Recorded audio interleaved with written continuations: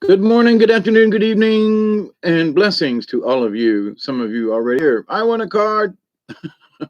Uh, I started at 10:16. Sorry about that. I was here doing some pre-reading and just stuff that I thought I would share with you this evening, this morning, this afternoon, wherever you may be. I greet you with the love and the honor of the infinite creator. I continue every day to continue to pray that each and every one of you will continue to learn how to accept and receive the knowledge, the healing, the wisdom, and the many blessings from the universe. And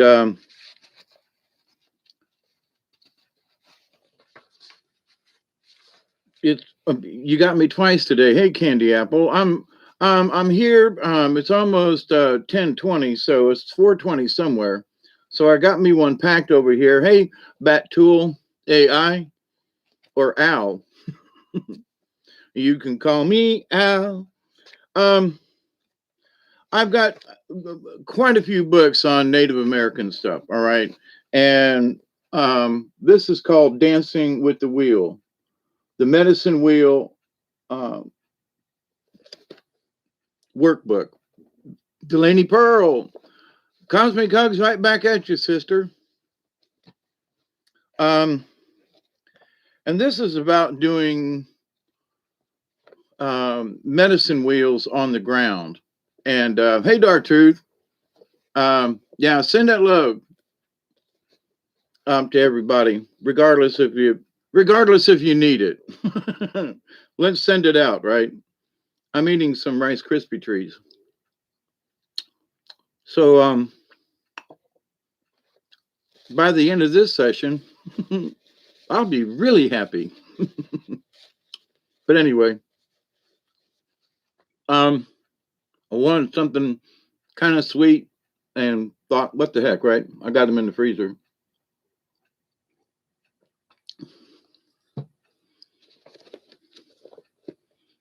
Man, the spiders have been active.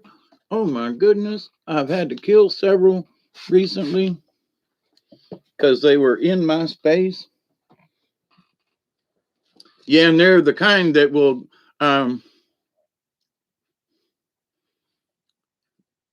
regular brownies. Well, these aren't regular Rice Krispies. Just saying that.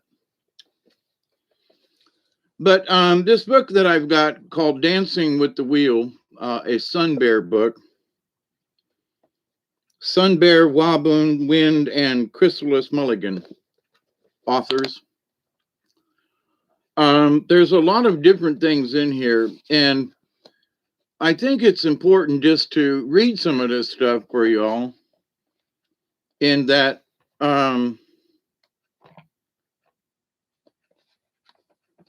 some folks want to be able to, how do I put this? Attach themselves with something. I mean, Celtic and the runes, and there's this and that. Anyway, but with Native American stuff, they used rattles and a medicine wheel staff. They use staffs, um, bells and seashells, turtle shells a lot. They make folks would make different types of masks. I'm kind of skipping through this. Medicine wheel shields, storing and protecting your medicine wheel tools, making offerings to the medicine tools.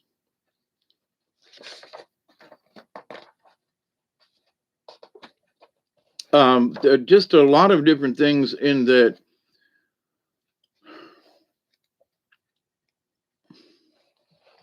The idea of using rocks and stones and setting out patterns on the earth without disturbing the earth, I might add.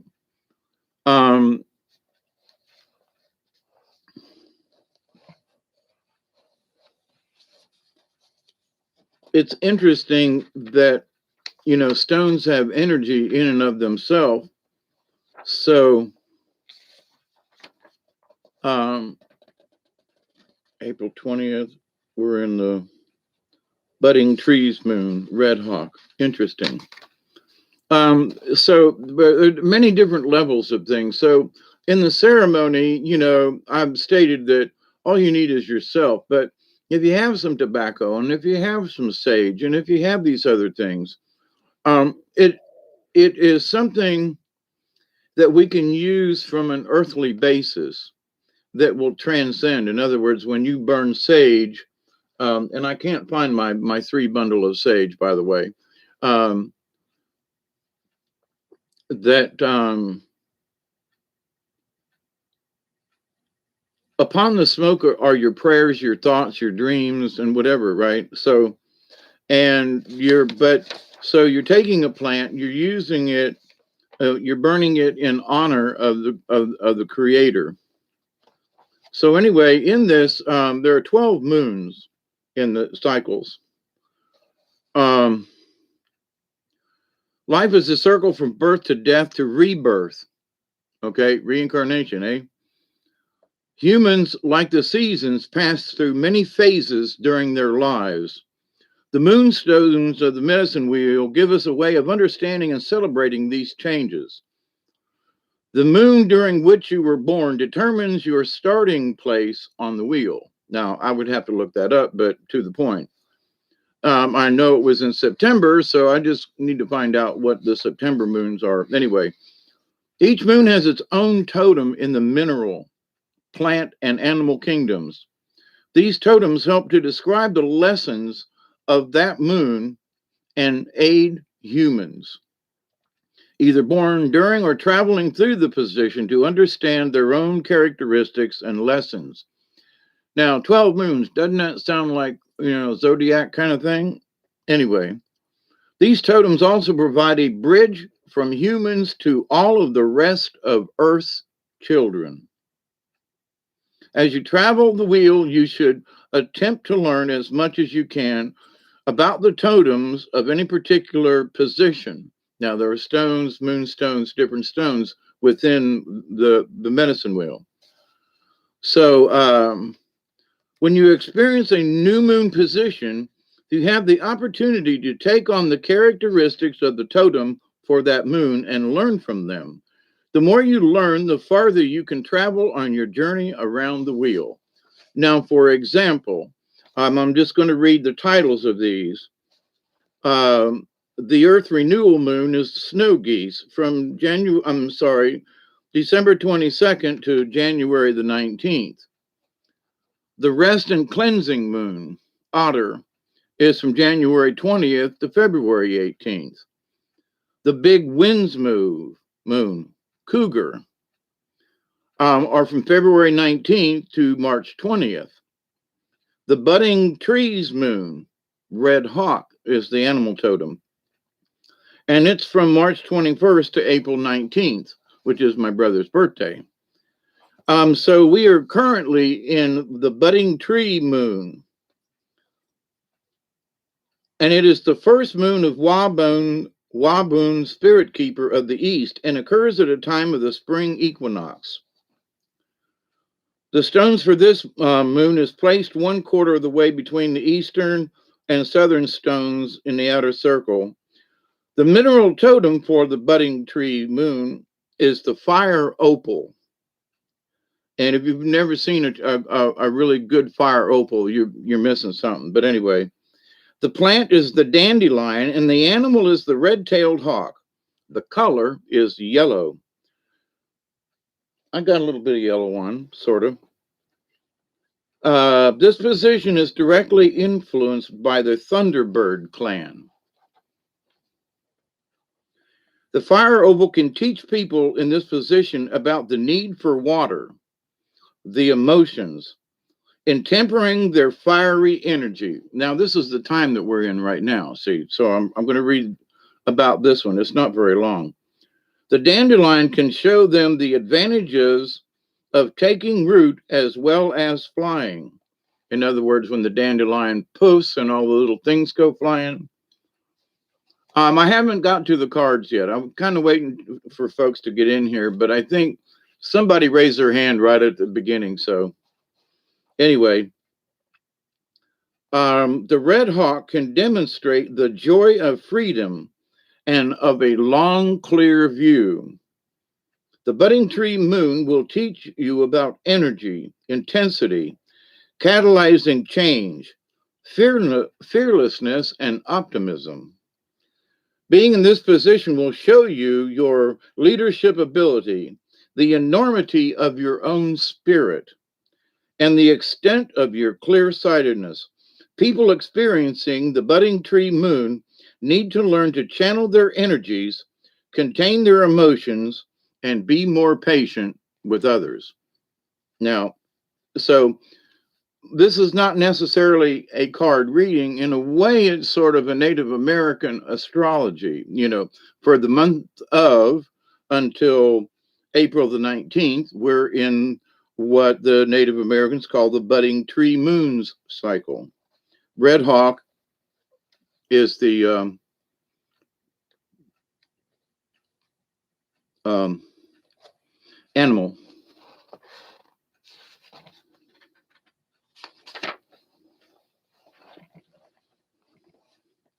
Now, to many of the Native Americans, there were spirit keepers. So Waboos is the spirit keeper of the north. Waboon, spirit keeper of the east.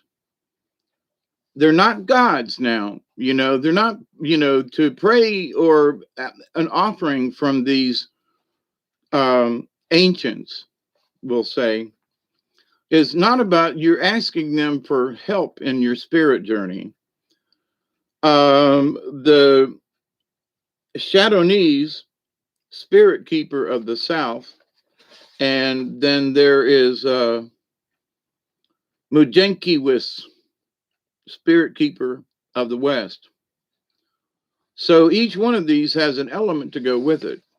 And the more that I've gone into these things, it's interesting how the more you sort of understand about some of these things, I don't want to say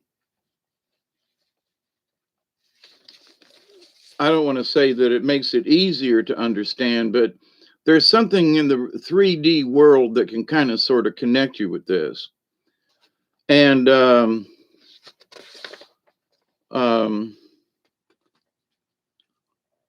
the elemental clans, for example, as the elements provide the building blocks for all life on Earth, and so they do. So the elemental clans provide you with the building blocks that allow you to take the powers that are given to you by spirit and service for all people. How about that? Service for all people. As each element has its own way of building, so do each of these elemental clans. The gifts of these clans are as different from each other as the element of fire is from the element of water, as the element of air is from the element of earth. From each elemental clan position you visit, you gain more tools, more abilities, and more ways to discover your true talents and the key that comes from putting them in service to Earth Mother and to all of her children. So, for example, the Turtle Clan is the clan of the earth. Frog Clan is the clan of the waters. The Thunderbird Clan is the clan of the fire. And the Butterfly Clan is the clan of the air.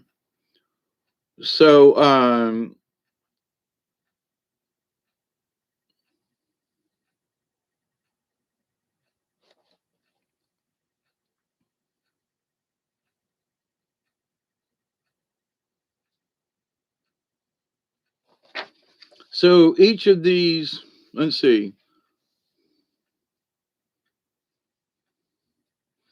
So the Thunderbird clan, the clan of fire, the Thunderbird clan stone, the mineral associated with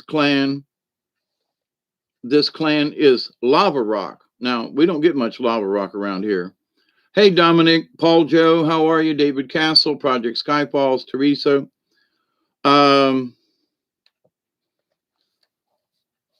The plant is fireweed as far as the Thunderbird clan, and the color is red. The budding tree moon, April 21st to March 21st to April 19th, is associated with the Thunderbird clan. The Thunderbird clan is a clan of vitality and a clan of transformation. Fire can help humans or destroy them. And for example, this time of year, a lot of folks are burning out their property. I need to go in the backyard and burn some of mine, actually. Fire changes whatever it touches by reduction to those bare components. In a similar manner, people under the influence of the Thunderbird clan have the tendency to be very fast moving and intense. Thunderbird clan positions are volatile ones. They are ones where people learn about the power of penetration and of complete transformation. These are very innovative positions on the medicine wheel, ones that have the tendency to be as eruptive as the volcano from whence comes the lava rock. So the understanding that, each moon has its name, each element has a clan and a mineral and a plant that's associated with it. So when you consider that all of these things are tied together, yeah, but Teresa, you weren't the first one. Who was first in here? They wanted the card first, but who was that came in here first? Way back up there. Let me go see if I can see who it was. Oh, Elderberry. Okay, Elderberry was the first person that said they wanted a card. Is Elderberry still in the house?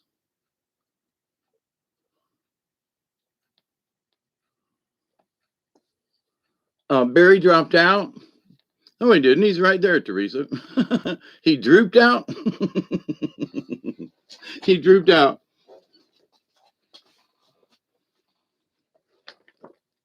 Okay. Elderberry, since I saw you.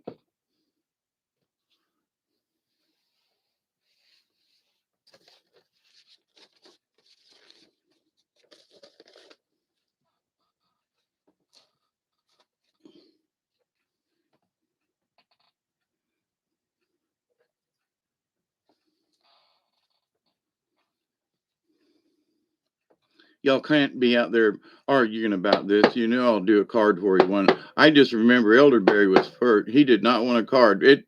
He did it. He was the first one to say it. I just went back up and checked. But anyway.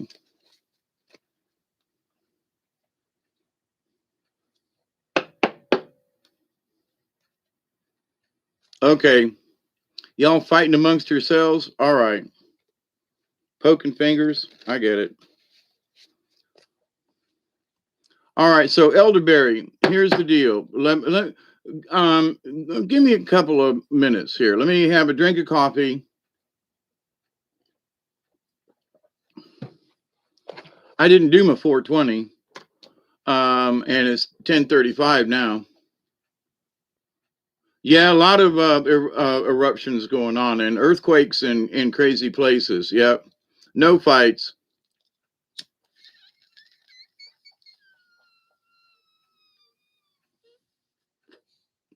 Brothers and sisters squabbling. Don't touch me, don't touch me, don't touch me. I don't know of any of these cards, Dominic. These aren't necessarily angel kind of cards, but anyway. Depends on how you look at it. Thank you. Paul Joe, this bud's for you. Absolutely. Do you give up, Teresa, or just give in?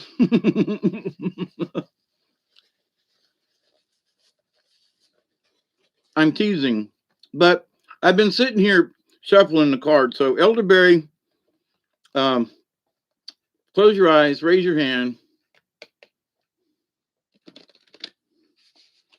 Yeah, there's some strange phenomena going on. I got you, Dominic. So the elderberry. I don't think anybody's as old as I am. Y'all are close though. Hmm. Wow, that one was easy.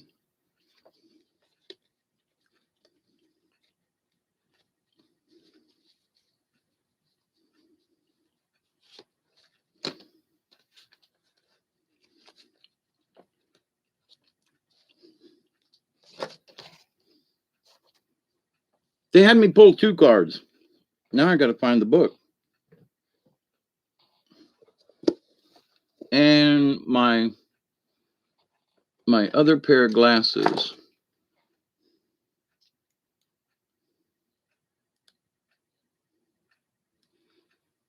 That I messed up trying to. Yeah, I don't know if I can read with these things. The first one was the mouse, number 20, and I was almost on the page. Scrutiny. Mouse, if I could see the world through your tiny eyes, maybe then I would know how to scrutinize. Every detail carries weight, and true to its purpose, has its perfect puzzle place to stop the three-ring circus.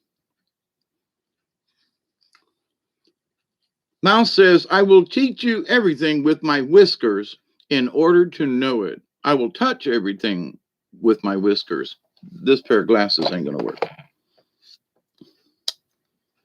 And somewhere in the woods, probably still in the tent, are my other glasses.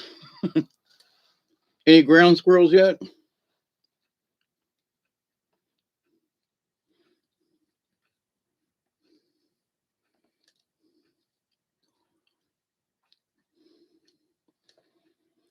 Mouse says, I will touch. Whoa.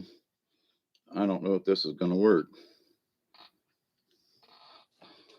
I will touch everything with my whiskers in order to know it. Paradoxically, this is both a great power and a great weakness. It is good medicine to see things up close. It is good medicine to pay attention to detail, but it is bad medicine to chew every little thing to pieces. Now, Elderberry, this is for you. Mouse has many predatory enemies, including snakes, cats, snakes, but, since mouse is food for many, it is a highly developed sense of danger at every turn. So-called civilization is a highly complex set of components which calls for more and more organizational skills and scrutiny to every detail. Mouse is a powerful medicine to have in these modern times. Things that might appear insignificant to others take on enormous importance to the mouse. Mouse people anger many other medicine types because they appear to be nitpickers. Mouse people will spot the lint on your coat even if it matches the color. Let me chew this up.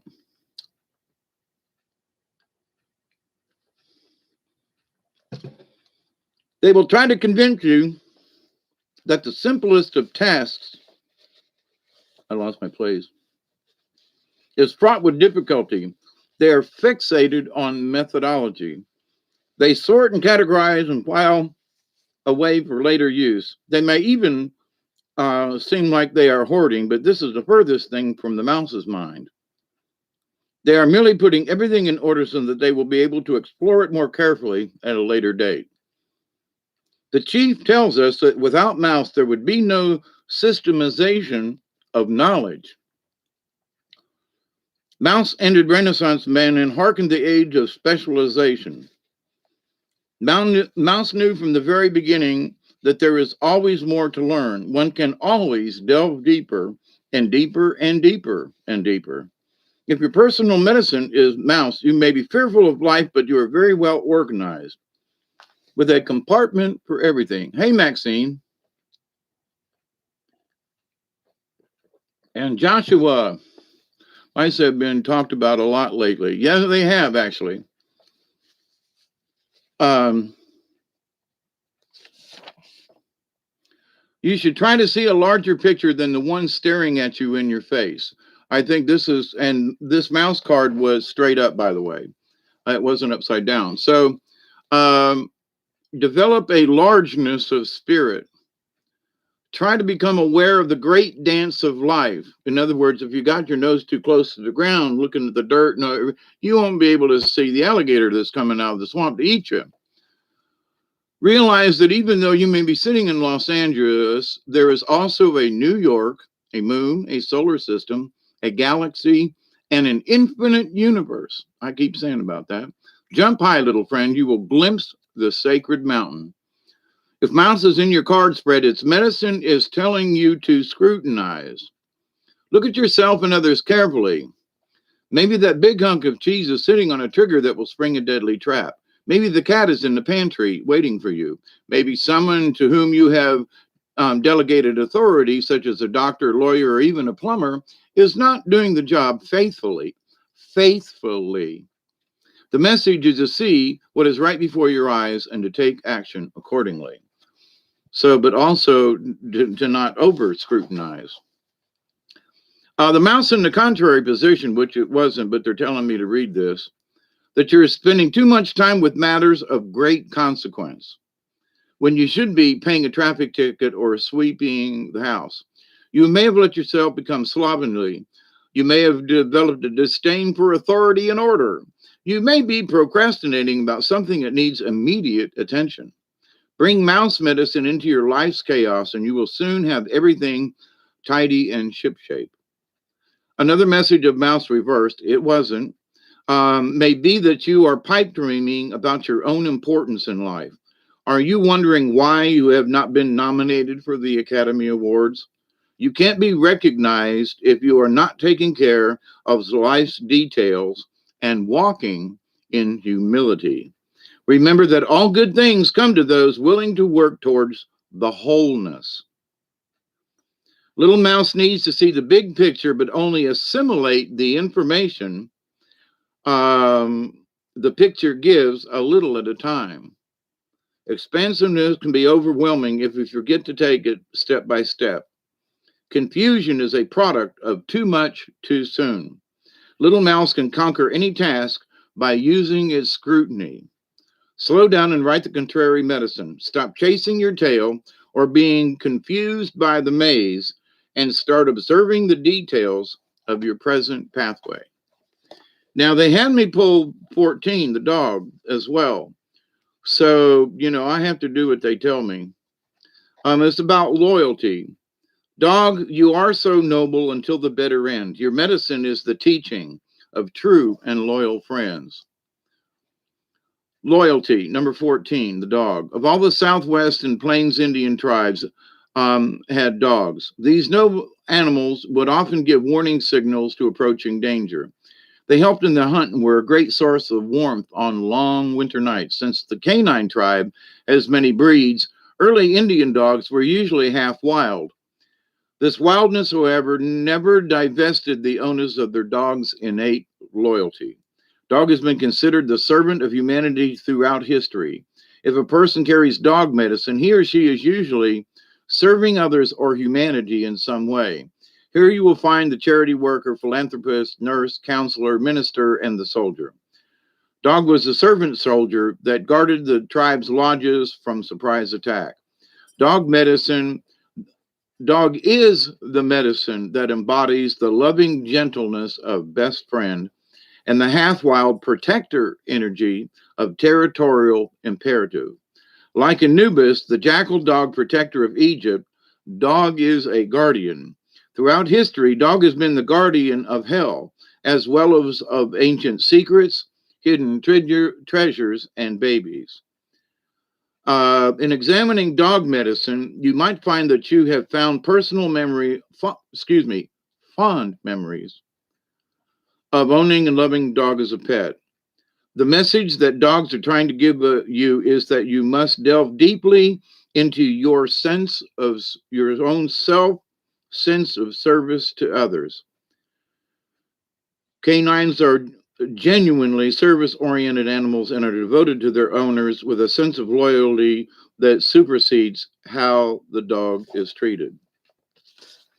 Um Dog medicine asks you to look at how readily your sense of loyalty is countermanded by your need for approval.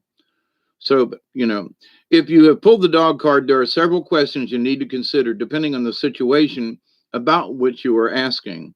Have I recently forgotten that I owe my allegiance to my personal truth in life? That's a heavy one right there. Number two, is it possible that gossip or the opinions of others have jaded my loyalty to a certain friend or group? Number three, have I denied or ignored someone who is trying to be my loyal friend? Number four, have I been loyal and true to my goals? Not to somebody else's. But the number one here is, have I recently forgotten that I owe my allegiance to my personal truth in life? Everything else, if you got to give up your own personal beliefs and truths, then. But anyway, so that's the dog card. Now, Teresa, you're next. And then I forget. But it doesn't matter. It doesn't matter. So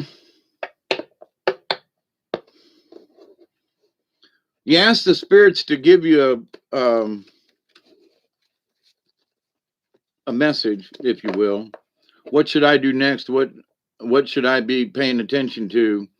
And so the loyalty, the scrutiny and loyalty. So maybe the message in those two cards, is I'm picking up right now, is that you possibly should scrutinize what loyalty means to you, or someone's not being loyal to you, or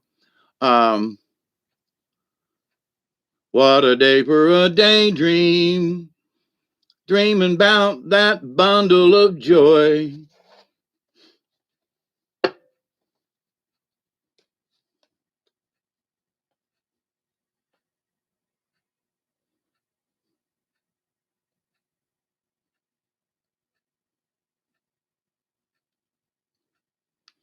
So, but anyway, and they made me pull the two cards too. So, yeah, hold up a card. I'm trying to think of the rest of the words. What a day for a daydream.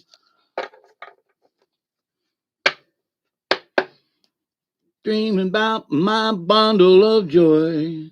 Da da da da da da da da da da da. I'll do a little scat. Da da da da da da da da da da da da. Da da da da da pa pa pa pa pa pa pa. And something on somebody's new mown lawn. And then the whistling. La da da da da da da da. Card list. You're next, Teresa. So close your eyes, raise your hand. You know the drill. I've been having a sweet dream. I was thinking about a song by the Turtles, as a matter of fact.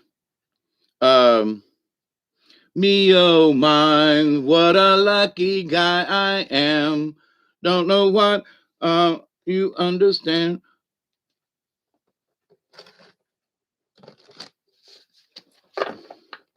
I'm so happy just to be with you. Yes, Randy, you can have one. Teresa, I thought you were next.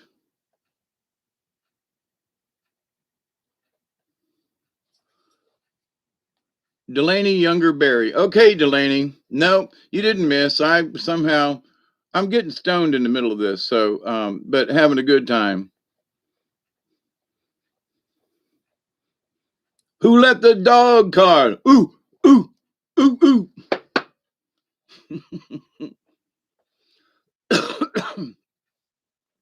All right, Delaney. Okay, so all right, Sister Pearl. I love that, Pearl. I really do. Um, close your eyes, raise your hand. Give me that second. I know it sounds silly. I know it probably sounds like the dumbest thing. Well, shouldn't I already have? Well, no, because if I tell you to raise your hand, it's like an antenna. And, with a crowd of folks, it's like, oh, that person over there. Okay. Now, I guess the spirits know, but it's my way of being able to make a connection.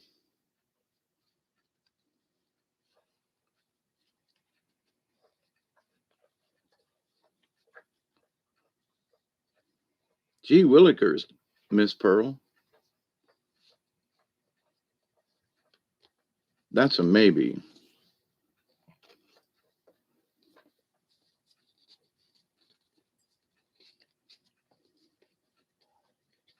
I'm having to go through the cards a couple of times. Usually something just like, bing, here I am. Um, well, that's just interesting. Okay, so here we go.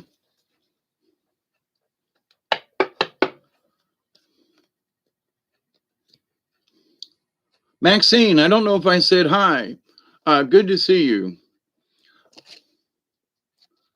Interesting enough, I shuffled the cards 3 times, okay? Even flipped them around. The dog card came up again. I don't have to read it. But what did come up is the next one for you, Delaney Pearl, Miss Pearl, is the eagle. Number 1, upside down.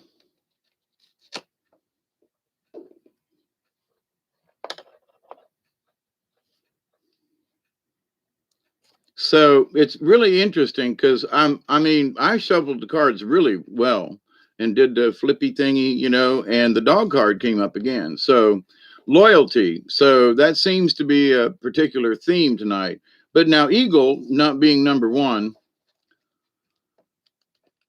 and being like, the bad boy of stuff.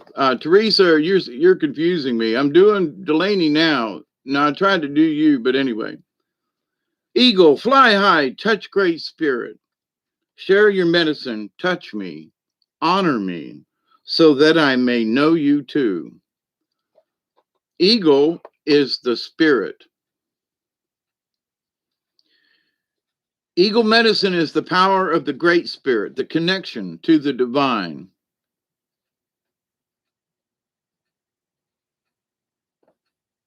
The dog is Michael Jackson, Freddie Mercury, and Prince. Interesting. The connection to the divine. It is the ability to live in the realm of spirit and yet remain connected and balanced with the realm of earth. Eagle soars and is quick to observe expansiveness within the overall pattern of life.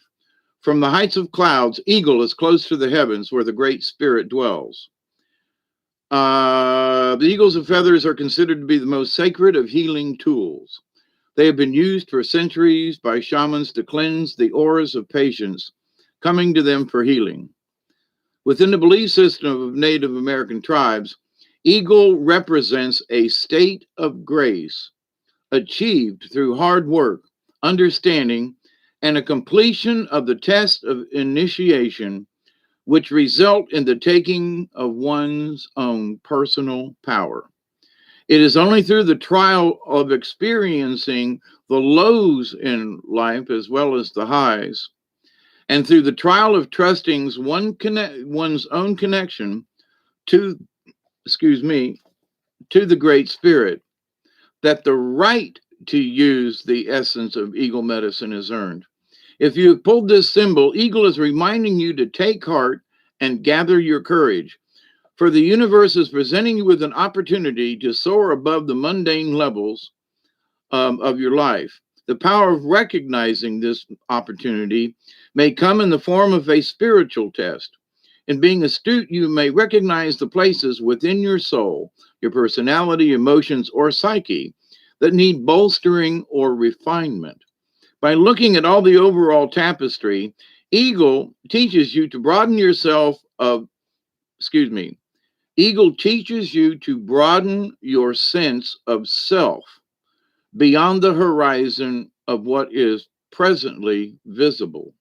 In learning to fiercely attack your personal fear of the unknown, the wings of your soul will be supported by the ever present breezes, which are the breath of the Great Spirit.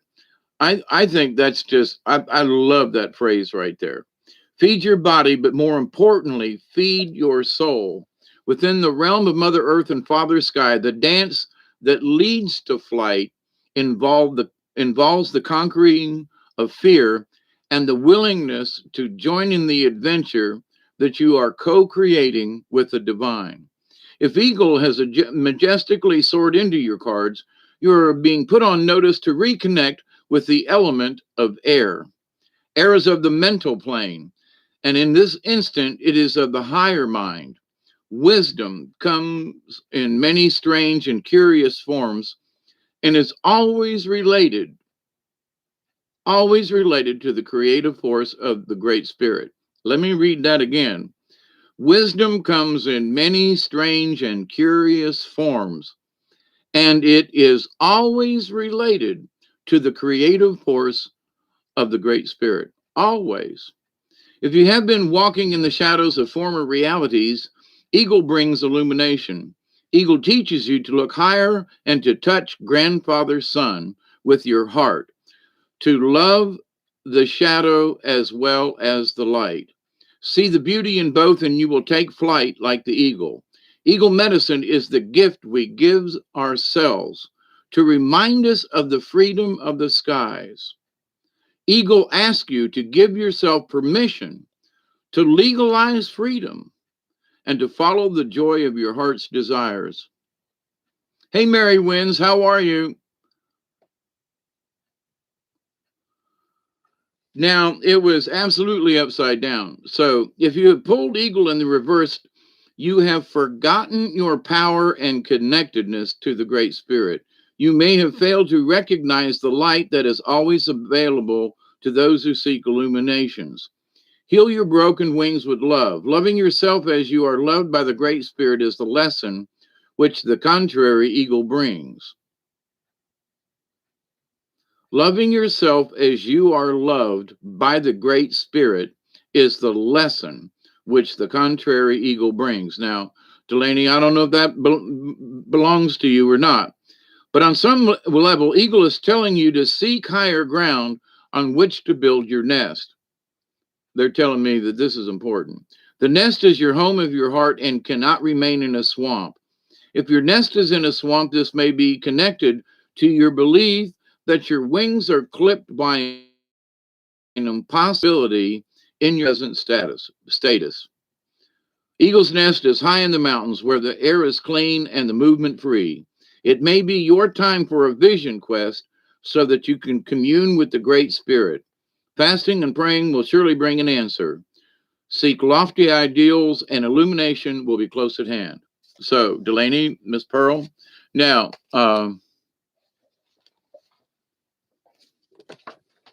it was interesting that I pulled the dog card, and I shuffled them really well. I don't look at them when I'm shuffling or any of that. I might have spotted a card. Nope. I had my eyes closed during the whole thing. So that's just um, interesting. Loyalty. Um,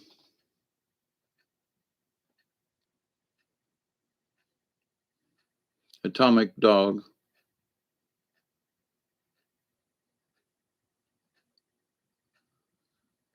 Okay, Teresa, I'm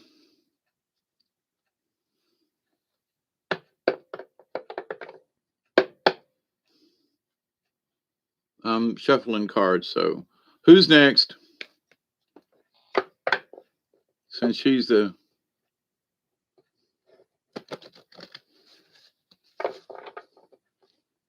they're coming to take me away, ha ha ho ho hee hee, to the funny farm with chirping birds and They're coming to take me away. Oh, Barry Jr. Okay.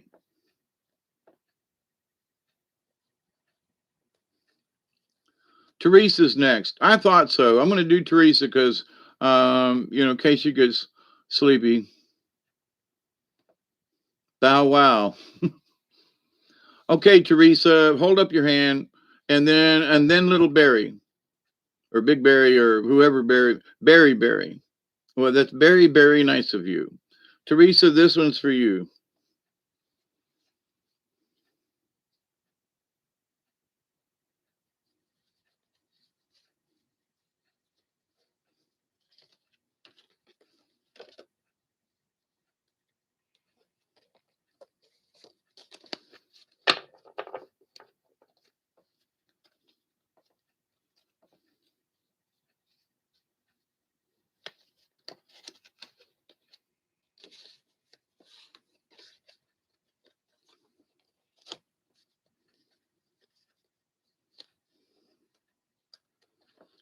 Okay, Teresa, they made me do two cards. Um, so the first one is Wolf upside down, number 15.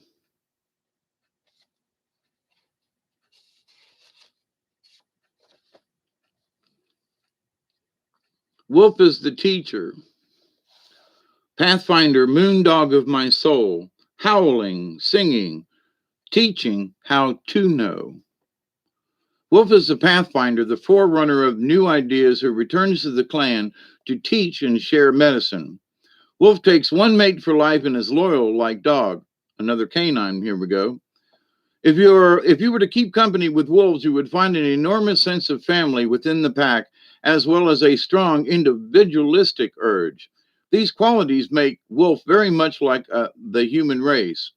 As humans, we also have an ability to be part of society and yet still embody our individual dreams and ideas.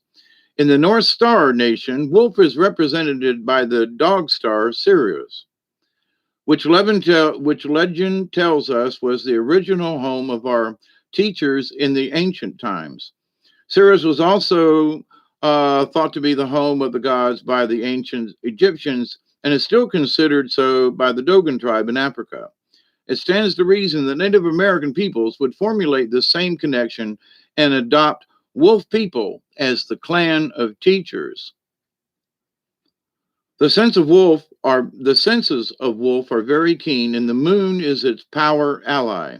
The moon is a symbol for the psychic energy or the unconscious that holds the secrets of knowledge and wisdom. Baying at the moon may be an indication of wolf's desire to connect with new ideas which are just below the surface of consciousness. Wolf medicine empowers the teacher within us all.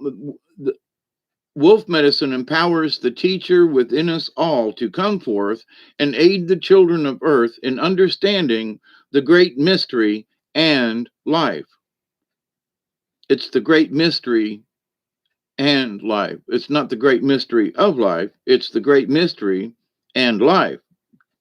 If you have drawn Wolf's card, you may be able to share your personal medicine with others. Your intuitive side may also have an answer or teaching for your personal use at this time. Are you feeling wolf coming alive within you? You may wish to share your knowledge by writing or lecturing on information that would help others better understand their uniqueness or path in life. It is in this sharing of the great truths that the consciousness of humanity will attain new heights. Let me read that sentence again. It is in not just for Wolf, but for all of us. It is in the sharing of great truths that the consciousness of humanity will attain new heights. That's just a phenomenal sentence. Wolf could also be telling you to seek out lonely places that will allow you to see your teacher within. In the aloneness of a power place devoid of other humans, you may find the true you. Look for teachings no matter where you are. Wolf would not come to you unless you requested the appearance of the tribe's greatest teacher. Now, it was flat upside down, okay? If wolf is reversed, you are being asked to expand your limited view of a present situation. Doing this may entail a great deal of courage and a willingness to look at new ideas. It could also require that you delete some of these old ideas to make room for the expansiveness that always comes when you are willing to learn. In other words, this to me is that sometimes our RAM is full and we just got to delete some old stuff. That's all. Doesn't mean we have to forget them, but they're taking up space. That you delete some old ideas to make room for the expansiveness that always comes when you are willing to learn. The gift of wisdom comes to you when you have walked enough pathways and found enough dead ends to truly know the forest. There's the word wisdom again. Notice, in the discovery and rediscovery of every inch of ground comes the knowledge that nothing ever remains the same. It doesn't. Things are always changing. Contrary wolf may also be telling you that stagnation or fear of asserting your viewpoint has bogged down the flow of change in your life. Wolf reversed is always urging you to seek the teachers or pathfinders that will show you the way to new life experiences. Life experiences. Remember, the teacher or pathfinder may be the small, still voice within, as well as a person, a leaf, a cloud, a stone, a tree, a book, or the Great Spirit. To live is to grow, and growing comes through accepting all life forms as your teachers. Become wolf and take up the sense of adventure. You may just stop howling and learn to become the moon. Now, the next one that they made me pull, I had to go in and is number 31, Turkey. Turkey is giveaway. That's what it says. Ho, brother Turkey, so freely you give of everything that you are, so others may truly live. Now, this card was straight up, up, up, up. They just got through turkey season up here. Turkey is actually thought to be the giveaway eagle or the South Eagle of many native peoples. The philosophy of giveaway was practiced by many tribes. Simply stated, it is the deep and abiding recognition of the sacrifices of both self and others. People in modern day society who have many times more than they need should study the noble turkey who sacrifices itself so that we may live, just like the antelope, okay? In Turkey's death, we have our life. Honor Turkey.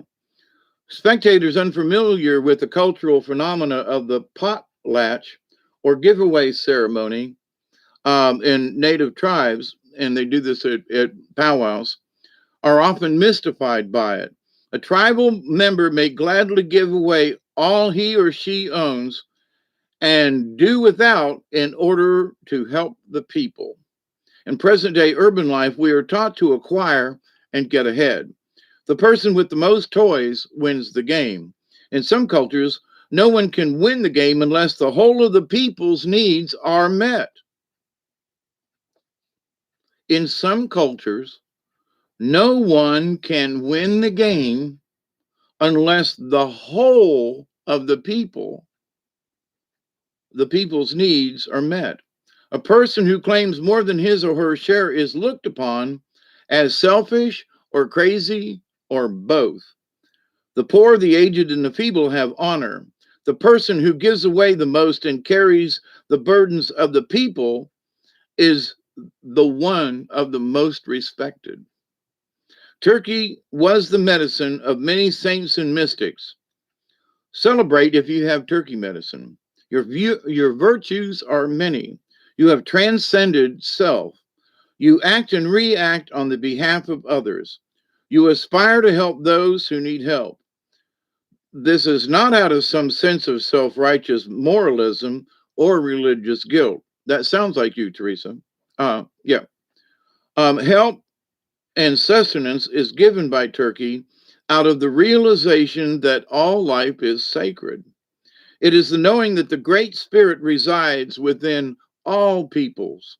It is the acknowledgement that what you do for others, you do also for yourself. Turkey medicine rests in true ego in enlightenment. Doing unto others and feeding the people is the message of all true spiritual systems.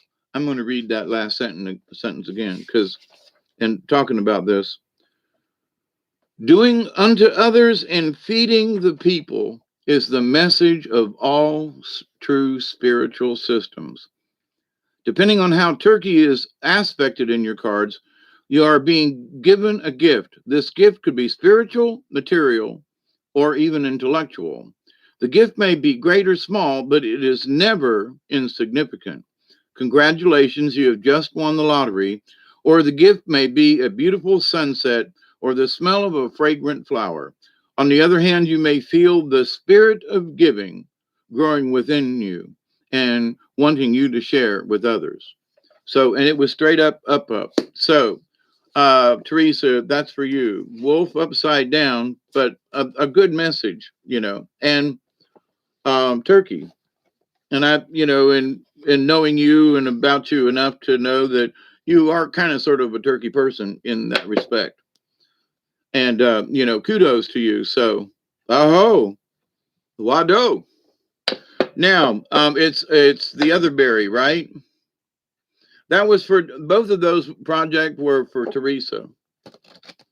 They, sometimes, I just want to do one card and then they say, now there's another one in here you got to pull. So I'm like, okay, here we go.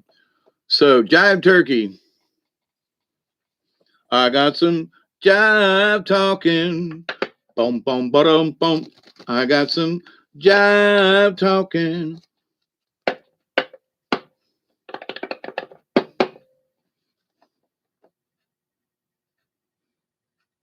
Tungerberry? Okay, Tungerberry, raise your hand out there. The younger berry. Raise your hand, close your eyes, and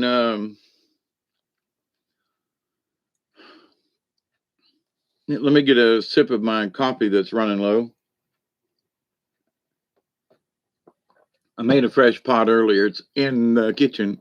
How are we doing on time? It's almost an hour. All right. So younger berry.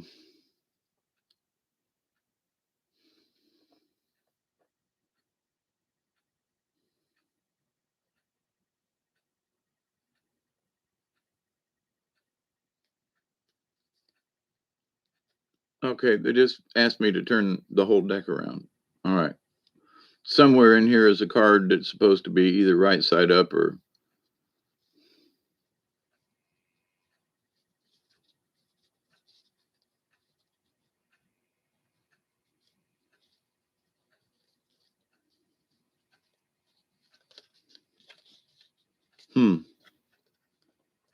I'm going through them and just.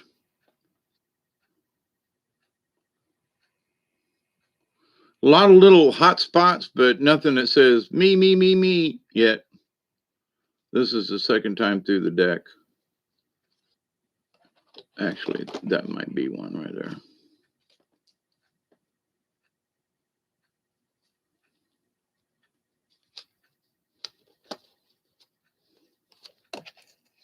Ooh, otter. Number 8, and it's straight up. Now, see, if I hadn't have turned the deck around, it would have been upside down. So they wanted that message. Number 8, otter. Otter, so playful, coquettes by the stream, the medicine of woman, the realized dream. Now, okay, Barry, they're telling you need woman medicine, I guess. The medicine held by Otter is a set of lessons in female energy.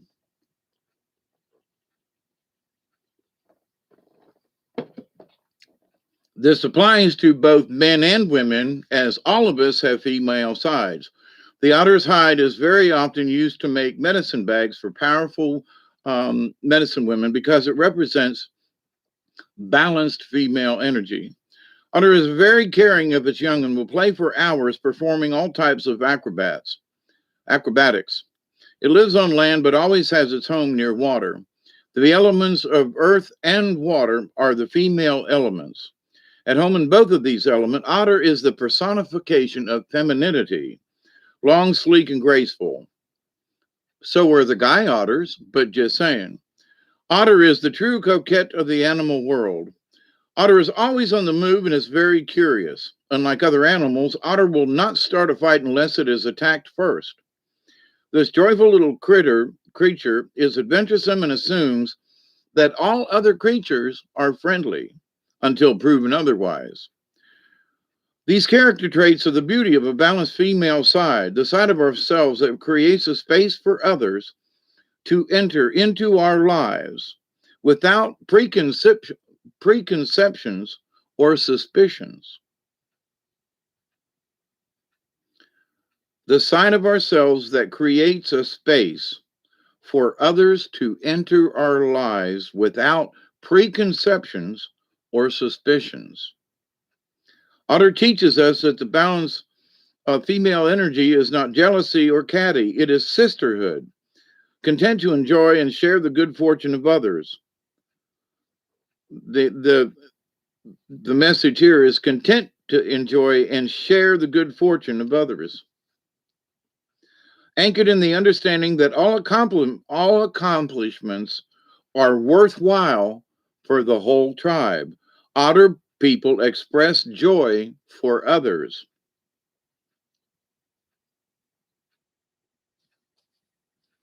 Woman energy without games or control is a beautiful experience. It is the freeness of love without jealousy. It is the joy of loving other people's children and their accomplishments as much as you love your own. It may be time to examine your feelings about sharing the bounty of your life with others. Otter may be saying that the finer qualities of woman need to be striven for in both men and women so that a unity of spirit can be achieved. This seems to be like a really good message for all of us. Otter may be saying that the finer qualities of woman needs to be striven for in both men and women so that a unity of spirit can be achieved. That's just really good. This would involve the destruction of jealousy and of all the acts of anger which stem from that fear. It would mean keeping a Hawkeye, that's what it says, on your ego and maintaining total trust. It would mean a world full of people coming together to honor the right of each person to be. I did a video kind of sort of on that. And we, as the League of Like-Minded Beings and of the Soul Tribe, that's it. It would mean a world full of people coming together to honor the right of each person to simply be. If you have drawn this symbol, Otter may be telling you to become the playful child and to simply allow things to unfold in your life. It may be time to stop your addiction to worrying. Otter also teaches the importance of not hanging on to material things that would bind you or become a burden. In looking, they want me to read that part again. Otter also teaches the importance of not hanging on to material things that would bind you or become a burden. And looking at how you can learn from Otter's habits, you might look at the joyness of the receptive side of your nature. Have you given yourself a gift recently? Have you received any messages in your meditations? Become Otter and move gently into the river of life. I'm always talking about the river. Flow with the waters of the universe. This is the way of the balanced female receptive energy. Honor it. In doing so, you will discover the power of a woman. That's just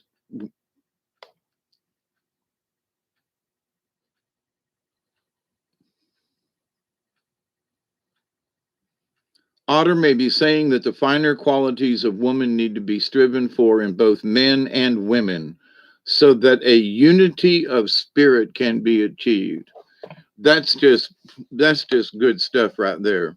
Okay. So now there was a secondary card and I'm feeling guilty, but they want me to it's number 30, it's rabbit. And rabbit basically there's a long story about rabbit in here, and I'm just going to skip kind of over it. Scared little rabbit, please drop your fright. Running doesn't stop the pain or turn the dark to light. Rabbit's number 30, and it's fear. Basically, I'm going to condense this story. Long ago, Rabbit was a brave and fearless warrior, and he was befriended by Eyewalker, who was a witch. And they spent a lot of time together. And one day they were walking along, and Eyewalker said, "Are you hungry or thirsty?" And blew on a leaf, and there was water. Later on, Rabbit said, "I'm hungry," and Eyewalker picked up a stone and blew on it, and it changed it into a turnip. And then after a while, near the top, Rabbit of this mountain, as they were walking, Rabbit tripped and fell and rolled almost to the bottom. And Rabbit was in very sad condition when Eyewalker got to him. She used magic salve on Rabbit to heal his great pain and mend his broken bones. Rabbit didn't say anything. So finally, Eyewalker gave up. And one day she hadn't seen Rabbit in a while, and she met him. She goes, "Why are you hiding and avoiding me?" And Rabbit said, "I'm afraid of you. I'm afraid of your magic." And Eyewalker said, "I see, I've used my magic to help to quench your thirst and to feed you and to mend your bones, but you're afraid of me?" And Rabbit said, "I want nothing to do with your powers." And he said, "I hope we never meet again." And Eyewalker's eyes were clouded with tears. And she said, "From that moment on, because it is within my power to destroy you, but because of the past and the medicines we have shared together, I will not do this. But from this day forward, I lay a curse on you and your tribe. From now on, you will call your fears, and your fears will come to you. Be on your way, for the sweet medicine that bound us together as friends is now broken." Now, Rabbit is the fear caller. He goes out and shouts to the eagle, "I'm so afraid of you." If Eagle doesn't hear him, Rabbit calls out louder, "Eagle, stay away from me." Eagle, now hearing Rabbit, flies down and eats him. Rabbit calls out bobcats, wolves, coyotes, and even snakes until they come. As this story shows, rabbit medicine people are so afraid of tragedy, illness, disaster, and of being taken that they call those very fears to them to teach them lessons. The keynote here is what you resist will persist. What you fear most is what you will become. Here is the lesson. If you pulled the rabbit, stop talking about horrible things happening and get rid of "what if" in your vocabulary. This card may signal a time of worry about the future or of trying to exercise your control over that which is not yet in form, the future. So stop it now. Write your fears down and be willing to feel them. Breathe into them and feel them running through your body into Mother Earth as a giveaway. So, Rabbit teaches us to face our fears, but they don't call the fear to you, but that's what Rabbit does. So, anyway, that was the second card for Other Berry. All right. Hope that makes sense. So it's been an hour and 9 minutes. Can I take a minute break here? I want to. Oh, I just missed the 420. So anyway, Teresa, if you're still there, talk about synchronicity. This is just wild. Yeah, there is a lot of stuff going on. Um,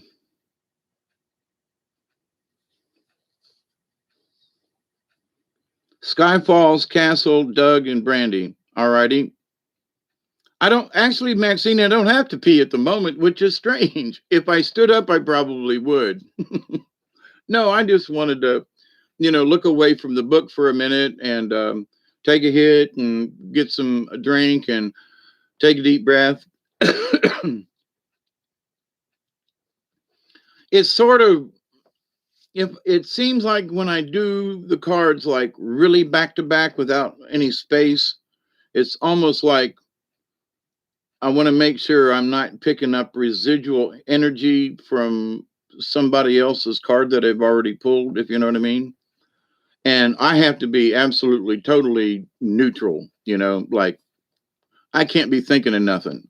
Although there are times when I go, that fits. I need to do that little bit right there.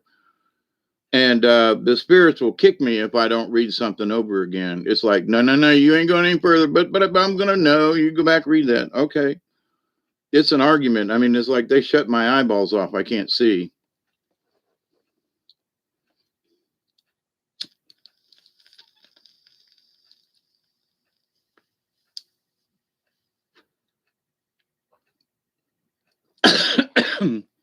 So, in my way of thinking about, excuse me, um, you know, uh, smoke if you got them, or if you got them, smoke them, or anyway.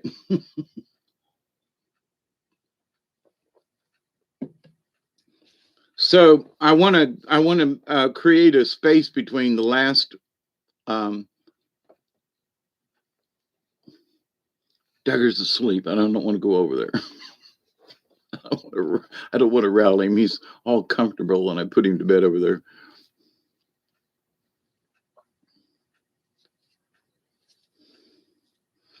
I saw Elton John in concert early on in his career. I'm back in the early '70s in in Tampa at the convention center at the time. I don't know if that same convention center is there, but anyway, and he did a tap dance on a baby grand piano there, and ran up through the audience and touching people's hands and everything, and folks just weren't used to that kind of shit in '71 or two, I think it was. But he put on a really great concert. And I was like, Elton John. And there were people like, yeah, he he reworks other people's music. He doesn't really write it in it. And I was like, what? I don't care what he's doing. He is a fantastic um, performer, musician. And I mean, it was before he really got into the really big glasses and stuff. But it was great. It was great. Um, he transformed in other things.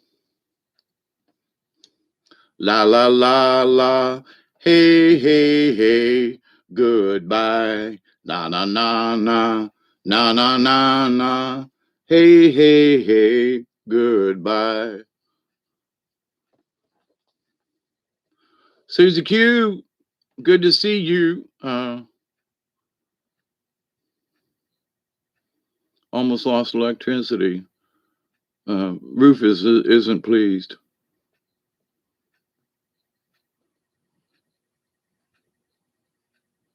Goodbye, yellow brick road, long on society's house. Blah, blah, blah, cat house. I gotta get back to my plow. Gotta get back to the house. I can't, if I had the words, I could sing it. Back with the honey back toes. And I finally found my future lies beyond the yellow brick. I can't hit that note. Road, maybe so. Bat Tool, I'd like a card too, please, after everyone else. All right. And Teresa, I lost who's next.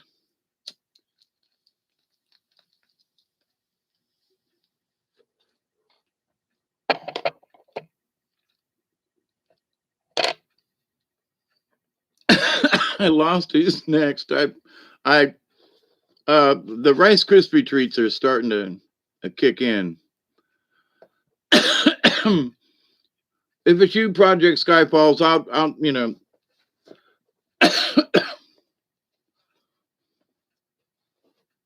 yeah, that was interesting stuff, Brandy. Skyfalls is next. Do I have a general consensus? uh, Skyfalls, Castle, Doug, and Brandy. Sky Castle, Sky Castle. How about that? I put them together. Happy birthday to you. Oh, happy birthday, David Cassidy from Low.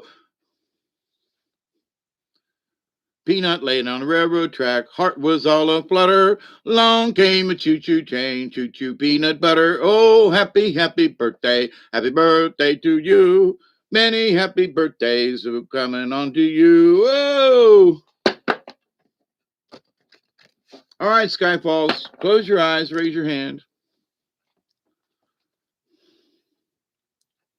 A lot of interesting energy in the universe tonight, my friends. Not bad, just interesting.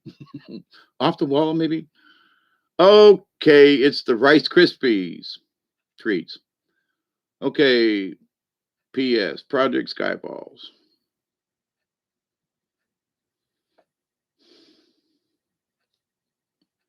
Okay. Trying to tell me which way to turn the deck.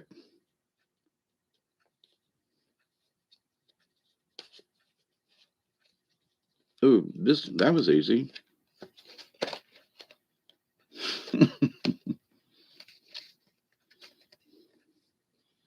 If you like pina coladas and having walks in the rain,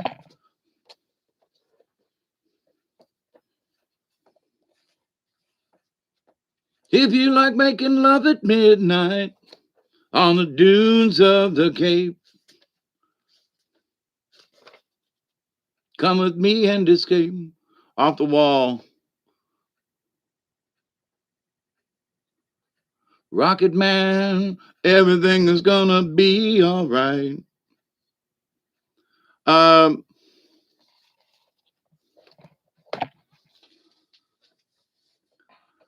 Project Skyfalls, it's Lizard.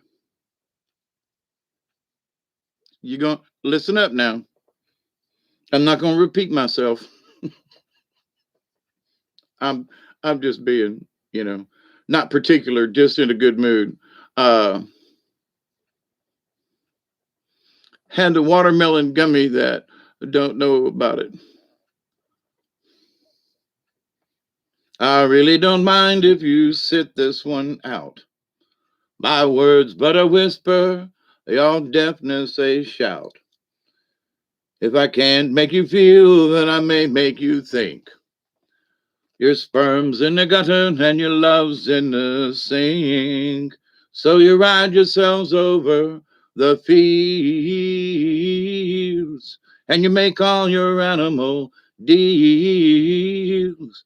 And your wise men don't know how it feels to be thick as a brick. Okay, Lizard, dreaming. Lizard, will you dream with me? Travel across the stars, beyond the place of time and space. There live visions from afar. Dreaming. Lizard sat lolling in the shadow of a big rock, shading himself from the desert sun. Snake crawled by, looking for some shadow to coil up in and rest. Snake watched Lizard for a while as Lizard's eyeballs went side to side behind his enormous closed eyelids. Snake hissed to get Lizard's attention. Slowly, Lizard's dreaming eye opened and he saw Snake. Snake, You scared me. What do you want? Lizard cried. Snake spit his answer from his forked tongue. Lizard, you are always getting the best shadow spots in the heat of the day. This is the only big rock for miles. Why don't you share your shade with me? Lizard thought for a moment, then agreed. Snake, you can share my shade spot, but you have to go to the other side of the rock and you must promise not to interrupt me. Snake was getting annoyed and he hissed. How could I bother you, Lizard? All you're doing is sleeping. Lizard smiled knowingly. Oh, Snake, you are such a silly little serpent. I'm not sleeping, I'm dreaming. Snake wanted to know what the difference was. So Lizard explained. Dreaming is going into the future, Snake. I go to where the future lives. You see, that is why I know you won't eat me today. I dreamed you, and I know you're full of a mouse. Snake was taken aback. Why, Lizard, you're exactly right. I wondered why you said you would share your rock with me. Lizard laughed to himself. Snake, he said, you're looking for shade, and I'm looking for shadow. Shadow is where the dreams live. Lizard medicine is the shadow side of reality where your dreams are reviewed before you decide to manifest them physically. Lizard medicine is the shadow side of reality where your dreams are reviewed before you decide to manifest them physically. Lizard could have created getting eaten by the snake if he had so desired. Lizard is the medicine of dreamers. Whether dreamers smoke you or dream you, that's what it says. Whether dreamers smoke you or dream you, dreamers can always help you to see the shadow. The shadow can be your fears, your hopes, or the very thing you are resisting, but it is always following you around like an obedient dog. If Blizzard dreamed of space in your cards today, it may be time to look and see what is following along behind you. Now, that's just creepy. Is it your fears, your future trying to catch up with you? Or is it the part of you that wants to ignore your weaknesses and your humaneness? Lizard may be telling you to pay attention to your dreams and their symbols. Be sure to pay attention to each individual symbol or reoccurring pattern, like mice, I guess, right? If you do not remember your dreams, you could try by setting an alarm clock for 2 a.m. or 3 a.m., or you could try drinking a lot of water before bedtime and allow your bladder to wake you up. Dreams are very important. Pay attention to them. They want me to read this part up here again. Lizard is the medicine of dreamers. Whether dreamers smoke you or dream you, dreamers can always help you see the shadow. This shadow can be your fears, your hopes, or the very thing you are resisting. But it is always following you around like an obedient dog. Now, it could also be good stuff. So, but the snake was, I'm sorry, but lizard was straight up. So there's no upside down to this thing. So that's an interesting card. I've read this before. Um, Shadow is where the dreams live. So there are people who talk about doing shadow work. So do they have to go into the dream sense to do it? Okay, I've lost.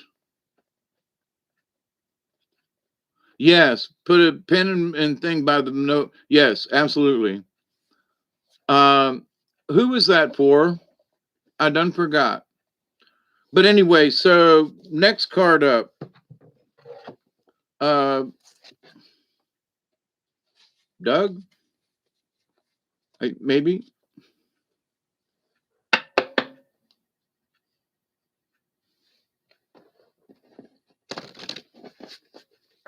I just want to say it's great having y'all here tonight.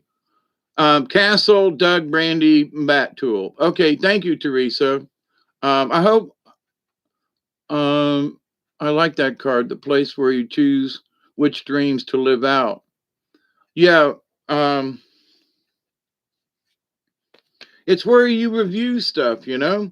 And if you're having nightmares, you're not reviewing possibly what's going to happen, but there may be a fear that you need to deal with. So I know I did an earlier video today, and it was just really creepy. The dreams I've been having the last couple of days. Ain't going into it, but just you know, we're all having weird stuff happening to us. All right, I'm crap. I missed the.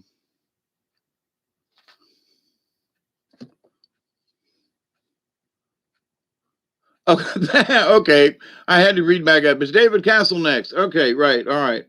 Okay, Dave. All right, Dave. All right, here you go, man. You got to think of a card. Yeah, maybe two. Who knows? Raise your hand if you're sure. Shore yourself to me out there in the wherever this is out there. In a way, it's sort of, close your eyes and you're kind of sort of in the shadow world, You're in that dream sense because although I have dreamt many things with my eyes open, it does kind of, if you close your eyes, it puts you immediately, quote, in shadow. All right, Dave. They want me to turn the deck this way. All right. Doodly doo.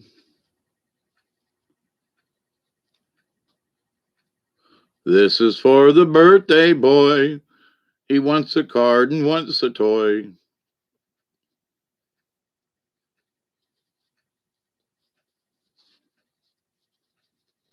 That's a positive one right there.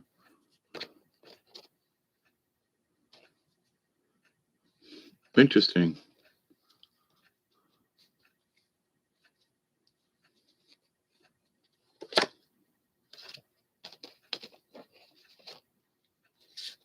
That's weird. I'm not sure which card. I might have passed over the one. But it looks like you might get a 2-card too as well. The first one, and I think I got this wrong. I think it was deer, which is number 4. And the other one is number 28, armadillo. They were like, nah, and I flipped it over and I go, no, that's not the card. It was the one right beside it. So, but anyway, so deer is number 4 in this. And they said there's something about armadillo I need, and it's upside down. So anyway, number 4.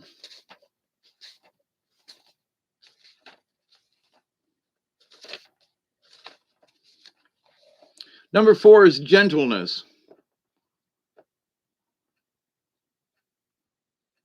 That future tripping part, I was kind of interested about the lizard too. Yeah, it's very interesting. And Deborah, I'll get right to this in a second, because there's sort of a follow-up about the lizard. People say, the devil chose the snake to to talk to Eve in the Garden of Paradise kind of thing, and the snake's always this and that and the other thing. And it's like, but here's the thing about that though, the snake didn't have a freaking choice in the matter. All right, so we can't blame the snake if another entity used it for a nefarious purpose. That's just not fair to the snakes, because the snake is a reptile, is where I'm going with this. And that there are the things with snake as far as when they molt and they crawl out of their skin, they're so nice and shiny and bright. And, having watched snakes crawl out of their skin several times, and there are snake skins all around here over the years, and with the snakes in my chicken pen. So I've had a decent amount of experience with wild snakes around here. And the idea, though, that the reptile part of it, there's a 7-foot long oak snake that lives around here that's a mama snake to a bunch of them. And she just slithered right between my legs one day a couple of years back. And I was just like, are you kidding me? You know, so used to lives up around the house and was eats mice and rats and rodents and frogs and stuff. You know, ate the small chicks. They ate my small chicks and I would give up an egg or two every once in a while because you know it's part of the sharing of nature. It's when they, you know, were in the you've never ever stuck your hand in to get the eggs. You always looked first and took a little stick and kind of poked around in there a little bit. But anyway, so in that though of the being able to see with an eye open because of this, you know, that second eyelid. So you think they're sleeping, and no, they're in the dream world, you know. So, but anyway, I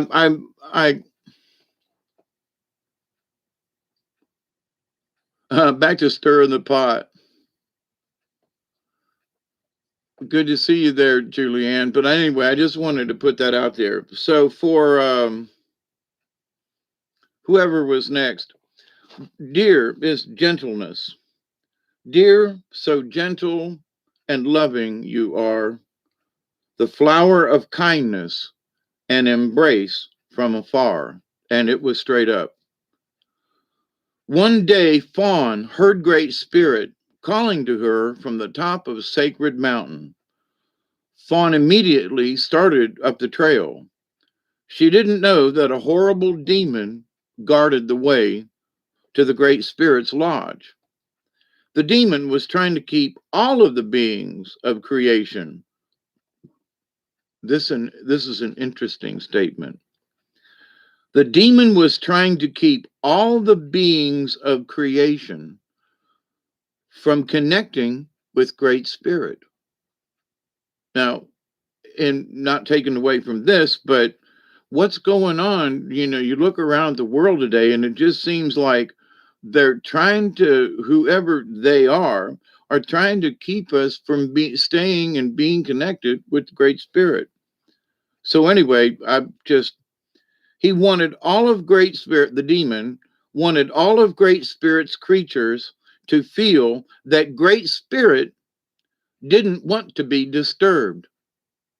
This would make the demon feel more powerful and capable of causing them to fear him. Fawn was not at all frightened when she came upon the demon. This was curious, as the demon was the archetype of all the ugly monsters that you had ever seen and that had ever been. The demon breathed fire and smoke and made disgusting sounds to frighten Fawn. Any normal creature would have fled or died on the spot from fright. Fawn, however, said gently to the demon, "Please let me pass. I'm on the way to see Great Spirit." Fawn's eyes were filled with love and compassion for this oversized bully of a demon. The demon was astounded by Fawn's lack of fear. No matter how hard he tried, he could not frighten Fawn because her love had penetrated his hardened, ugly heart. Much to the demon's dismay, his rock hard heart began to melt and his body shrank to the size of a walnut. Fawn's persistent love and gentleness had caused the meltdown of the demon. Due to this gentleness and caring that Fawn embodied, the pathway is now clear for all of Great Spirit's children to reach Sacred Mountain without having to feel the demons of fear blocking their way. Oh my God. Due to its gentleness and caring that Fawn embodied, the pathway is now clear for all of Great Spirit's children to reach Sacred Mountain without having to feel the demons of fear blocking their way. That is a That's a profound statement. Dear teaches us to use the power of gentleness to touch the hearts and minds of wounded beings who are trying to keep us from turning the page, who are trying to keep us from Sacred Mountain. Like the dappling of fawn's coat, both the light and the dark may be loved to create gentleness and safety for those who are seeking peace.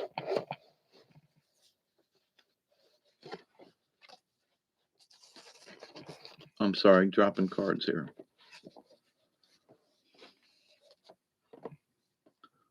I'll read this over.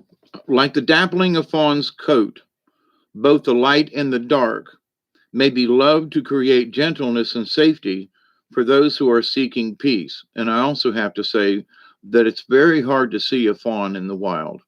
Very, very hard. That mottled color, they blend in real well. If deer has gently nudged its way into your cards today, you are being asked to find the gentleness of spirit that heals all wounds. Stop pushing so hard to get others to change and love them as they are. Apply gentleness to your present situation and become like the summer breeze, warm and caring. This is your tool for solving the present dilemma you are facing. If you use it, you will connect with Sacred Mountain, your centering place of serenity, and Great Spirit will guide you. Now, that's you say deer, that's some heavy stuff right there. Camouflage, yes, elderberry. They're very hard to see. Um,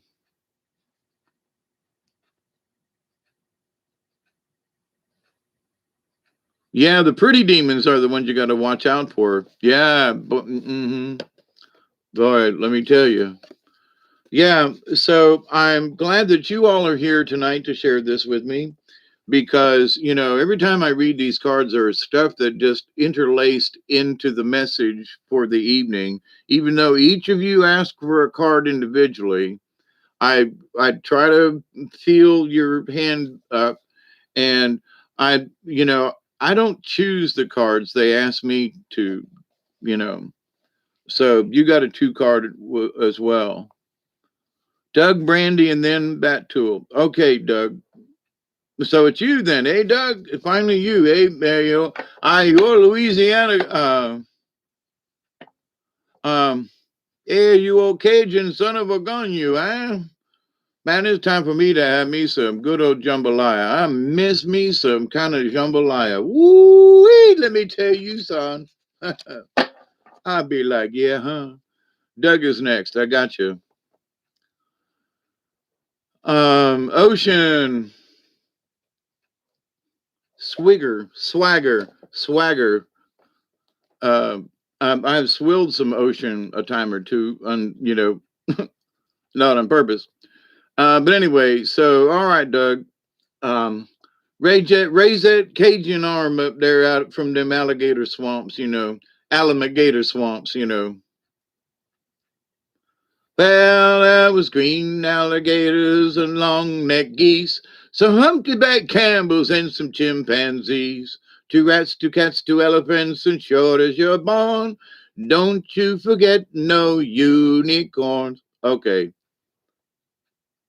this is for Doug. Um, yeah, this. Nope. All right. I first asked which way do you want the deck to be if I needed to turn it around. So I'm skipping through the top half of the deck like, no, it ain't there. So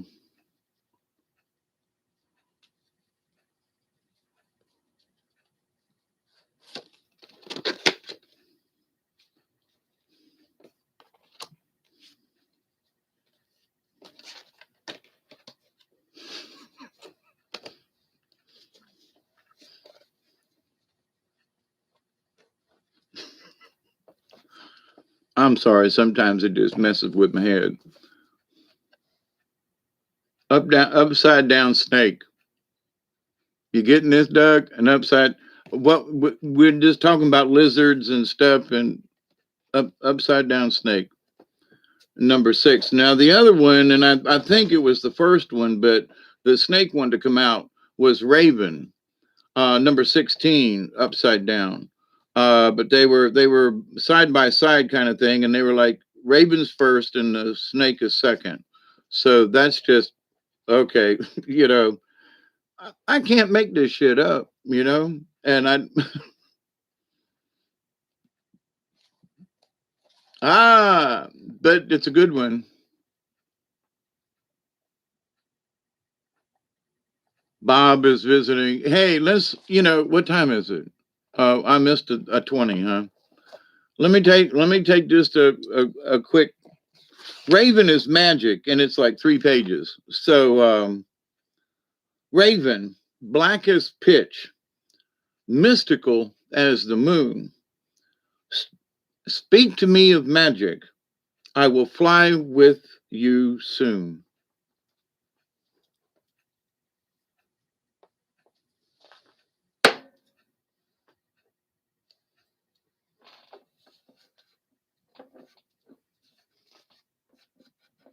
It's great hanging out with y'all. But how these cards come out sometime is just like, wow. Yeah, Raven is powerful. Yeah. Quote the Raven nevermore. While I pondered, weak and weary, over many a forgotten lore, when I heard a tapping, a gently rapping at my chamber door.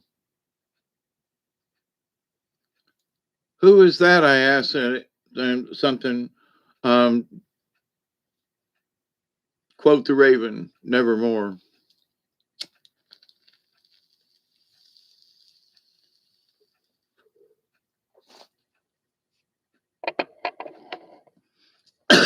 Yeah, Poe.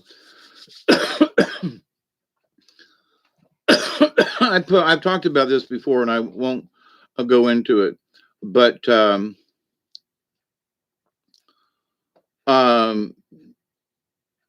I rewrote 3 of Poe's stories, and we did them on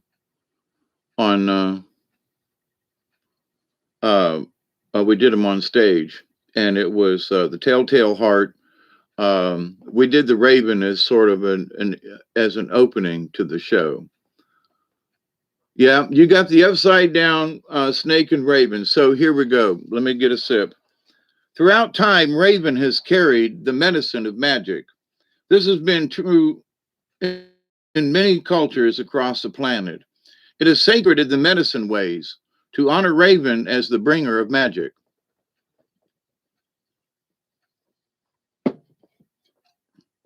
If the magic is bad medicine, the carrier may be honored out of fear rather than out of respect. Those who fear Raven may do so because they have been dabbling in areas that they should not have, and had no knowledge, and a spell may have backfired on them. I have told people for years, do not use words in the, anyway. Rather than analyzing the dark side of sorcery, realize that you will fear Raven only if you need to learn about your inner fears or self-created demons. Raven magic is a powerful medicine that can give you the courage to enter the darkness of the void, that null and void space, which is the home of all that is not yet in form. To enter the darkness of the void, which is the home of all that is not yet in form. The void is called the Great Mystery. Great Mystery existed before all other things came into being. Great Spirit lives inside the void and emerged from the Great Mystery. Raven is the messenger of the void. If Raven appears in your spread, you are about to experience a change in consciousness. Then this may involve walking inside the Great Mystery on another path at the edge of time. This may involve walking inside the great mystery on another path at the edge of time. Now, that's some profound stuff right there. It would portend a signal brought by the raven that says, you earned the right to see and experience a little more of life's magic. Raven's color is the color of the void, the black hole in space that holds all the energy of the creative source. In native teachings, the color black means many things, but it does not mean evil. Black can mean the seeking of answers, this void, or the road of the spiritual or the non physical. The blue black of Raven contains an iridescence that speaks of the magic of darkness and a changeability of form and shape that brings an awakening in the process. You know, you can go down in the woods at night and especially, when I was down there the other night and I was trying not to use any kind of headlamp or anything and getting around. And because it really awakens your consciousness when you do that, to be able to see in the dark without with just maybe this little campfire that was there and be able to go get firewood without having to turn on 14 different lights and stuff. But anyway, but in the darkness though, when you can learn how to walk in the dark, for those of you who were with Robert V on the channel, Milky Way Soul Tribe, and reading about those men that walked and they did, and it took them 2.5 days and this and that. Them old buggers was, they were some tough people back then, Native American folks, but this idea though that somehow we have moved out of that. What does it mean to have sustenance? What do we get we don't get anything for free, and them folks back then had to work for what little bit they got. So, and as one guy said, that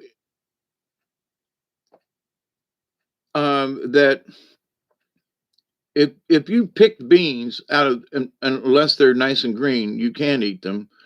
But for people who just, we weren't meant to be grazers of food. Our purpose here was to eat tough things, and our purpose was to use the antelope, and the turkey as the givers. Now, what's that got to do with Raven? Just a sec. We have to understand that doesn't mean that we go out and kill things willy-nilly, or that we're, the message tonight has been only take what you need, right? So this idea of the color black is, so many folks are trying to explain that somehow everything black is evil or the shadows are evil. And Raven is that. Raven brings in the new state of wellness from the void of the great mystery and from the field of plenty. In any healing circle, Raven is present. Raven is the guardian of ceremonial magic and in absentia healing. So you want to send healing to someone, think of Raven to send your healing. In any healing circle, Raven is present. Raven guides the magic of healing and the change in consciousness that will bring about a new reality and dispel dis-ease or illness. Raven brings in the new state of wellness from the void of the great mystery and the field of plenty. Now, the field of plenty is the universe. It's not. Raven is the messenger that carries all energy flows of ceremonial magic between the ceremony itself and the intended destination.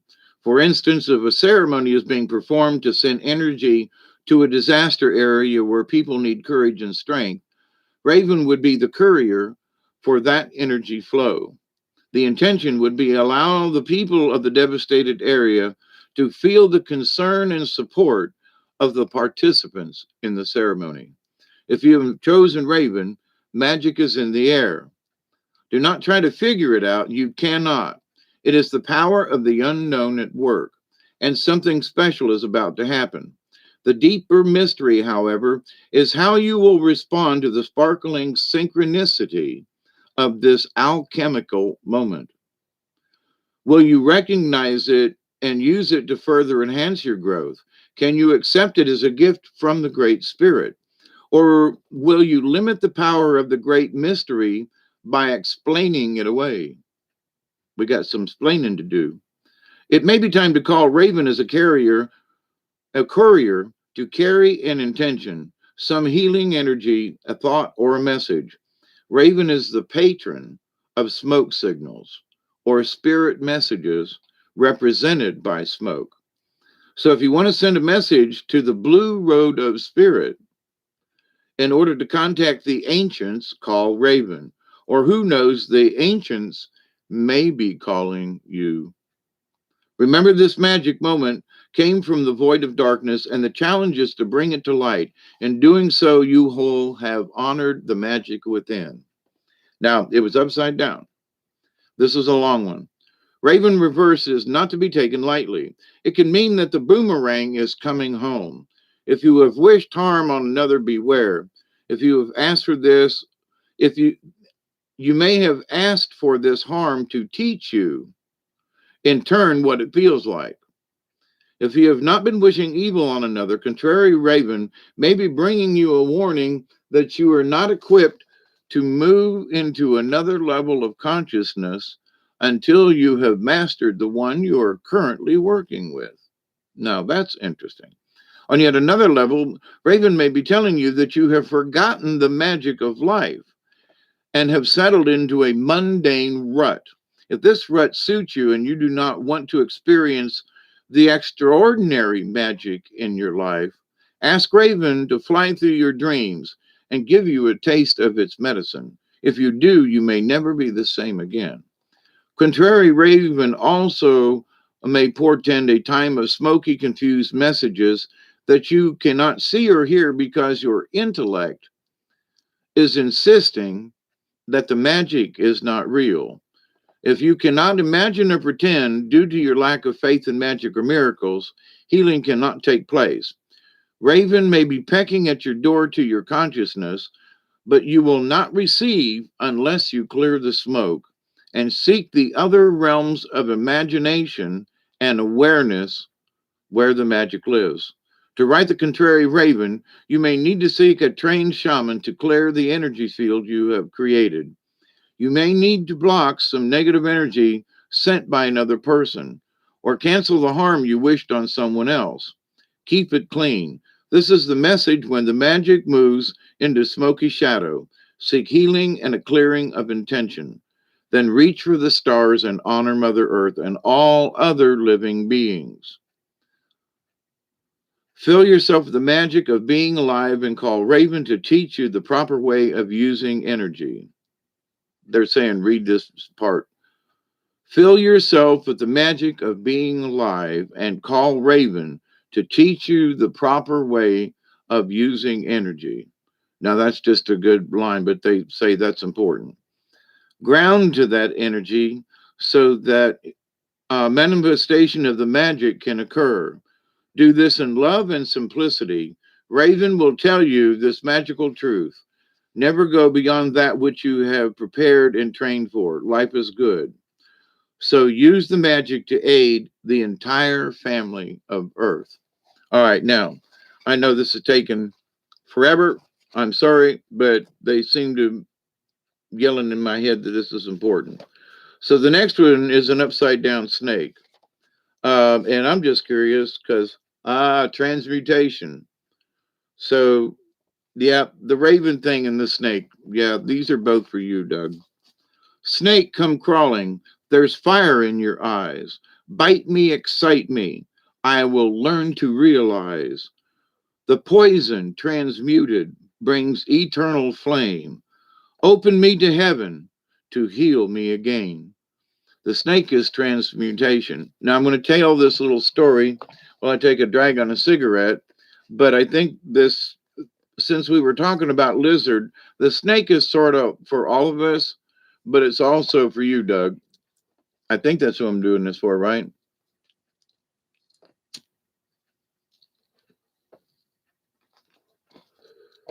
Yeah, we got 9 minutes, right? And then get your bowl ready. Yeah, and sometimes um, we can send things that, I don't know. I'm making something up. Okay. Well, I wish that person would leave me alone, quit calling me all the time, and so you don't really wish harm on them. But in a way, that's sort of you're putting out the wrong thing, and it may be your tone of voice. You go, man, that person calls me all the time. Um, Maybe I should just send a prayer out there, hoping they can, you know, not call me so much or something without being rude or, you know. So, or I'm making this stuff up as I go along. There was a red light outside. That was strange. Hmm. Anyway, but in talking about this lizard earlier and the trans, watching them crawl out of their skin. And Rice, yeah, she was or is. Is she still alive?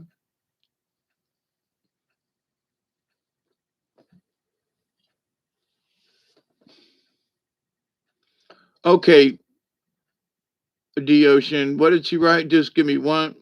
Or what was the genre? I'm trying to think. Doug, I need these two cards. I am in a pickle where I should be comfortable with I received. I'm very uneasy and worried lately. Uh-huh. All right, so transmutation. But here's the story that native folks tell. And many of you have heard this, but I think it's appropriate in this. It's that, so the story goes this young brave, he's sent to go on a vision quest to go up the mountain and do his thing. And so up he goes, right? And so he gets up to a certain height, and where the temperature's changed and the sun's starting to set a little bit, and it's getting chilly, and there's a snake up there, and he goes, "Young brave, help me! I'm cold. Take me to the bottom of the mountain where I can be warm again." And the young brave looks at him and he said, "But you're a snake, you'll bite me." And he goes, "No, I promise. I'm too cold." And so in that, um, the young brave said, "Well, all right, he was on a vision quest and maybe this was part of the deal, right?" So he picks up the snake and carries it down to the bottom of the hill, down at the bottom of the mountain. And as soon as the snake warms up, he bites the young brave. And the brave says, "What did you do that for?" And the snake looks up at him and he said, "Because I'm a snake." Now the story ends with the young brave dying. But in native traditions, though, the story doesn't end there. The snake bit him out of respect, okay? And by the fact that this young human being would allow, despite the fact that he was a snake, he put forth himself and brought the snake down to a lower level. And so in doing so, though, he joined the young brave to the snake clan in honor of what this young brave did. So you say, well, the story ends there. Now, this is some Paul Harvey stuff. Now, here's the rest of the story. So in this, though, the boy turned the as the legends are, the boy in the daytime was a snake and slithered about and did his thing. And at night, he was a brave again. And the story goes on from there. He met a princess and blah, blah, blah, blah, blah. And but to the point, though, is that, oh, he was bit by the snake. Yeah, because the snake was a snake. Yeah. But also in honor. So, but anyway, snake, number 6, transmutation. Snake medicine people are very rare. Their initiation involves experiencing and living through multiple snake bites, which allows them to transmute all poisons, be they mental, physical, spiritual, or emotional. Now, I've been bitten by snakes, but they were like oak snakes. The power of snake medicine is the power of creation, for it embodies sexuality, psychic energy, alchemy, reproduction, and ascension or immortality. The transmutation of the life death rebirth cycle is exemplified by the shedding of the snake's skin. So when every time you see a snake, you go, "Oh, they worship the snake." No, the snake was all about rebirth. It was being a snake, shedding it, and the rebirth. So anyway, um, by the shedding of snakeskin, it is the energy of wholeness, cosmic consciousness, and the ability to experience anything willingly and without resistance. It is the knowledge that all things are equal in creation, and that those things which might be experienced as poison can be eaten, ingested, integrated, and transmuted if one has the proper state of mind. Thoth the Atlantean, who later returned as Hermes and was the father of alchemy, used the symbol of the two snakes intertwining around a septums of the male and female within each around a sword to represent healing. Complete understanding and acceptance of the male and female within each organism, creates a melding of the two into one, thereby producing divine energy. This medicine teaches you on a personal level that you are a universal being. Through accepting all aspects of your life, you can bring about the transmutation of the fire medicine. This fire energy, when functioning on the material plane, creates passion, desire, procreation, and physical vitality. On the emotional plane, it becomes ambition, creation, resolution, and dreams.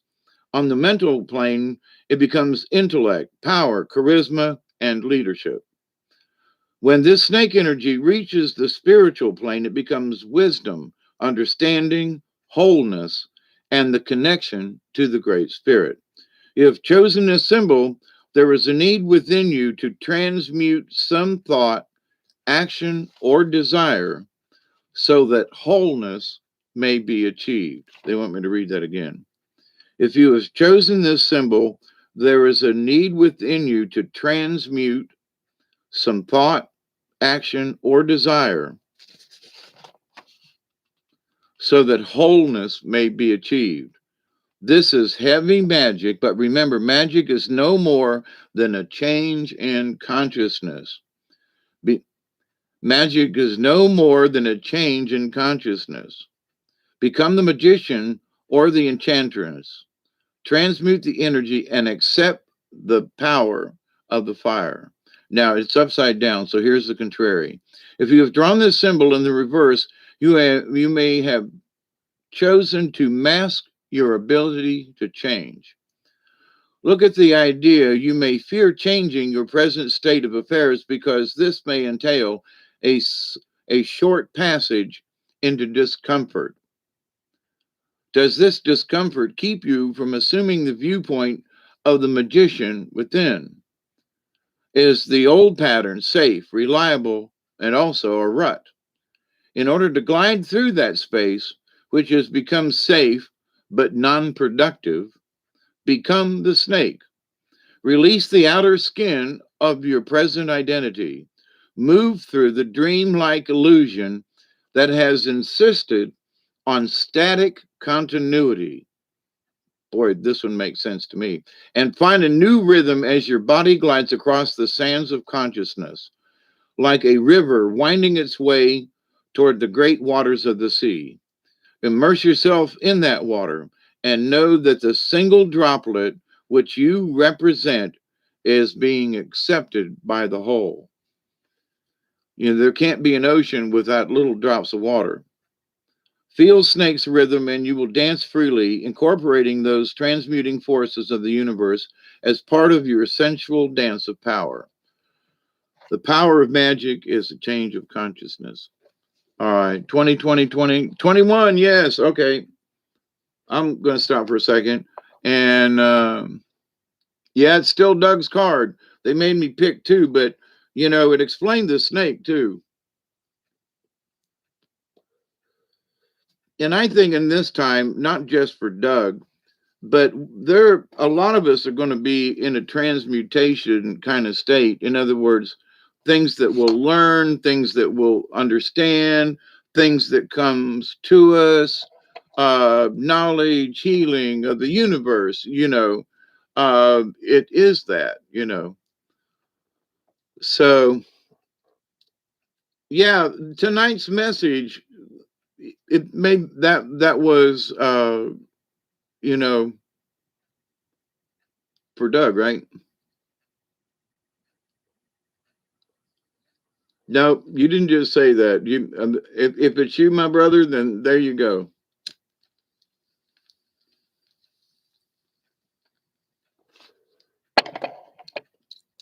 And the message tonight, kind of, sort of, through this is like a short discussion. Somebody raised their hand. I know Barry. Okay, Barry's next. Oh, Brandy is next, and then Bat Tool, and okay, Brandy, Bat, and Ocean. Okay. But in the more that I am shown the awareness of this, like to do a card reading and to pull the cards, and you all, say that was right on. But it seems also by our participation in this group meeting that there is a message that is intertwined throughout the cards that is a message for all of us. So the snake in the transmutation, it's springtime. I've been down on the river, and it's time to shed off that winter coat, and become alive again. So there are so many things that correspond to many of us. It's time for us to shed our winter skin, and or maybe it's a fear. Regardless of what it is, if you and for me, taking of the medicine of snake is to think about, and many of you may be scared of snakes or whatever, but my encounter with them in many different places, and some moccasins too, let me tell you, some really big moles, biggest moccasin I ever seen. But and I dreamt about it the night before. So, but anyway, the idea though of the snake, of the transmutation. So it's not there's the snakes aren't slimy. They're if you don't really try to hurt the snake, you can. I've picked up the wild ones in my barn, and handled them and gotten them out of the chicken pen and taken them off and things. But the idea though that if you put out the energy that you're fearful or scared or whatever, they pick that mess up. Really, really, snakes are really sensitive to that. It probably shows up in our heat pattern or something. But in not just in that though, that it's that they start out in an egg and come out as this little snake, and then and depending on how big they get, you know, as they get older, they continue to shed their skin to grow and to so we need to get rid. They always get rid of the old at some point, and shiny new color and all that good stuff. Anyway, if you see a snake that looks kind of darkish colored and they're skinned over, don't mess with it, because it will strike at you because it can't see as well as normal, because they're getting rid of their shell. All right, Brandy, you're next. Okay, let me shuffle. I'm trying not to draw this out. I know it's been 2 hours. Um,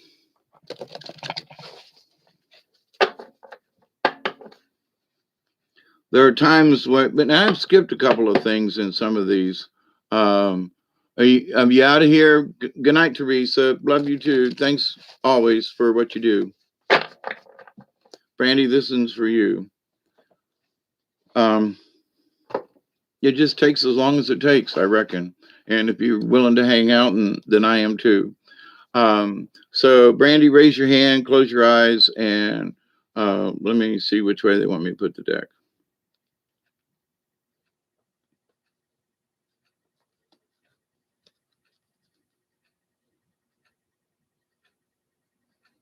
That's interesting. It's a 50-50. Hmm. Okay.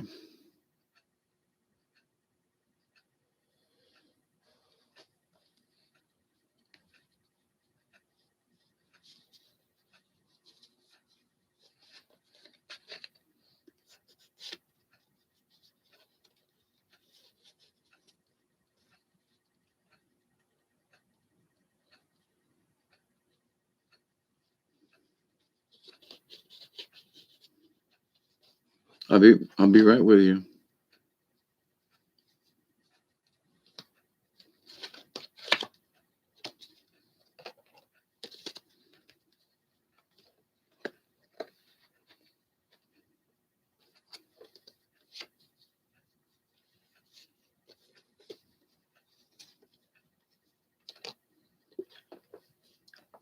An upside down squirrel, Brandy.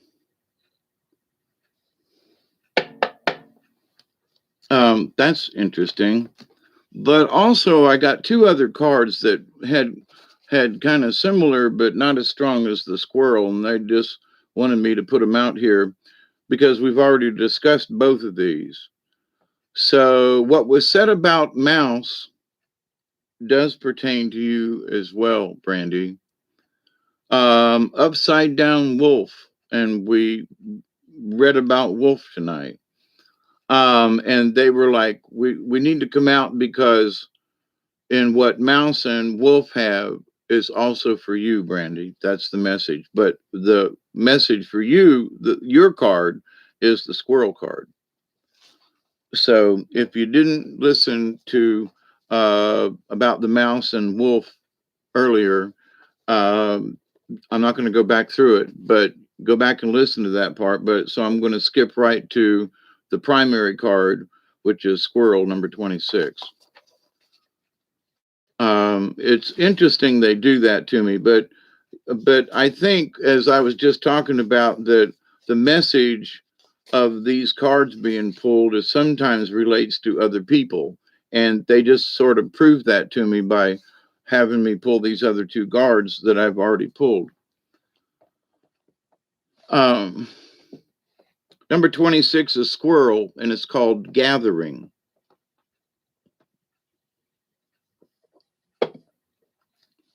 I thought of the nuttier squirrel. You have gathered nuts by the score, exactly predicting if you'll need more. Teach me to take no more than I need, trusting great mystery to harvest the seed. Squirrel teaches you to plan ahead for the winter when the trees are bare and the nuts have long since disappeared. Squirrel medicine can come in many forms, as this furry creature is very diverse in nature. The erratic behavior of squirrel has bested many a forlorn hunter, and it thus stands to reason that there are benefits to being able to circle a branch at lightning speed. This erratic behavior of squirrel can also get nerve wracking if you are dealing with persons who have squirrel medicine. Trying to calm them down enough to accomplish something may drive you nuts. The gathering power of squirrel medicine, though, is a great gift. It teaches you how to gather and to store your energy for times of need. It teaches you to reserve something for future use, whether it be a judgment, an opinion, a savings account, candles, or extra food. To put it in a nutshell, squirrel is the Boy Scout of the animal kingdom, always prepared. In today's world of changing times and fortunes, now this book was written back in the 80s, okay? It is the wise person who prepares for the future. Our prophecies have all spoken of the end of the millennium and the changes to come. Squirrel is a friendly medicine to have in light of possible future rainy days. Love yourself enough to gather the goods that will meet your needs in times of scarcity, even if that never comes.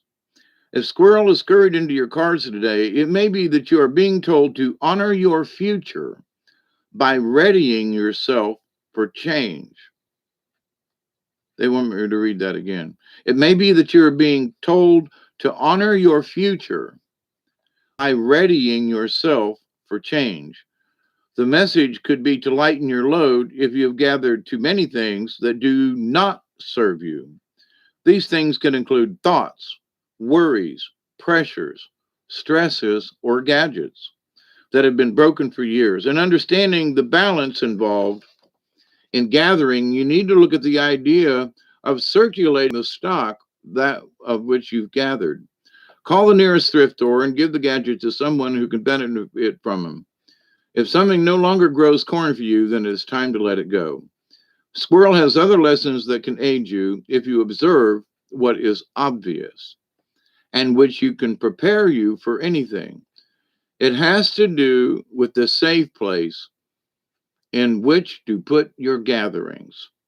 This safe place is an untroubled heart and mind, and that which is gathered to put in this place is wisdom and carrying.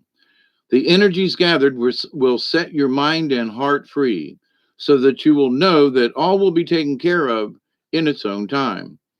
Apply this to your fears about the future and they will vanish. They want me to read that again.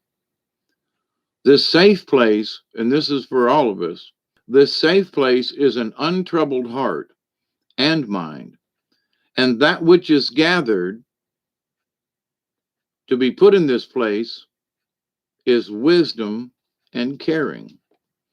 The energies gathered will set your mind and your heart free so that you will know that all will be taken care of in its own time.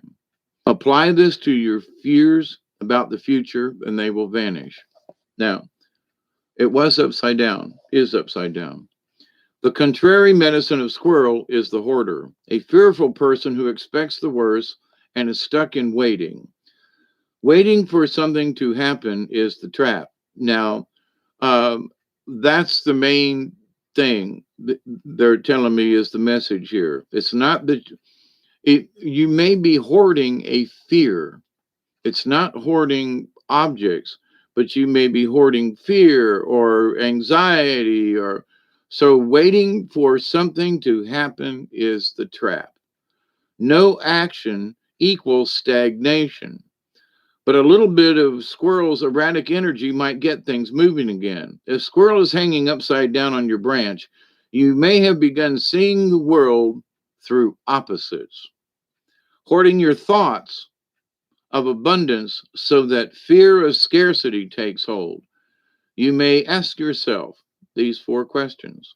Have I denied my ability to produce enough space for abundance to enter my life? In other words, if we stay closed off to things and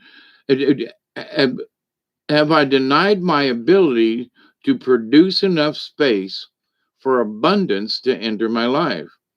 Number two, have I denied my connection to the Mother Earth from through from whom all things flow?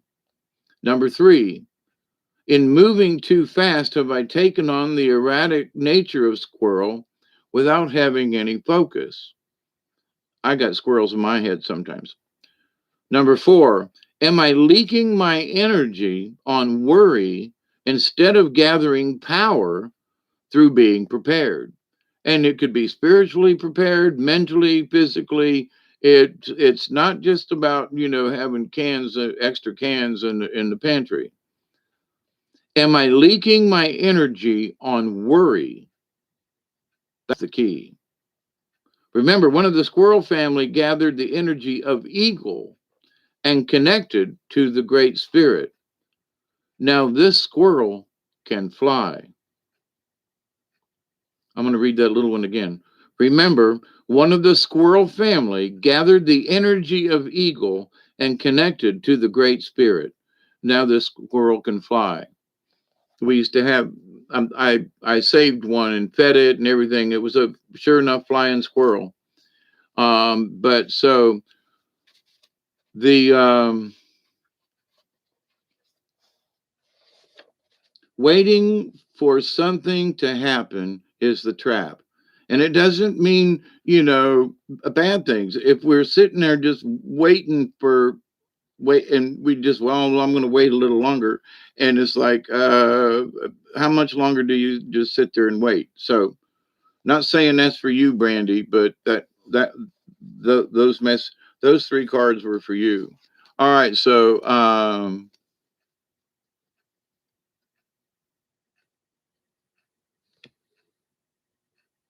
it's Bat Tool. It was BB and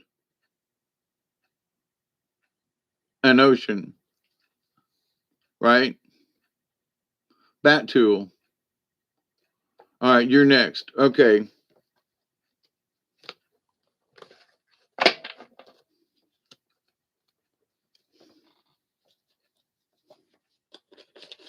And I'm spreading these cards out, so I don't like put them side by side.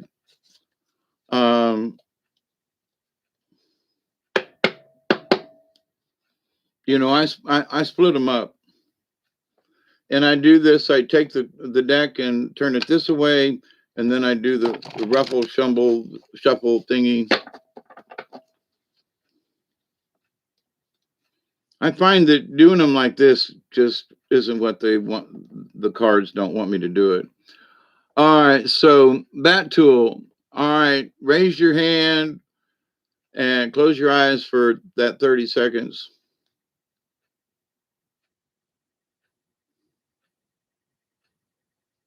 Om.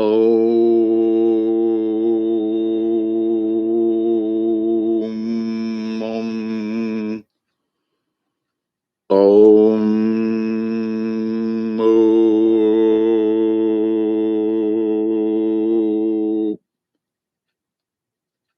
Oh, okay, this way. I don't know. They wanted me to do that. Oh.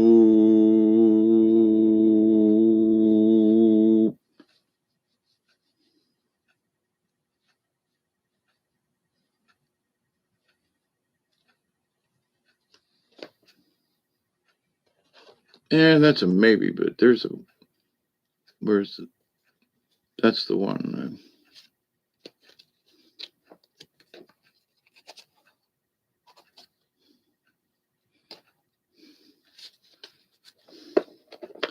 The frog and the butterfly. Heart. Isn't that what the dog and the butterfly? Isn't that who sang that? I pulled the frog, and this other one was like a maybe, and it's butterfly. So it's the frog and the butterfly.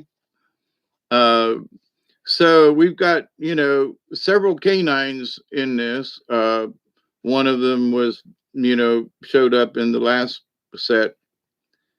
But here's now we've had lizard, snake, and now here's frog. Number 38.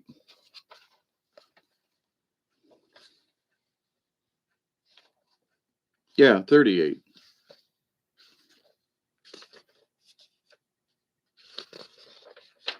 Not that it really matters, but lizard was number 36 in the dreaming. Frog is cleansing. Interesting. The frog and the butterfly. Sing, frog, sing. I'm sorry. That was just damn funny. Wait, my glasses moved. Here I am singing that. I hadn't looked down at the words right and singing this silly song, The Frogs and the Butterfly. And it goes, sing, frog, sing. Synchronicity. Okay. It's like I said, it's just one of them nights, mornings, or some things. And grateful that you all are here and we're sharing. Thank you. 12:41 a.m. in Eastern Daylight Time on a Friday morning. 4/9/2021. So now we're talking about frogs. Number 38 on the list of, famous is called Cleansing. I'm sorry, in a DJ mood. Sing, frog, sing. Call the rains. Quench the dryness. Cleanse the earth. Then fill me up again. Frog sings the songs that bring the rain and make the road dirt more bearable. And make the road dirt more bearable. The red road, if it's just dusty and dry, but if there's a little bit of rain, so it's the red road, and make the road dirt more bearable. Frog medicine is akin to water energy and the east on the medicine wheel. Frog teaches us to honor our tears, for they cleanse the soul. All water rights belong to Frog, including all initiations by water. And I think back on that which I did with the otter and with the owl, but I did not do the frog. But if I was to do it again, I would include frog. Anyway, water prepares and cleanses the body for sacred ceremony. It is the element we understand best in the womb. Frog, like ourselves, is a polywog in the fetal waters and only learns to hop after it experiences the world of fluidity. Fluidity. Like ourselves, is a polywog in the fetal waters and only learns to hop after it experiences the world of fluidity. The transformation, a lot of transmutation going on tonight, into adulthood prepares frogs for its power to call in the waters of the skies, the rain. In knowing the element of water, Frog can sing the song that calls the rain to earth. When the ponds are dry, Frog calls upon the thunder beings to cleanse and replenish the earth with water. Like Frog, to uh, we are asked to know when it is time to refresh, purify, and refill the coffers of our soul. They want me to read that again. Like Frog, we are asked to know when it is time to refresh, purify, and refill the coffers of our soul. If Frog hopped in the cars today, you choose today, its ribbit may be calling you in the cleansing you need. If you were to look at where you are today, would you use any of the following words to describe your condition? Tired, overloaded, harried, frustrated, guilty, itchy, nervous, twitchy, at a loss, empty, or weakened? If so, take a break and allow yourself to bathe in the waters of frog medicine. Just don't lick them. This could mean a long, relaxing bath, disconnecting the phone, yelling stop, or taking in deep, cleansing breaths. The key thought is to find a way to rid yourself of distractions and to replace the mud with clear energy. Then replenish your parched spirit, body, and mind. An ability of frog medicine, people, is to give support and energy when it is needed. A frog medicine person can clean negative from any environment.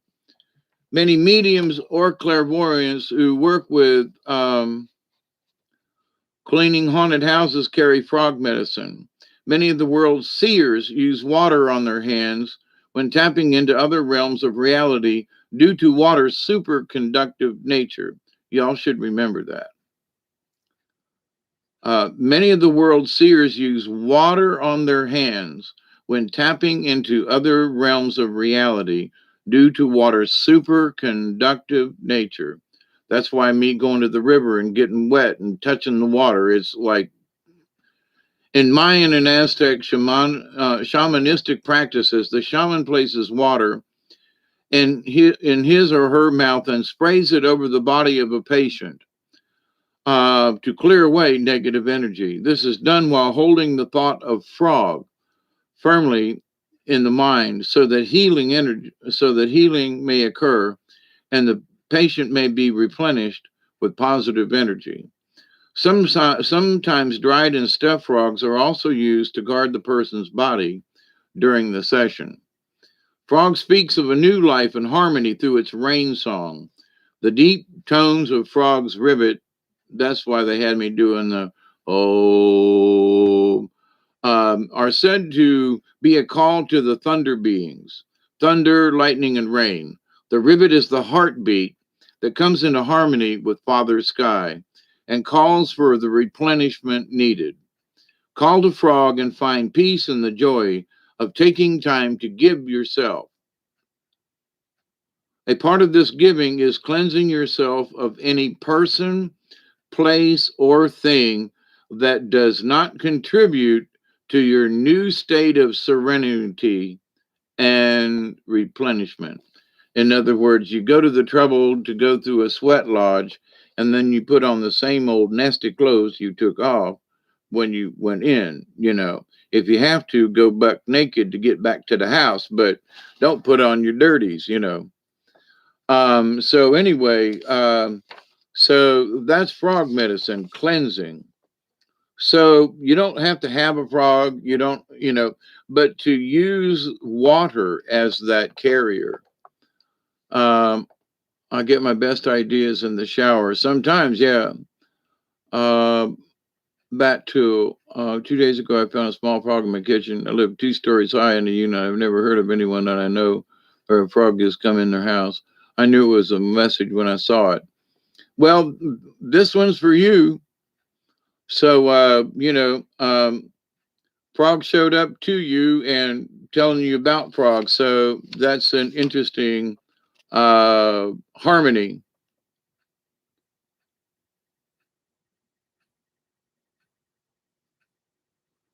The rivet is the heartbeat that comes in harmony with Father Sky and calls for the replenishment that is needed. In other words, if you're needing some kind of energy or something, I mean, there's a pond over here on on my neighbor's property. And a week or so ago, the frogs were so loud, it was creepy. It was like that movie Frogs, you know. I mean, they were like, it was creepy. But man, so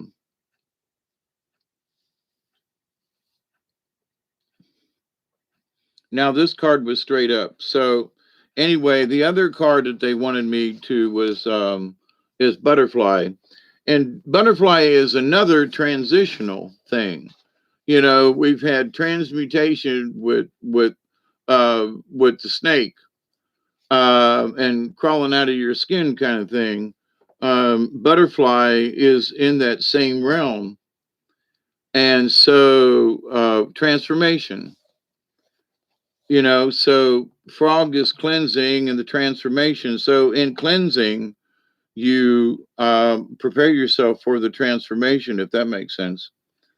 So, butterfly that flutters in the morning light, you have known many forms before ere you took flight. The power that butterfly brings us is akin to the air. It is the mind and the ability to know the mind or to change it. It is the art of transformation.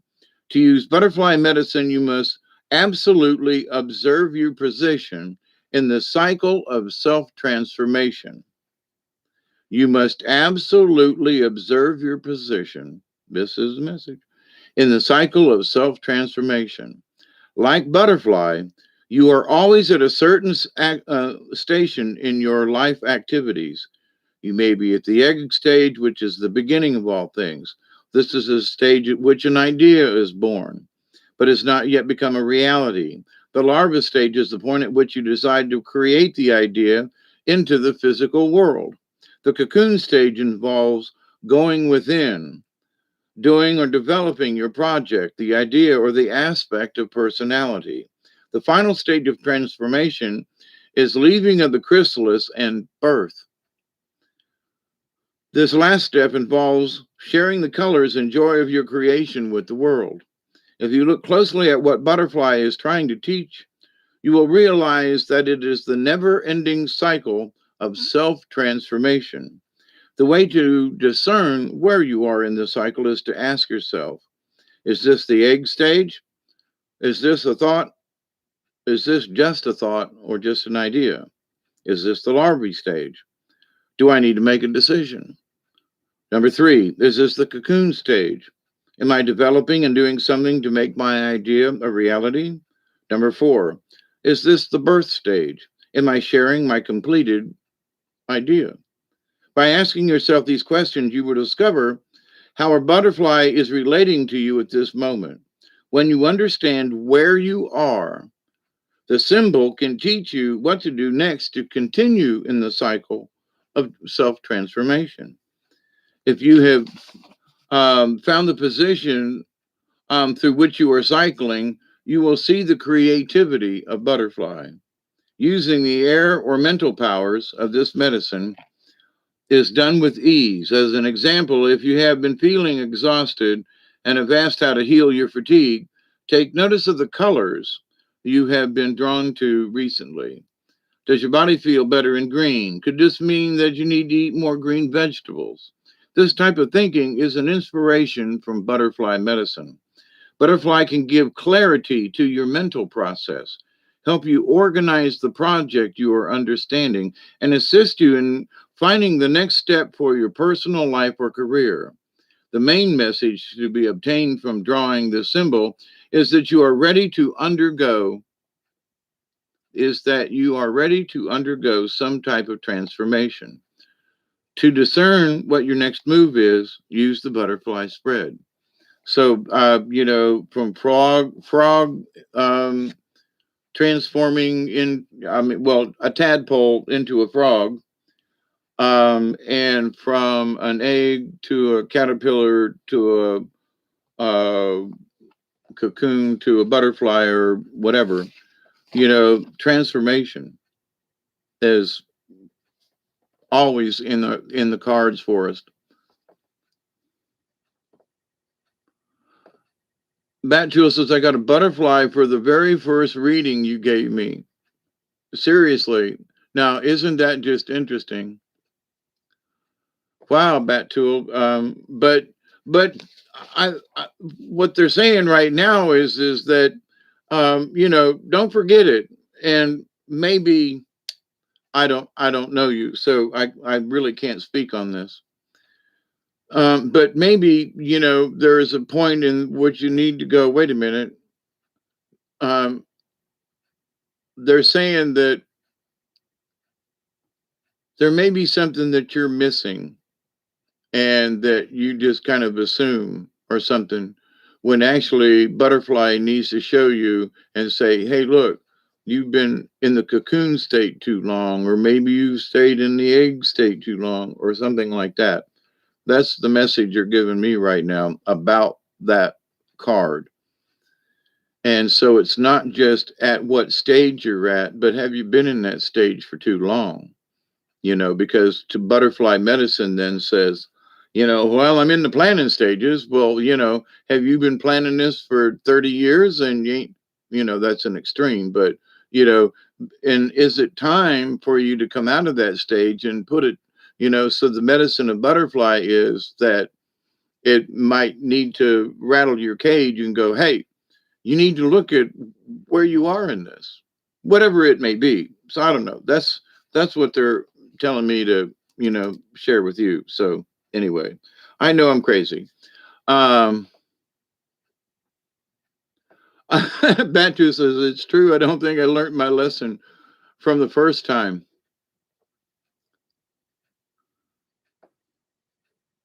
Hey, Deborah, how are you? I think I missed you earlier. Yeah, butterfly tattoos. Bob just took me back to the start of the show. I have smoked so much that Bob is high, evidently. I think we've all been, for those of us who may do, blowing into the microphone. Bob, if you're high, we love you. I had a big old piece of some, you know, CBD Rice Krispie treats. So, and it's been 2.5, oh man, going on 3 hours. Bada boom, bada bang. There's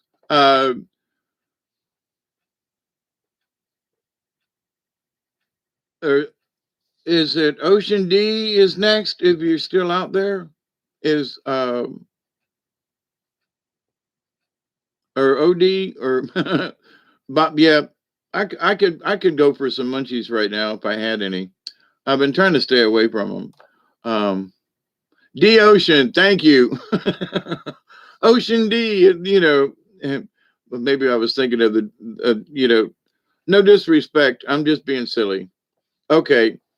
But interesting cards in that, with the eagle and the raven, there are these things with the flight and birds, and butterfly isn't a bird, but it flies, so just sort of interesting that in the messages there are, things that take flight. It's the air or ocean sunny D. Yeah, I thought about that too. It says the ocean swigger, right? And my eyesight is bad. I want to say swinger because, and what I'm thinking of, I'm swinging, uh, sitting on the front porch and are swinging, just a swinging. Nothing but pretty as a rose sitting on the front porch. Uh, and just a swinging, just a swinging. So, but anyway, if I say swing, if that's anyway, I know this little girl in my neighborhood. Her name is Scarlett Johnson, and she's really looking good. Just a swinging. I'm silly this morning. My apologies, but anyway, little Charlotte and pretty as a rose, right down to my toes, just a swinging. I'm trying to think of who that was. All right, Michelle, it's up to you. Uh, uh, I used to play it on the radio, but working at the country stations around here. But anyway. Well, I hope y'all are snickering a little bit, because, sometimes these cards are serious and I'm trying to be, she's as pretty as the angels when they sing. Right. Thank you, Deborah. Was it John Anderson? Okay.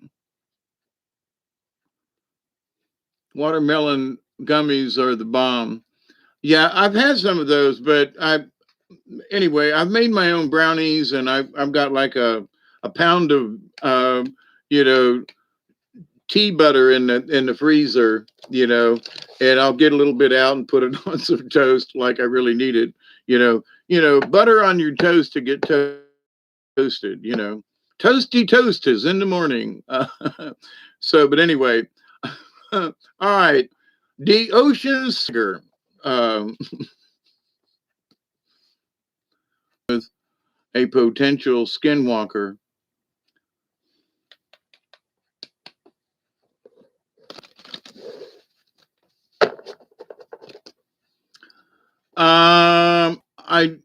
I would say about skinwalkers. If you remember about what Dante said about certain entities and using that low hum, oh, they don't like that. Like the Mike Tyson thing uh, that he talked about, where he always played that one note really loud before a wrestling match. He wanted to see who was in the audience, kind of thing. Um, I um, I would say that would be my bestest thing. But now, D Ocean, hold up your hand and close your eyes for 30 seconds. And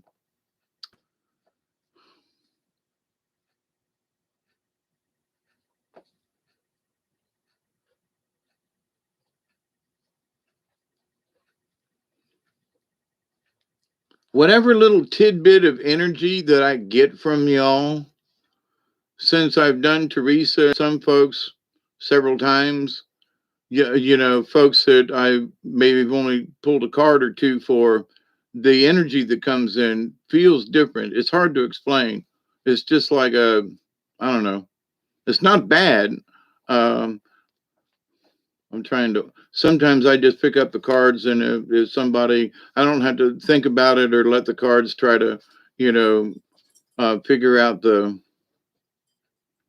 what's out there. Okay, they want these. They want the cards this way. Okay, all right. D Ocean, I don't know if I've ever pulled a card for you.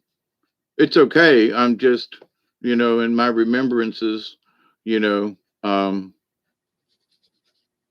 they really want me to stop here. That's a maybe card. No, that can't be right. They had me pull the once. I pulled the frog card again, and I just shuffled them and turned them around. Um, so we just went through frog, but that's interesting. That no, I don't agree with that. Now, but that means frog means something to you too, but that is not the card they want me to pick. But they sure shoved that thing at me. Let me tell you. So cleansing is meant for you as well. And don't take that as a negative thing. It's like, well, so, you may have been listening and so forth, but the idea that now they want me to turn them around. Okay.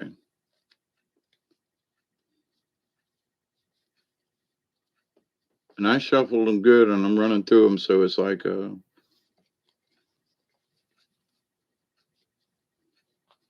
when I picked that last card, when I picked the frog card, it was like my finger it went thud,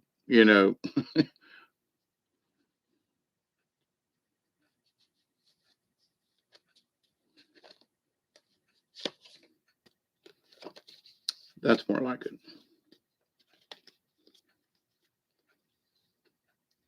You're gonna love this one. It's raining here. Okay, guess what you got? Bear. Upside down. Now I'm not sure about the upside down because I switched it the last minute, and when I switched, it was like, so just saying that's an iffy on the upside down part, but it is absolutely bear, which is number 5.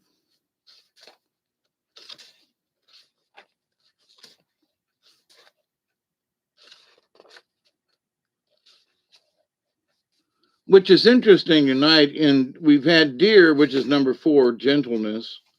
We've had number 1 with Delaney Pearl, which is the eagle spirit.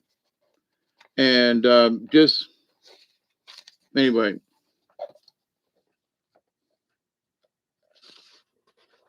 bear is introspection. Well, you'll see. Bear, invite me into the cave where silence surrounds the answers that you gave. Bear is introspection. The strength of bear medicine is the power of introspection. It lies in the West on the great medicine wheel of life. Bear seeks honey or the sweetness of truth within the hollow of an old tree. In the winter, when the ice queen reigns and the face of death is upon the earth, bear enters the womb cave to hibernate, to digest the year's experience. It is said that our goals reside in the West also. To accomplish the goals and dreams that we carry, the art of introspection is necessary. They want me to read that sentence over. To accomplish the goals and dreams that we carry, the art of introspection is necessary. That just happens to rhyme.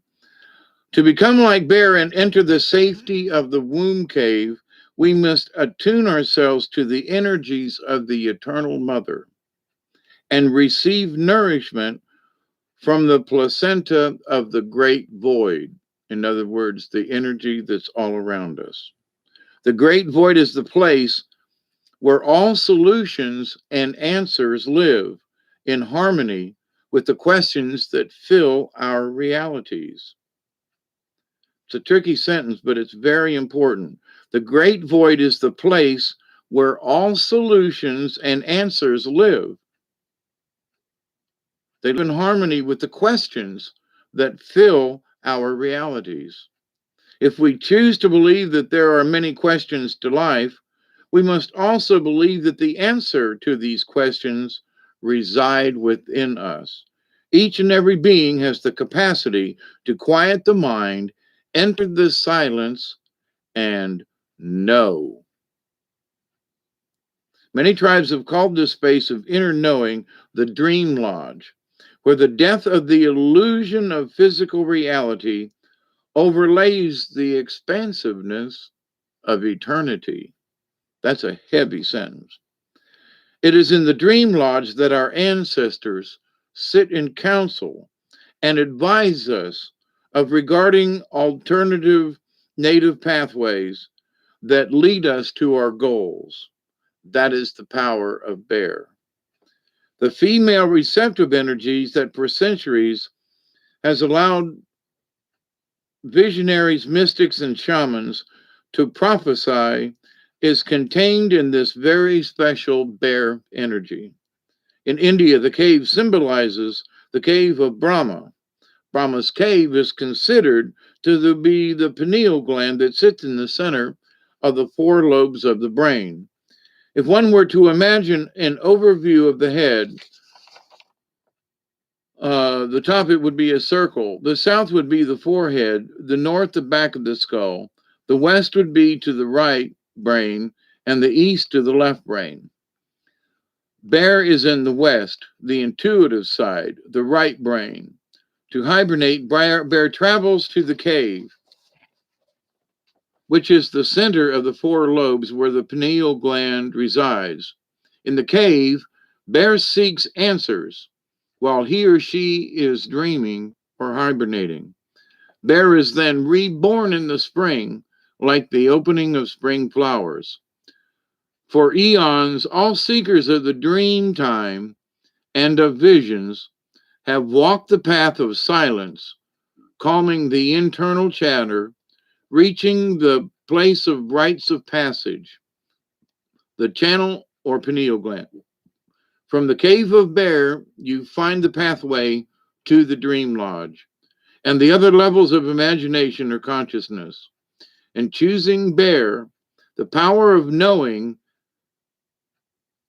in choosing bear, the power of knowing has invited you to enter the silence and become acquainted with the dream lodge so that your goals may become concrete realities. That is the strength of bear. Now, it was wishy-washy, and so I'm going to read the contrary. If you have bear reversed, your internal dialogue may have confused your perception of your true goals. In seeking answers or advice from others, you may have placed your own feelings and knowing aside. The time has come to regain your authority, for no one knows better than yourself what is proper and timely for your evolution. Reclaim the power of knowing. Find joy in the silence and the richness of the mother's womb. Allow the thoughts of confusion to be laid to rest as clarity emerges from the west.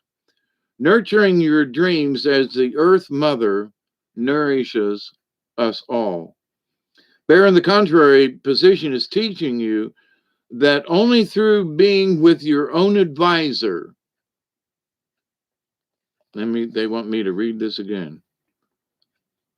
Bear, in the contrary position, is teaching you that only through being your own advisor can you attain your true goals. Anything less than the doing of that which gives you the most joy is denial. To achieve happiness, you must know yourself. To know yourself is to know your body, your mind, and your spirit. Use your strengths to overcome your weaknesses and know that both are necessary in your evolution. Journey with bear to the quietness of your cave and hibernate in silence. Dream your dreams and own them. And then in strength, you will be ready to discover the honey waiting inside the tree of life. They're asking me to read this. Reclaim the power of knowing. Find joy in the silence and richness of the mother's womb. Allow the thoughts of confusion to be laid to rest as clarity emerges from the west. That rhymes as well. Nurturing your dreams as the earth mother nourishes us all. So you don't go in, bear isn't to go hide in. Bear isn't something that you use an excuse to hibernate. No. Okay. There are people, well, I'm hibernating. And now there are times I've used that as an excuse. Well, I'm just meditating when actually I just wanted to get away from everything. I was hiding. So, but sometimes in the hiding, you enter the silence and in the dream time. So, for me, it was beneficial. To other people, they committed suicide or, they're still alcoholics or drug addicts if they're not dead by now, the ones that were my age. But in that, of all things that there are,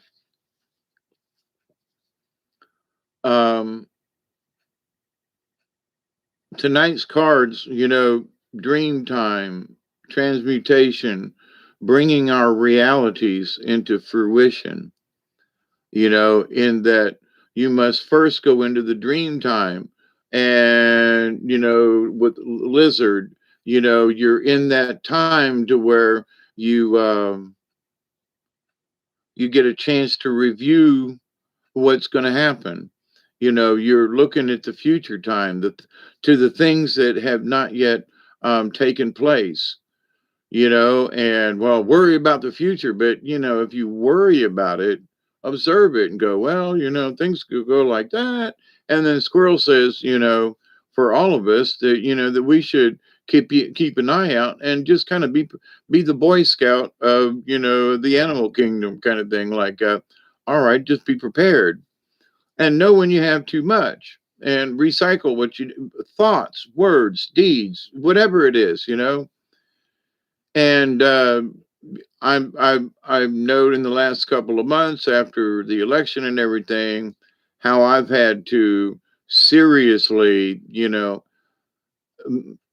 Hawkeye and Dave sat down and had a come to Jesus talk, as it were.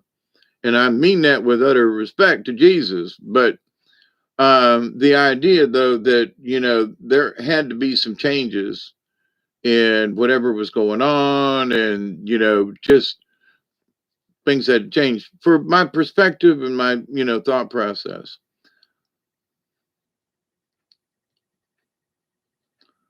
D Ocean says, I often wear a bear hat on my show, my mother bear hat. Well, see, there you go. So did the bear card make any sense to you? Obviously there was some synchronicity in that one. That's why when I picked that one, I was like, oh, yep, that's it.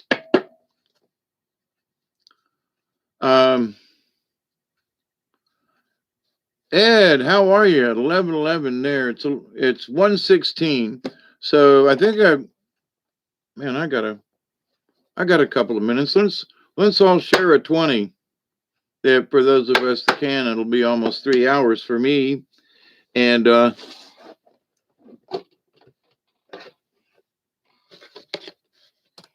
need to get down here in my little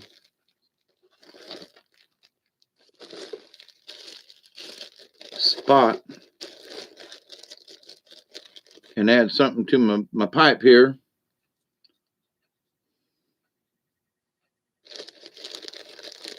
But I thank you all.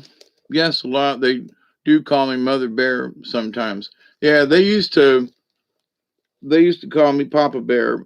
And then, well, we just had to stop doing that. But anyway, it was appropriate at the time. And it was meant well with good intentions, but I had to not be Papa Bear anymore. I had to become Hawkeye, I guess, is how that would go.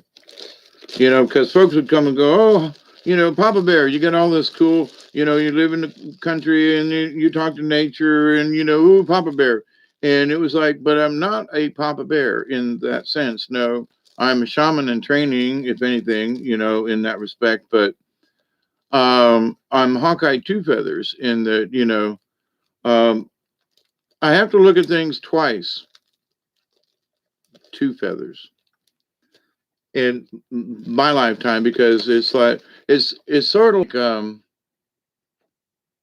it's Crow, right? We talked about Raven tonight, but Crow is the one that looks at you with one eye and then turns the other. So and Crow medicine, but people would want to say that for those of us who are thinking this way, that we are somehow savages. All right, when if you know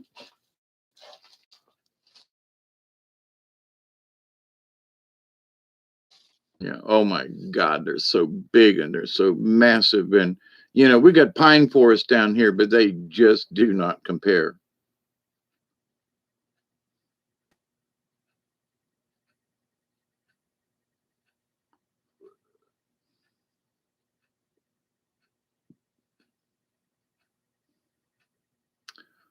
They they say I'm blitzing.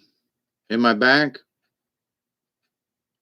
a lot of folks were blitzing tonight. I was watching Paul Begley earlier live, and they were glitzing, and other channels were glitzing. I think there's some glitz in the air. Yes, we're Bear Clan, I guess.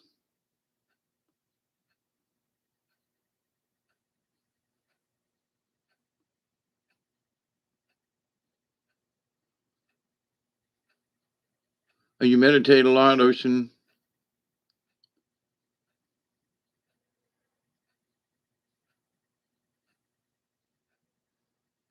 They thought the southern accent was entertaining. Hey y'all, what you doing? Spitting tobacco. I also have a bear shaman who helps me with soul retrieval too. Cool beans. So anyway, I think I got everybody. I'm willing to do another one. It has been 3 hours, but if there's somebody out there that wants a card, I will do so.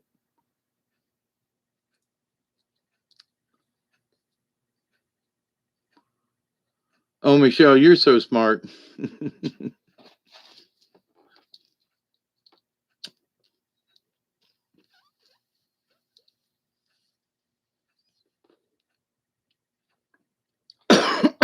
I'm glad that we can all meet here.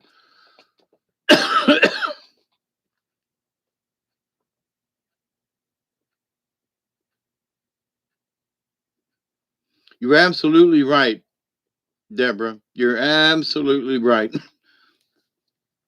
When I saw the redwoods and those great big trees out yonder, that's something that will never leave my soul. Standing on the edge of the cliffs up there in Northern California, just over the line from Oregon, and I wished I could tell you the name, but we camped overnight on this, and um, they did have pit toilets, so but that and a water spigot, but that was it. Everything else was, which was just fine. We were prepared. But seeing the Pacific Ocean from way up on a cliff and seeing what it looked like and how it felt like and being up there in the redwoods and everything, it was just like, oh my God. So I don't even have to close my eyes and I can still feel myself standing on the edge of the Pacific Ocean and saying, I can understand why people like it out there. I really do. There's a feeling that's different from here, but at the same point, understanding about volcanoes and earthquakes and stuff like that, I'm like, I'm here in Georgia, but would I love to go back to Northern California and into the redwoods again? Absolutely. Oh man, please, and through Sacramento and up in up through the whatever that mountain range is there before you get into Nevada. Absolutely gorgeous up there. It really is. Now understand they've had a lot of fires and stuff, things out there, but um, you know, I hate to say it, but they needed them fires. Not necessarily the way they happened and etc. But we do controlled burning every year down here. Almost everybody. And like I said, I'm I'm behind a little bit. I actually should be burning this time of year myself, but it still ain't too late. Um,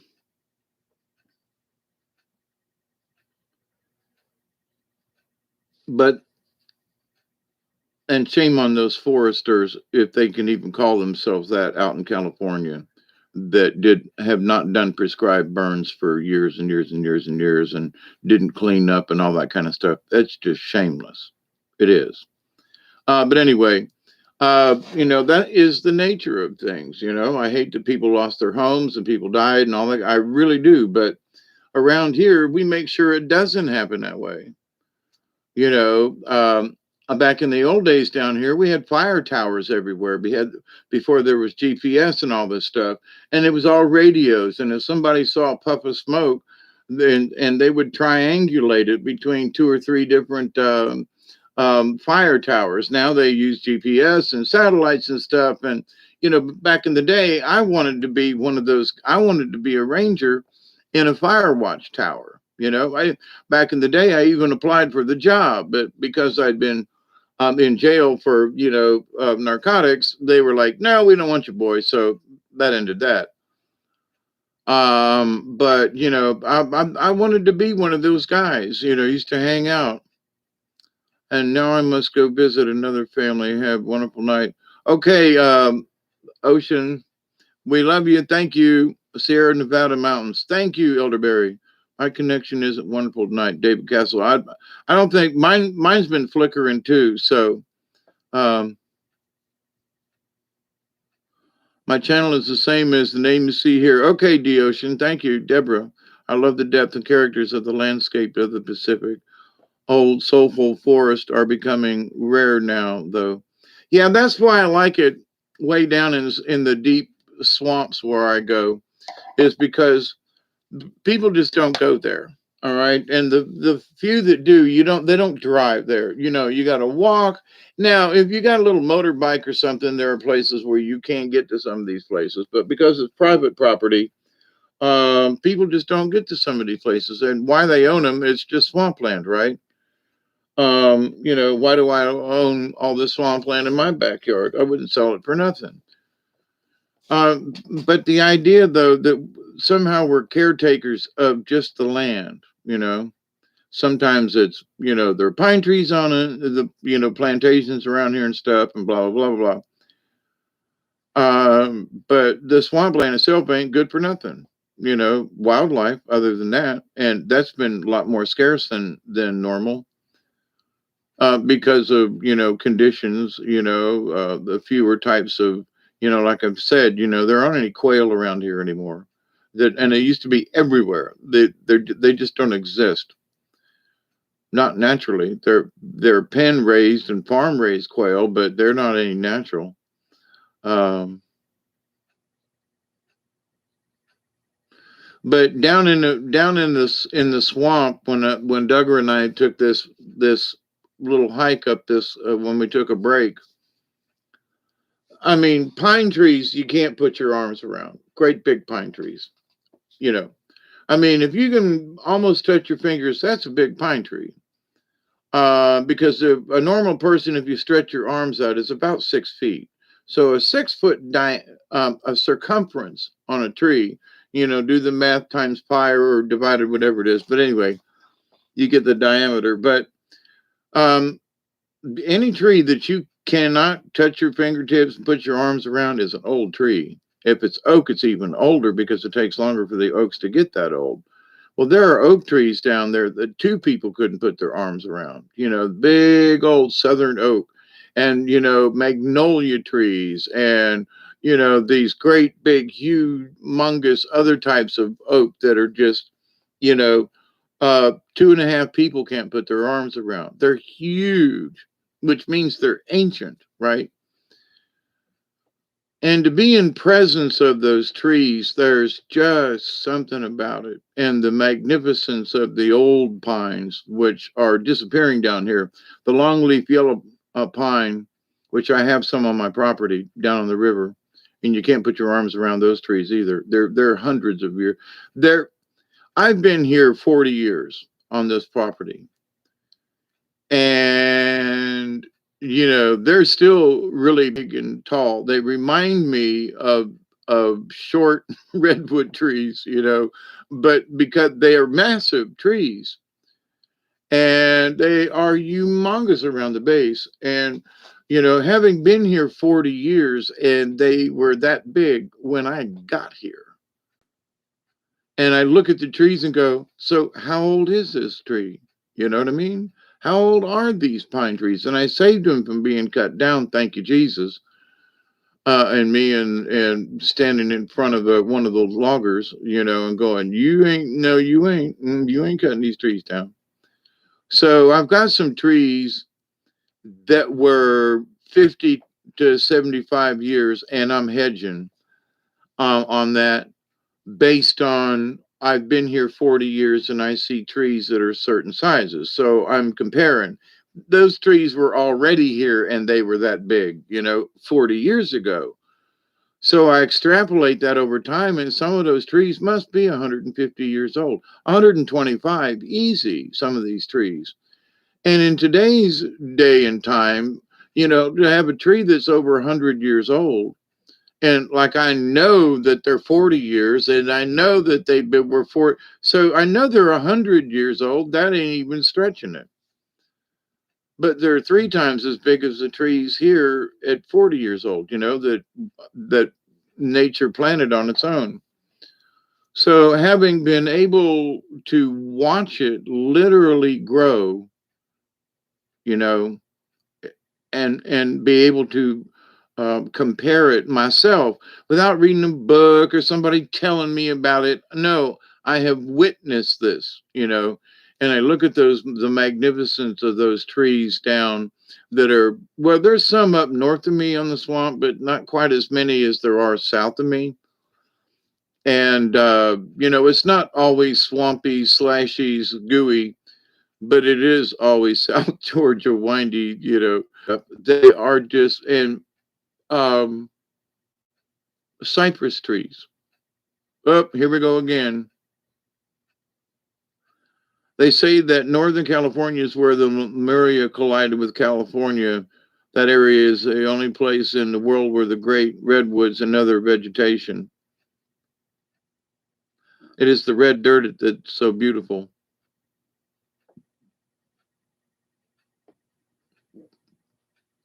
Yeah, Elderberry says, I know I planted a tree when I was 14, drove by it a few years back. It's giant now. Yeah.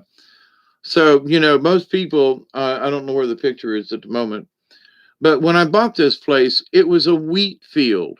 There was nothing on it but some scraggly wheat. Nothing, nothing, nothing. Weeds and some wheat, and badly at that. So that's why he was selling. It was like really poor farmland.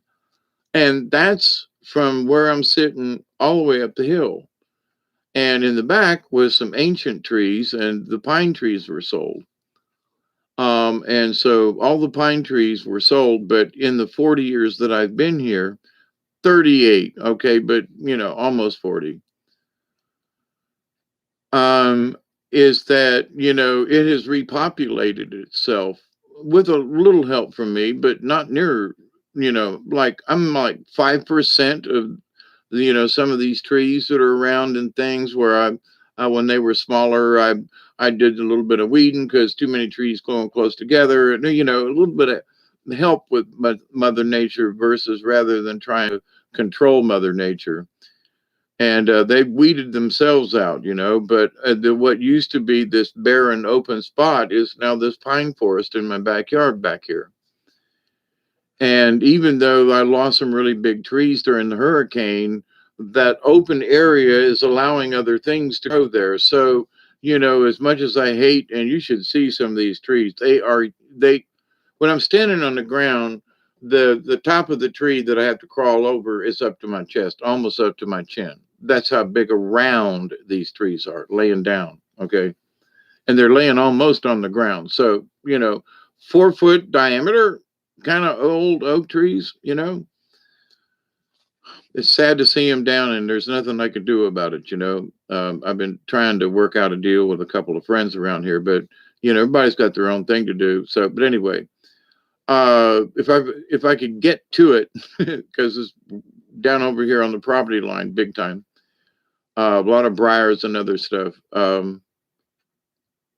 that I'd have enough firewood, for years if I could keep it dry. I mean, years. And yeah, I would never have to get firewood again. This tree is so huge.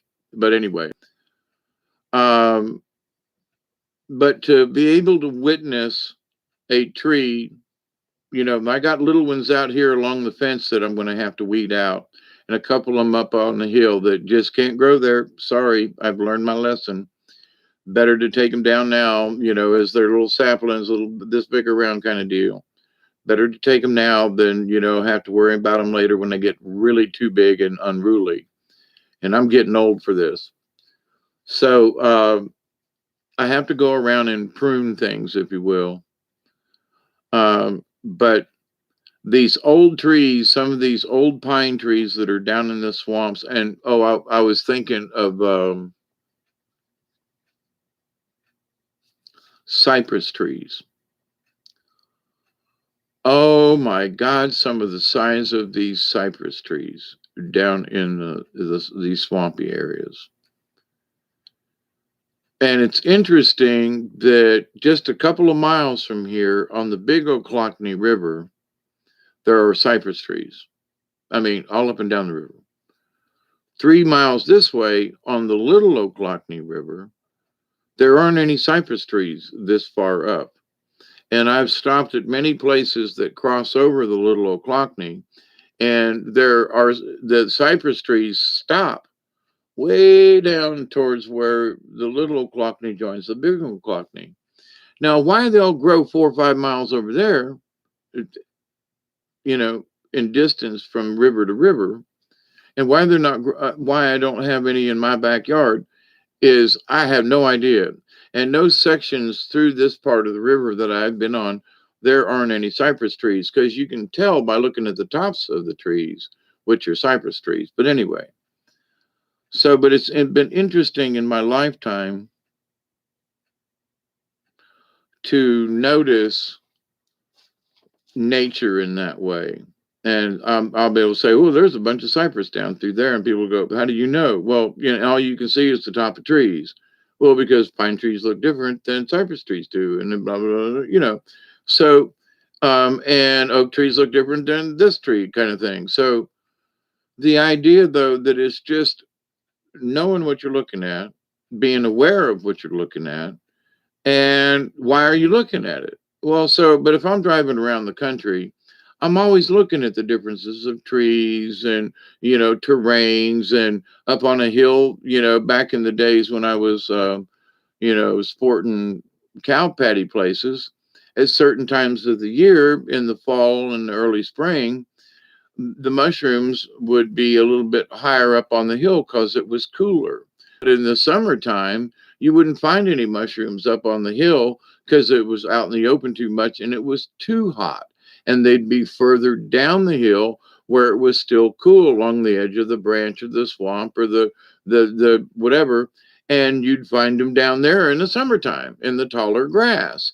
Wintertime, they'd be up around the oak trees and different. So, things are like that in nature. There are tree lines in the Alps and places, and but anyway. So terrain has a lot to do with it, natural convection and all this kind of stuff. But to me, it's the nature of life, and I've been studying all of this for my almost my entire life. And so it's just a wonderful thing to be able to share insight on things like this. And so my connection with Mother Earth goes into a lot of, I used to um, um, have a pulpwood truck years ago, and I've cut pine trees, and I gave that shit up quick, let me tell you.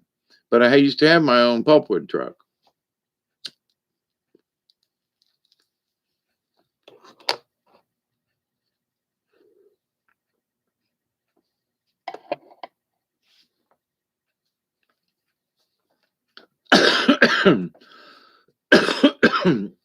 But I couldn't do that now.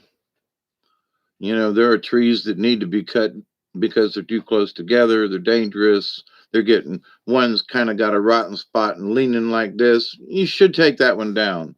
But at the same point, though, if you take down those trees that are still standing after we've had all these high winds and stuff, you go, well, maybe it's not as dead as we think.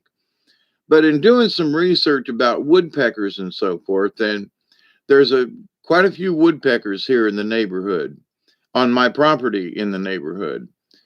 And so it's like, um, if I cut down all those half trees that look dead and blah, those are the trees where bugs live, where other birds like woodpeckers and the ladderback and the southern Red Hills district, which I'm actually just on the edge of here where I live, which is like North Florida, South Georgia, the Red Hills district, is the red cockaded woodpecker that everybody has been making such a big deal about. But there are certain size of pine trees that they will nest in, and it takes them a while and so forth. And they're trying to reintroduce the woodpecker in some of these areas um, because they clear cut all the old growth and the woodpeckers were dying out. So there's whole sections of plantations, the Red Hills Conservation Group and everything, North Florida, South Georgia, is all about saving the property and to let it go into old growth. Managed forestry, but managed in a way that the idea is to don't cut them down because there are certain types of critters that can only exist with those old types of old growth.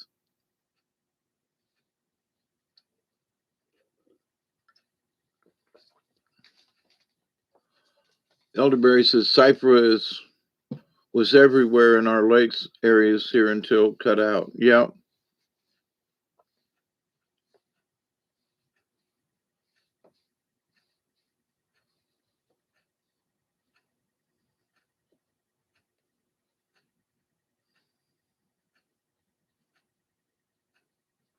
Blue woodpeckers. Really, blue woodpeckers. We've got these little small ladderbacks that come around, and actually, I've been looking for this ladderback that's been around for a while and haven't seen it. And usually, it's like just around this area, and I can usually see it through the window. But I've also noticed, though, this year there is a much larger woodpecker, probably a pileated woodpecker, the big reds, woody woodpecker kind of. But also this area of South Georgia, because of the red cockaded woodpecker, which is not a very large bird, like a cardinal or something like that. Maybe a bluebird might be too big, but anyway. But they will cut a hole in a pine tree about yay big around, and so that the woodpecker already has a place carved out, kind of thing. But the pileated is a lot larger than the other, and when they are knocking, I mean, it's like it's that loud, and they're down in the woods, And the hammering is over here and in the neighborhood. So I'm grateful that my place, because it didn't used, they cut all the old growth down, but that 40 years later, I now have woodpeckers in my backyard again. And they're because they're trees that have grown here in my lifetime. That's, to me, that's like an achievement, you know? I don't intend on selling these pine trees. And, I'm hoping that whoever, gets this place afterward, uh, I need to write it down somehow, that, the trees won't be sold, that this parcel needs to, even though it's only 18 acres, but there's probably only 12 acres down on, that's considered the swamp because of what's up here on the hill. But it doesn't matter because woodpeckers need high ground as well as low. But there was the ivory-billed woodpecker, and I've told this story before, but it is the truth. Me and several other people in the neighborhood, we had, when the wildlife center was open, we had some folks from Atlanta come down, and they were stopping by and we did a steak dinner with some pecan wood, and telling stories by the fire and having a beer. And they were sitting there going, "Wow, that's a such and such a bird." Oh no, and this is such and such a bird. And they were just sitting there. And it was just sundown kind of thing. And we were talking about different species. They were both from the Audubon Society, and we had been birders, and they could tell birds by the sound and how far away they were, and oh my God, they were great. So, they pulled out the Audubon Society's book on birds kind of thing. And so we're talking about this bird that I'd seen, that Serge, his wife, had seen, and some other folks had seen down the road on this large 1,000-acre plantation that borders a lot of it down there on the Big Ochlockonee River. And so they were like, okay, so what does this bird look like? And I was like, well, it looks like this right here. And they were like, no, that can't be. And it was like, yeah, that's what it looks like. So they took the book in and showed it to, I can't think of her name at the moment, but to his wife, and very nice lady. And she used to cook me flan all the time. Oh my God, what a delightful woman. Oh my God. But oh my God, that took me oh my God. Yeah, there is a certain type of snipe. Yeah. Um, but anyway, so in looking at the different woodpeckers and everything in the book, they were showing the ivory billed, and Patricia, that's her name, Miss Patricia, uh, the ivory billed, and that the ivory billed female is black with white stripes and has very little red on its head, which is different from some of the other woodpecker types, in that the female was like mostly black, and had that difference, an extreme difference. And so, and how they fly was, they do this wing thing to where they go, whoomp, whoomp, and it's a whoomp, glide, whoomp, glide. And so they were like, how do you know this? And I'm like, I've seen this bird several times. And where we were sitting on the plantation there, I said, right down the hill that you guys came up to get here. You're kidding. No. And so there, he asked Patricia about it. He was like, no, the bird I see all the time when I go to the drive, it was about a mile walk to get to the uh, mailbox. So she'd walk to the mailbox back and forth every day for her exercise. My mailbox ain't that far, but that's how secluded the place was. But seeing how they flew, so, and I've been down on the river, and literally when the water was low and down on the edge of the water, to where my head is sometimes, below the top of the bank, depending on where I'm at on the river back here, or my head is just sticking up, to where I can kind of see off a little bit. And I have seen this black bird come through and do this and do the same flight pattern, because where they lived over there was only a couple of miles. And the uh, the markings that an ivory bill do is they saw sideways on a tree, and there are hatch marks on trees that are way up, that looks like somebody just took places and chiseled it off. And there's no critter that does that except, guess what? The ivory billed. And so they're supposed to be extinct. And I still say there are pairs of them around, because I've seen the female. And the story goes they're the hiding bird, because they become to the point of extinction, to where um, but the habitat hasn't changed for them way down here on the swamp. So the conditions haven't changed, because the places that are still swampy, like my backyard, they could take out some of the old trees and stuff, but they don't feed just on pine trees. They also oak trees and things sideways, but yeah, I have tried to get pictures of them birds, and what I need to do is go down. I need to get one of those trail cams and put it and aim it at one of the trees that's shaved. Because one, Delaney, you probably know this. One picture, an honest to God sighting of an ivory-billed woodpecker would be worth $1 million, and I am not joking. There are people that you have a picture of an ivory bill, that an extinct bird. Oh my God, that would be like saying, the toucan bird, or whatever, the those ones, they've driven many types of birds out of. I know we have a big sapsucker. Yeah, I've known a few. Never mind.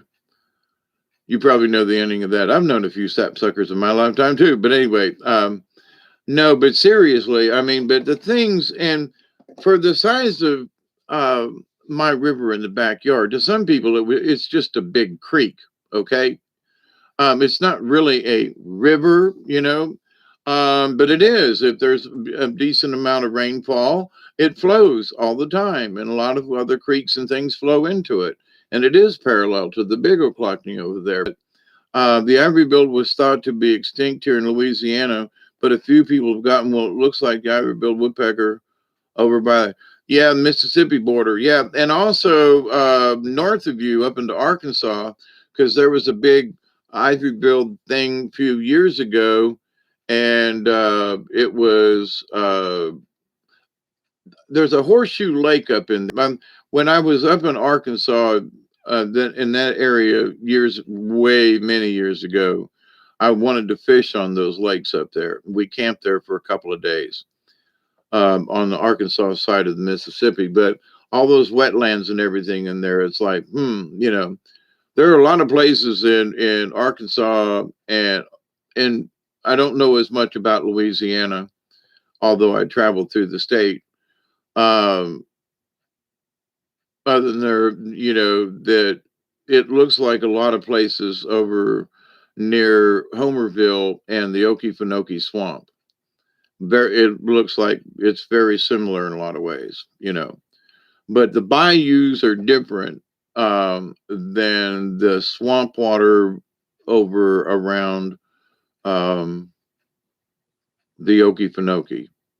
I don't know really what the difference is, but there just seems to be a difference. I can't tell you what it is, but there are sections of Florida too, uh, you know, south of Perry along the coast is nothing but swamp. Nobody lives there but swamp people. I mean, seriously, it's not conducive. There's water everywhere, and you have to your house has to be on stilts. So you don't put it on the ground. And so not a lot of not a lot of buyers for condos and stuff through that area of Florida still. And so there are places, just south of us that in the swamp around um, Carabel and Apalachicola and Sopchoppy.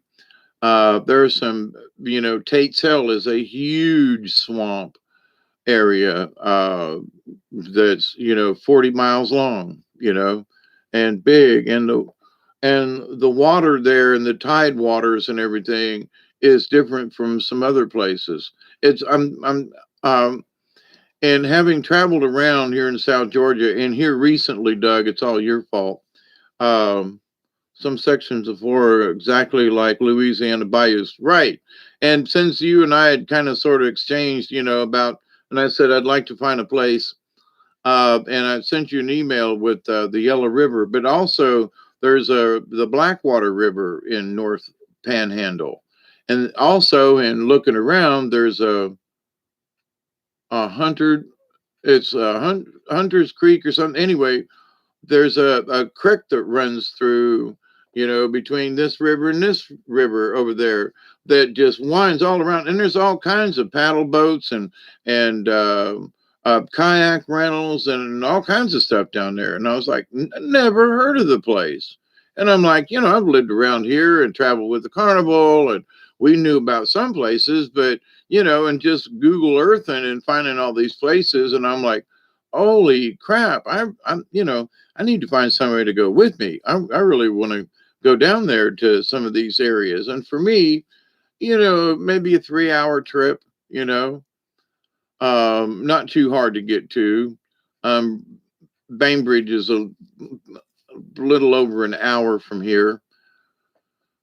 And then it's probably another hour and a half to where, Chifley, Florida, Crestview, Defuniak Springs, a little further west. But I was looking at some of the rivers, and the Chipola River, which is near to me in Marianna, Florida, where Florida Caverns is. And, there are several areas where there are bunches of springs. I mean, blue hole, 100 foot across kind of springs. Some of them are sand, where they bubble up sand, not just clear water. Nothing big enough that you could dive into, but, pictures of just, you know, the water literally is that color blue, you know. Um, so anyway, it's like I didn't know in all of my ramblings around that there were these rivers with that many springs. Now, just south of me, Monticello and over towards Madison, there's I think it's the Osceola River, and there's Blue Hole Springs there. A lot of people go there, and folks know that. I've been on the Osceola River, and it's beautiful. It's clear. I mean, clear water, unless it's been raining. But um,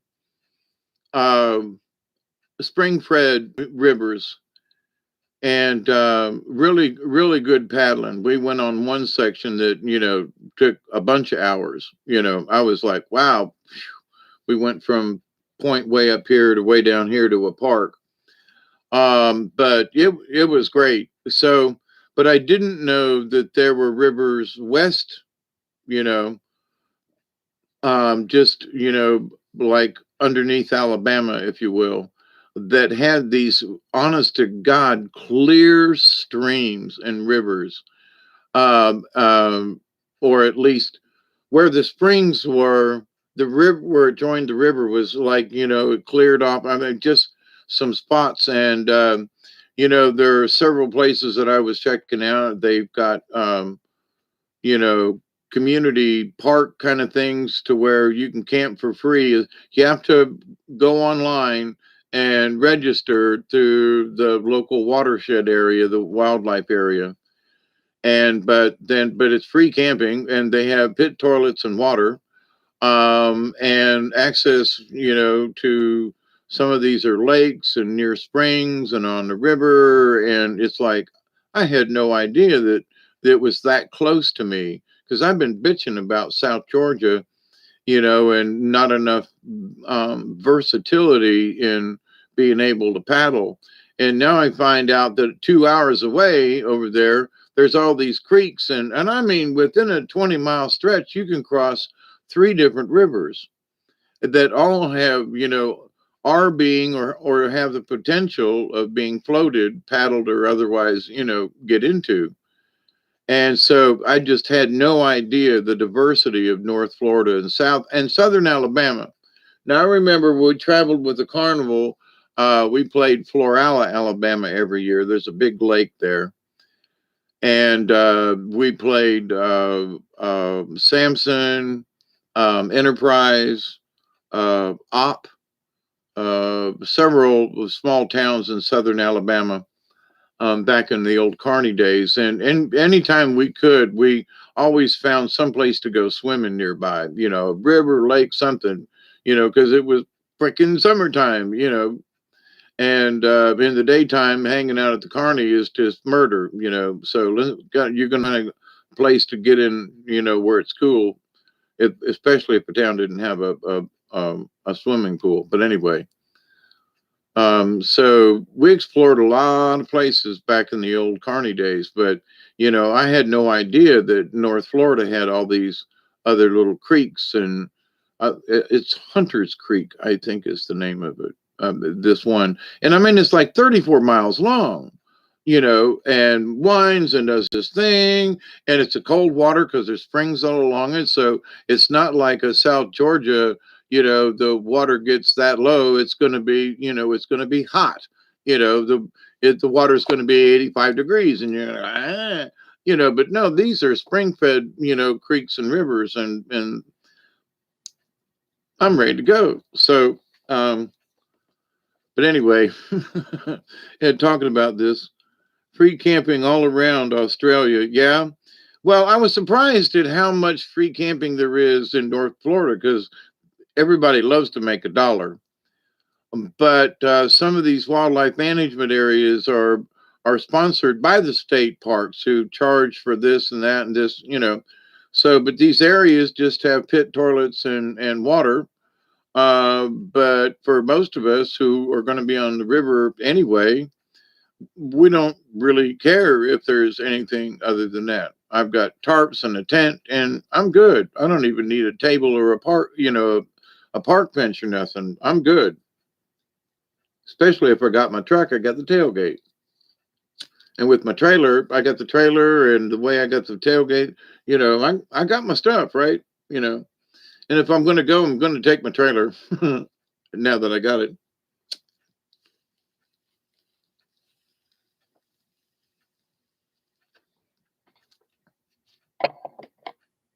But I'm in the process of registering my Mohawk canoe, and I've got a request into the manufacturer because the Georgia state registration process states that you must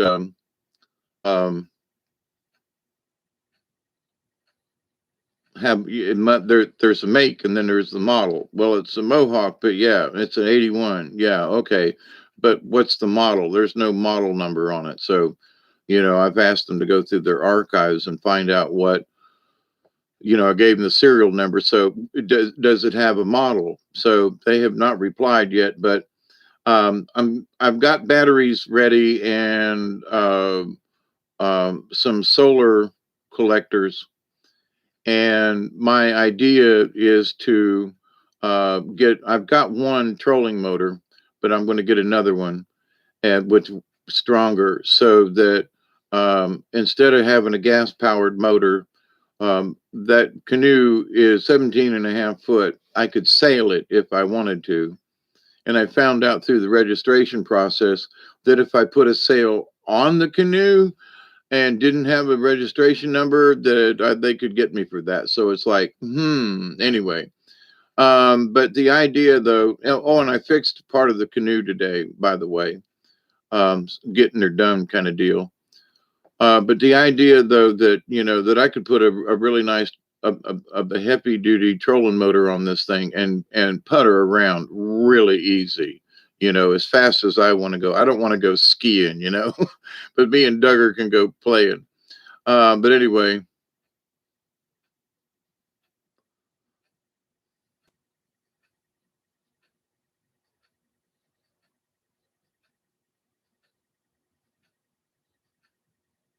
South Park episode where they cut a Canadian out to drift, but I'm not Canadian, but I am high. Hi, Canadian. Yo, hey. Hey, brothers and sisters, up in the Canadian way, eh? The character that always got me the voice of Mr. Mackey. Okay. All right, nope, okay.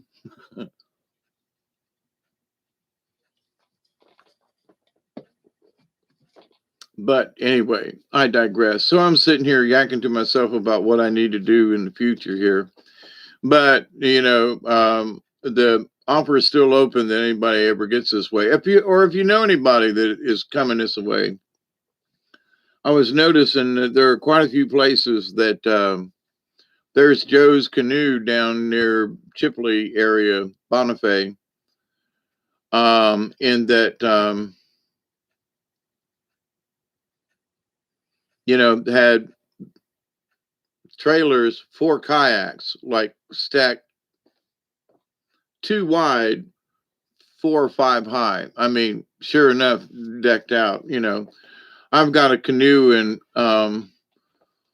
5 kayaks, so I'm not like in any kind of business per se. These folks are outfitters, show enough. No, I got enough stuff to outfit enough, 5 people, or maybe 6 if using the canoe. But the idea, though, that these folks they're doing it for a living on these creeks up, in North Florida.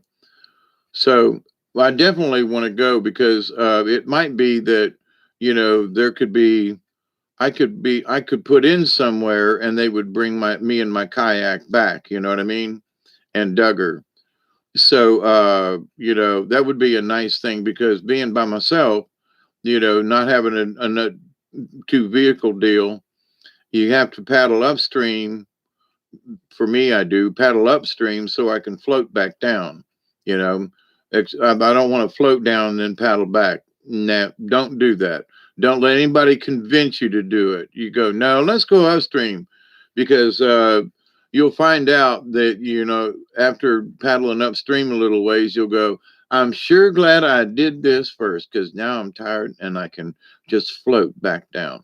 And it's a lot more enjoyable. But so if singly, I'm relegated to the how quick the water's going and how far upstream I can paddle. I did some checking on Google Earth the other day and also through the Georgia DNR. They use a different mapping system. It's interesting and some tools and stuff to measure. And anyway, and where I thought was like 3 or 4 miles was only 2 or 3 miles. So I was like, well, So the distance that I feel that I have paddled in one way, I was like, man, we paddled 4 miles up the river. No, we didn't. Maybe 3, probably more like 2.5. And I look at it and go, really? That's all we paddled? Seriously? It's 10,000 feet, 11,000.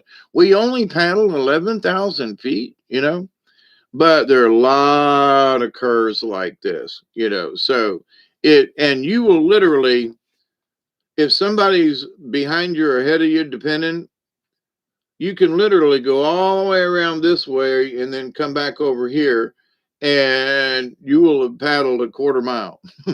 And if the river's up, you just go straight across. So it really depends. But this idea that I've had people tell me, oh, they put into this certain bridge and went all the way down. Oh, no, they didn't. Because, there are landmarks and things like this big metal bridge that's down there in the swamp, not next to anything. And I mean, it's a heavy duty metal bridge. and with supports and the whole 9 yards. And it's out in the middle of nowhere. There's no, there's land on both sides, but there are no major roads. It's just like one farm to another. It's just this bridge. So the folks that have said they've been up the river as far as we have been have never don't they have no idea of that metal bridge. No one's ever. What about that bridge? There ain't no bridge up there. Yeah, there is. Well, there ain't. Well, I've been there. No, you ain't. I got pictures. And a piece of video somewhere if I could find out where they're all logged at. But anyway, so I know I'm just yapping and hanging out with you. I got stoned, but it's just great hanging out with y'all and you all doing what you're doing. Um, but yeah, so, and I really do have these. Oh, by the way, I am very shocked. I thought I was going to just hook my camera up and um, my other computer had a card reader on it. This computer doesn't. So I unplugged my memory card and go to plug it in, and there's no place to plug in my memory card. So I'm like, and my camera doesn't have a USB kind of connector going out of this. So the only way to download the pictures is to take the memory out of the camera. And where some other cameras would have a port, this has no port. I mean, it's a Canon. It's a nice little camera. I've had it for quite a few years, and it still takes jam up pictures. The lens cover wants to stick once in a while. That seems to be a common thing, especially if I'm taking it down in the swamp with me where there's a little bit of dust and dirt gonna get on it. It's a retractable, which is nice because it fits in your pocket, but at the same time, anyway.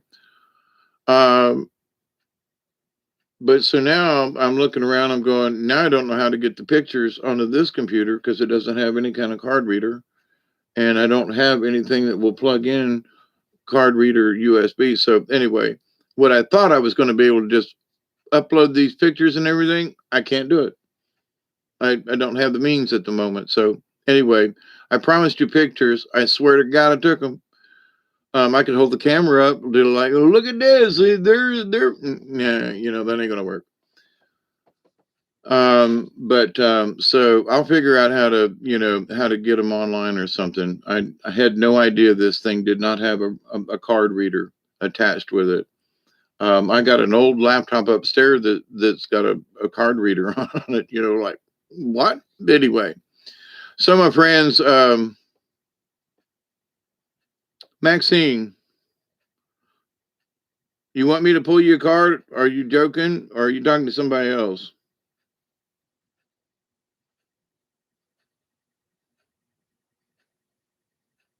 Julie, y'all have a grand, yeah, blessings to you, Julie. Thank you.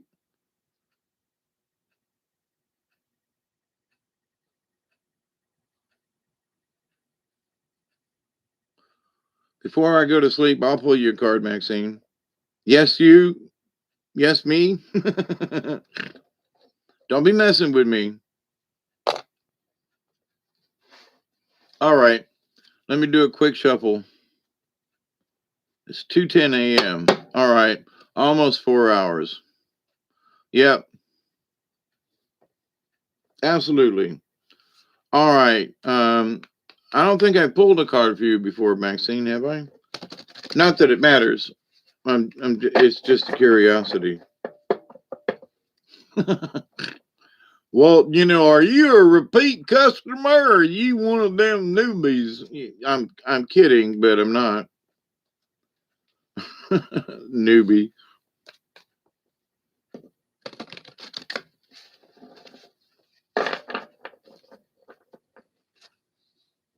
I can't think about what I'm doing.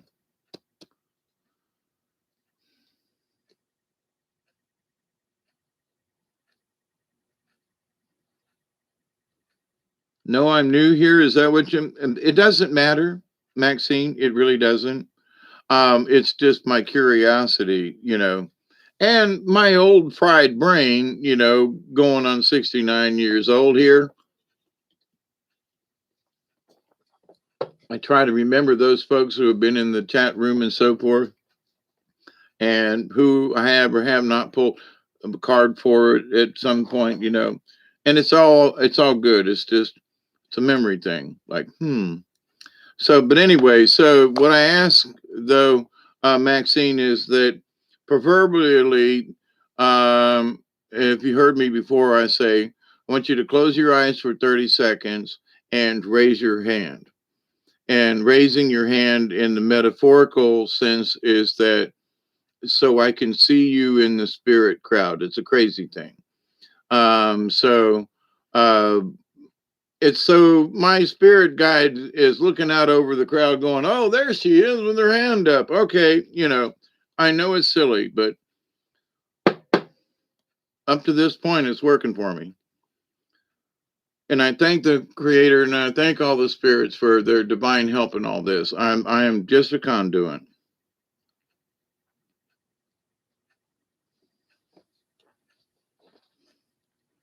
So this card's for Maxine.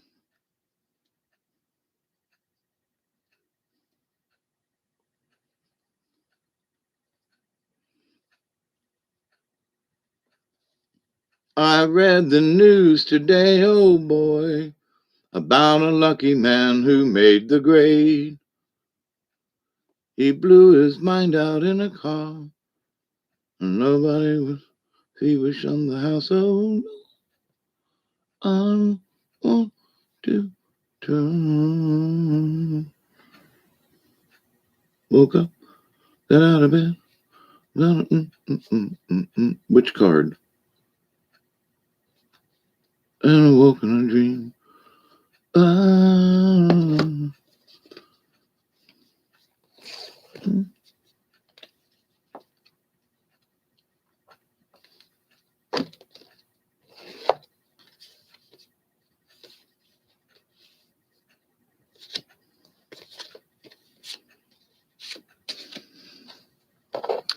Good cards.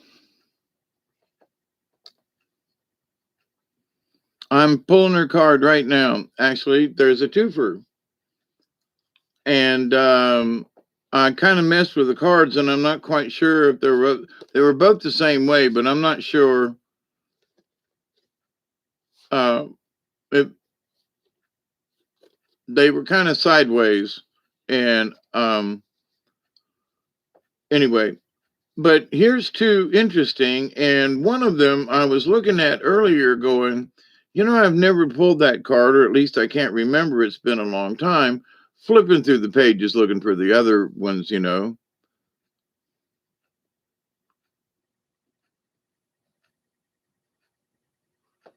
Jake be the man you marry? Is Lynx. So the feline and number 18. So I'm not sure if it's straight up.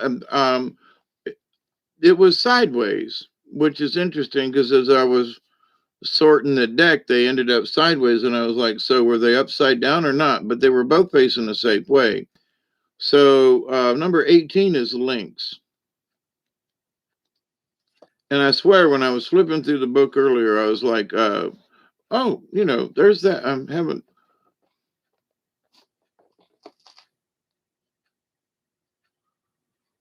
If you have any entities messing with your dream realm, think about me and we will go hand them their ass for trying to feed off your energy. They real cheap shot artists. Yeah, I know about that. No, it seems more like, David, that I was participating in something in the dream realm. And it wasn't necessarily that somebody was an attacking. It was like a bunch of us were like, I don't know, a spaceship or something, and we were being attacked. And it was like that kind of weird, and a really, really, really, really, really freaking serious mood. Anyway, links, number 18. So, Maxine, this one's for you. Secrets. Links, you know the secrets so very well. The dream time and the magic, but you'll never tell. May I learn to hold my tongue, observe like the Sphinx, powerful yet silent, the medicine of links. Now, the other one is horse, but I'll get to that one. It is said that if you want to find out a secret, ask the lynx medicine. Unfortunately, it is difficult to get the silent lynx to speak. To be confronted by the powerful medicine of lynx signifies that you do not know something about yourself or others. I got to read that again. To be confronted by the powerful medicine of lynx signifies that you do not know something about yourself or others. Lynx is the keeper of the secrets of lost magical systems and occult knowledge. Lynx has the ability to move through time and space and to go into the great silence for unraveling any mystery.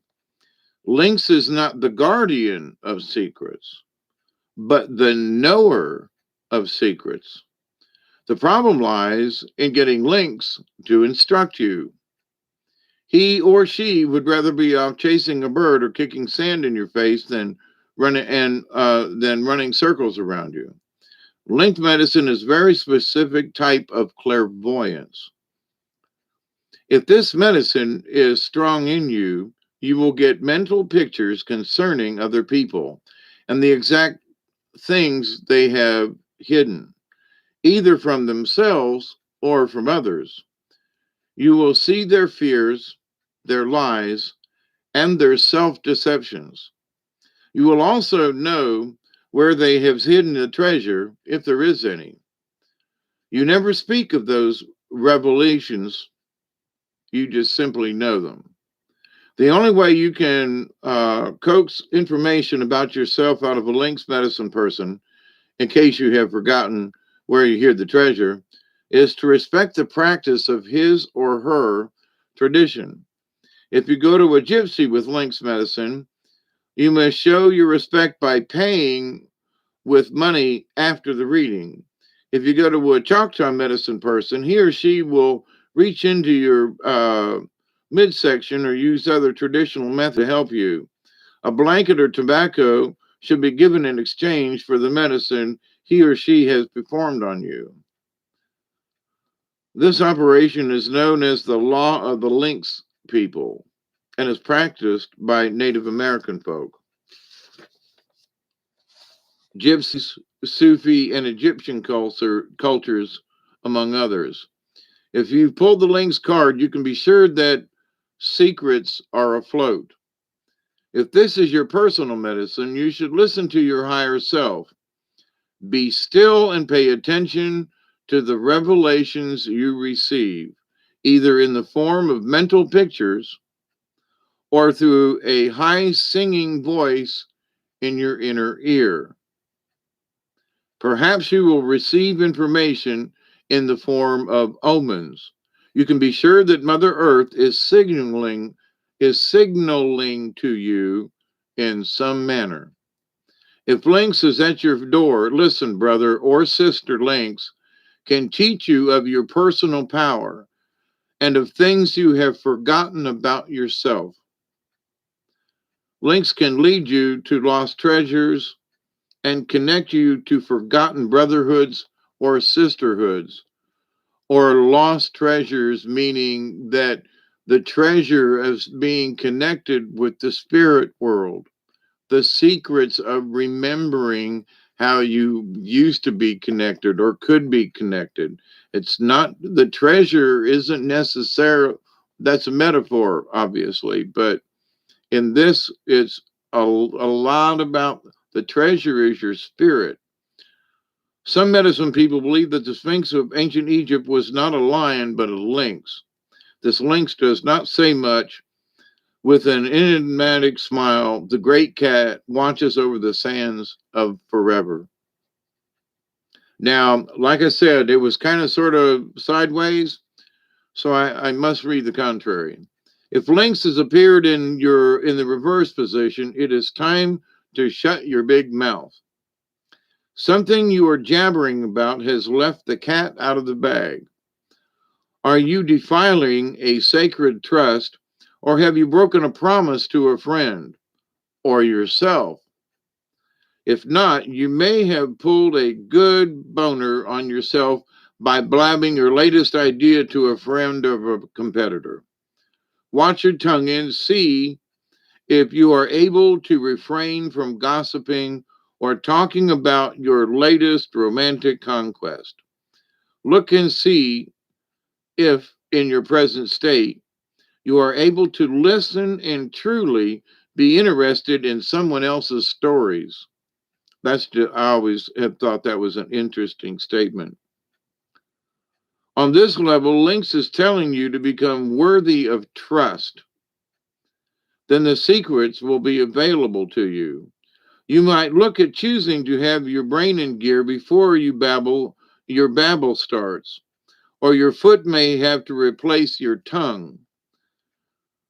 This is the know-it-all syndrome. Fine. If you want to talk, just sew up your ears. After all, talking leaves no room for hearing or learning. Lynx is a tough teacher, and if you have let the cat out of the bag, be ready for the consequences. Become Lynx and wear the Mona Lisa smile. Only you will know what you're smiling about. The cat will not have your tongue, you will, as well as the power over it, meaning the power over your tongue.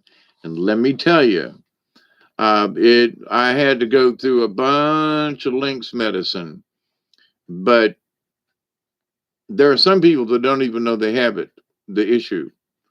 And you have the discussion, I would say for myself, is that in Lynx, the medicine is using the idea of, let me stop and think about this. You're not necessarily a Lynx person, but the card was pulled so to pay attention to certain things. So um, the secrets. Now, the other card that came up with this, Maxine, is 35, which would be an 8, by the way. Let me go to page 35, and it's the horse. Um,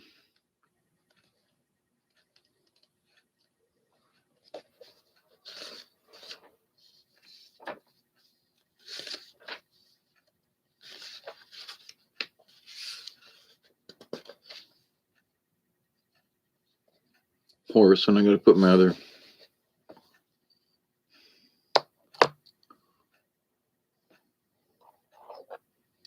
Yeah, I do not know where my other glasses are. This will just have to work. Worked before. Number 35 is horse, power. Mighty horse, power to run across the open plains, or to bring the visions of the shields dancing in purple dream rain.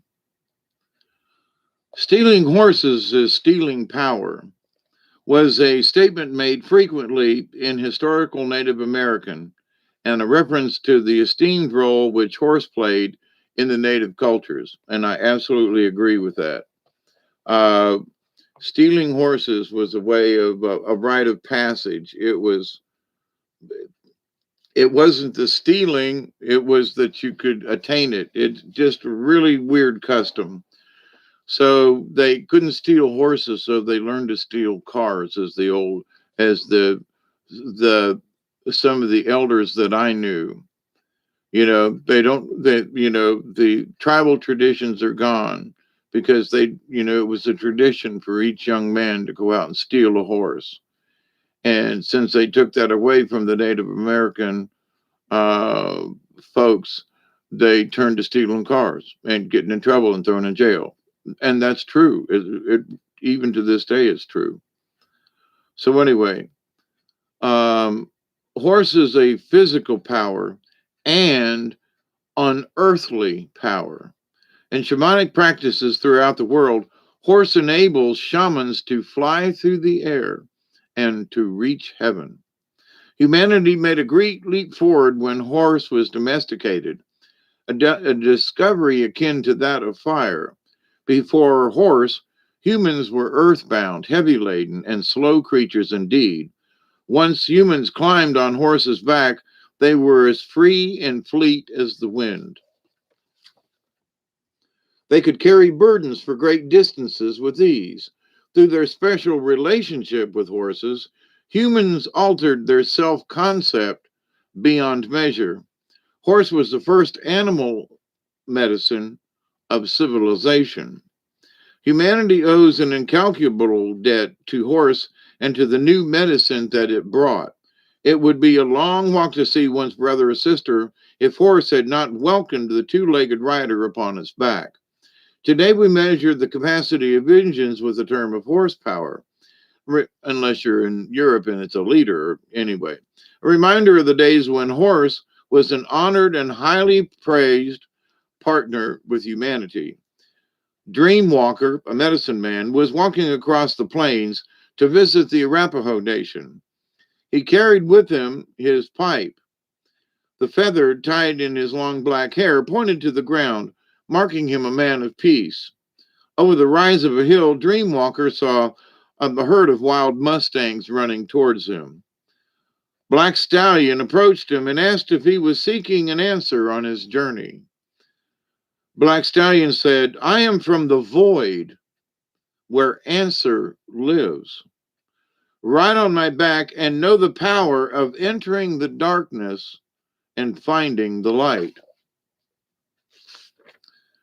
Dreamwalker thanked Black Stallion and agreed to visit him when his medicine was needed in the dream time.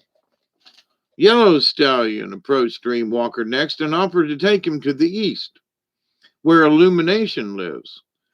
Dreamwalker could share the answers he found there to teach and illuminate others. Once again, Dreamwalker thanked Yellow Stallion and said he would use these gifts of power on his journey. Red Stallion approached, rearing playfully. He told Dreamwalker of the joys of balancing work and heavy medicine with a joyful experience of play. He reminded Dreamwalker that he could better hold the attention of those he taught when humor was integrated with the lesson. Dreamwalker thanked him and promised to remember the gift of joy. Dreamwalker was nearing his destination. The Arapaho Nation was close at hand. White Stallion came to the front of the herd. Dreamwalker mounted White Stallion's back. White Stallion was the message in power. Horse was the embodiment of the balanced medicine shield. No abuse of power will ever lead to wisdom, said White Stallion. You, Dreamwalker, have made this journey to heal a brother in need, to share the sacred pipe, and to heal the Mother Earth. You have the knowledge through humility that you are an instrument of the Great Spirit. As I carry you upon my back, you carry the needs of the people on yours. In wisdom, you understand that power is not given lightly, but awarded to those who are willing to carry the responsibility in a balanced manner. Dreamwalker, the shaman, had been healed by the visit of the wild horses, and he knew that his purpose in coming to the Arapaho was to share these gifts with them. In understanding the power of horse, you may see how to strive for a balanced medicine shield. True power is wisdom found in remembering your total journey. Wisdom comes from remembering pathways you have walked in another person's moccasins. Compassion, caring, teaching, loving, and sharing your gifts talents, and abilities are the gateways to power.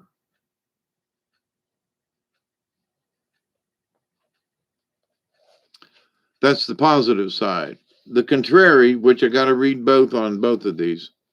If your ego has gotten in the way, you may have failed to notice the lack of respect you have been receiving from others. You may, on the other hand, be struggling with others who are abusing their power. Should I say something? Should I fight my desire to put them in their place? You may be asking. Remember the times in your own life when you have fallen out of grace with great spirit, and then have compassion for the brothers and sisters who are now doing the same.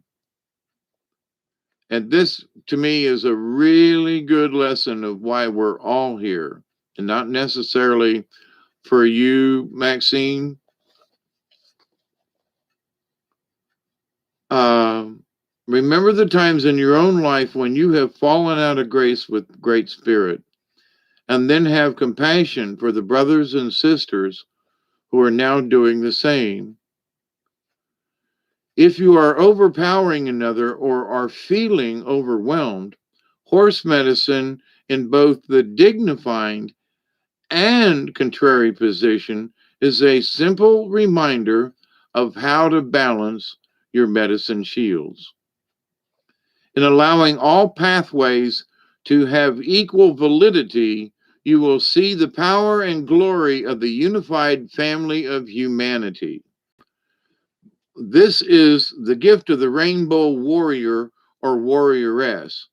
The I has no place in this whirling rainbow that comes from the great mystery, and it is replaced by the universal we.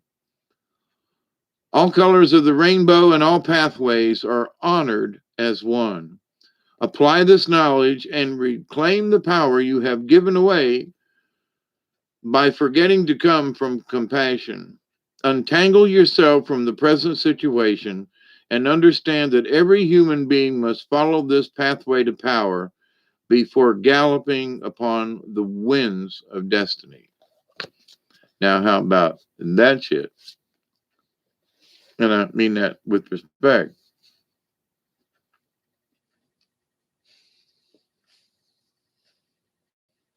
You got the void card.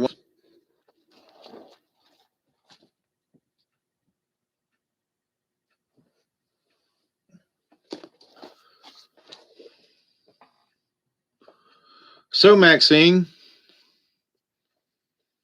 how'd that fit?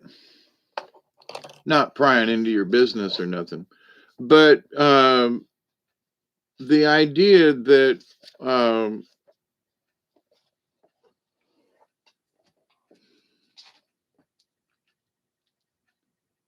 each of the four horses, each of the directions, each of them have a power the to transcend. And so by thinking of the idea that, I've ridden horses, but I've had leg problems since I was a kid after having my leg busted. So being on a horse was not very comfortable for me. And then I had spine injuries, and that just sort of knocked out any kind of bumping up and down on a horse. So I have, if I come down the driveway too fast, it realigns my spine, which hurts. Anyway, but the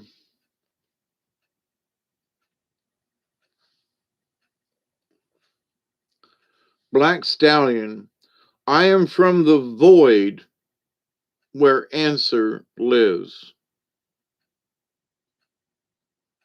And that's like bear going into the hibernation, going into the dream lodge, to the void.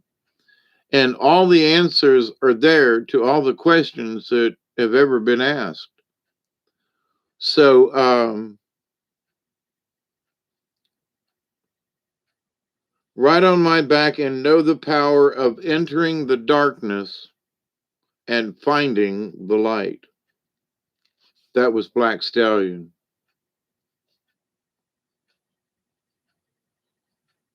Yellow Stallion to the east, where illumination lives. He could share the answers that he found there to teach and illuminate others. Red Stallion was playful and told Dreamwalker the joys of balancing work and heavy medicine with joyful experiences of play. And he promised to remember the great gift of joy. And then the white stallion represented wisdom and power. And anybody, there are people who use power in many of the wrong ways, but you know, um, I think one, in the discussion of power, what do you mean by power? Um, yes, Michelle, the answers are inward, but also they're in the universe too. So, how you get inward to get outward. I know that's crazy. Um, but the medicine of the horses and that, the colors that represent, and if you understand what a medicine shield is, there's a cross with four colors, right? So, what colors do represent you? How do you feel in this? But there's also the ancient traditions of what the colors mean, not just the horses. So, but the wisdom of it all is that, uh, but I saw how my granny lived, and I've used my granny a lot in this, but the older that she got, there was so much wisdom just in her eyes. The kids just didn't pick on grandma. They just didn't. They saw the kindness, and it was sort of like, the deer read way earlier this evening, but and that the deer just walked right up to the demon and went, "You don't scare me," ah, and it won over the demon's heart, and deer was able to go up the mountain to Sacred Mountain and visit with Great Spirit. So in that tenderness and kindness, there is wisdom in that, you know, um, and sometimes the only way to learn it is to just get old. I've seen some children though that have it. Um,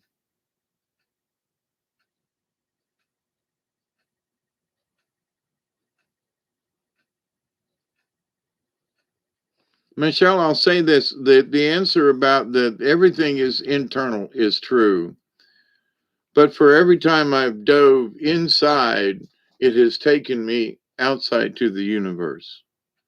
Now there are internal things I had to work out with me, but from a spiritual thing, like okay, show me what's in the universe, or show me what does this mean. A lot of times I would be lifted back out of myself and taken into the universe. So that's what I mean by inside then out. When you find that calmness within, then the outside, the rest of the universe, you become a part of it, which I'm relating to outside.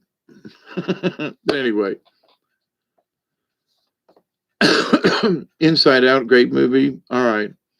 4 hours and 24 minutes, and I missed the 20 mark. So, Maxine, I hope that was okie dokie.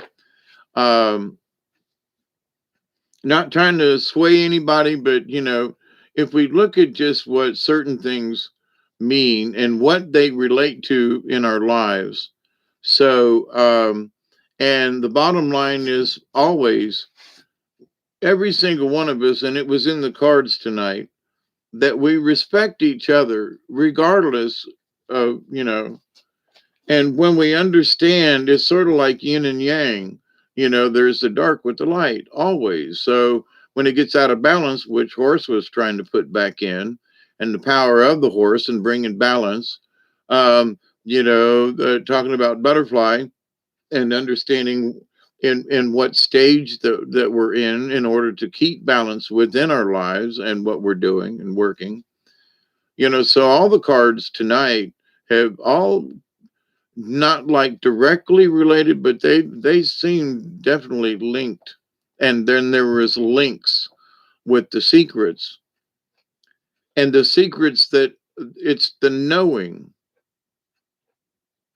And you say, well, what's that mean? I did a show a couple of days or something about just understanding, just to be, the nature of the nature of just being.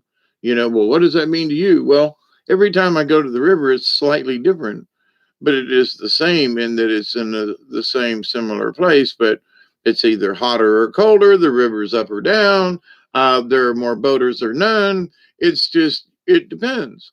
It's the same place, yeah, but if there's a lot of motorboats going past, it's not the same quietude as me and Duggar had when we were down there, Saturday.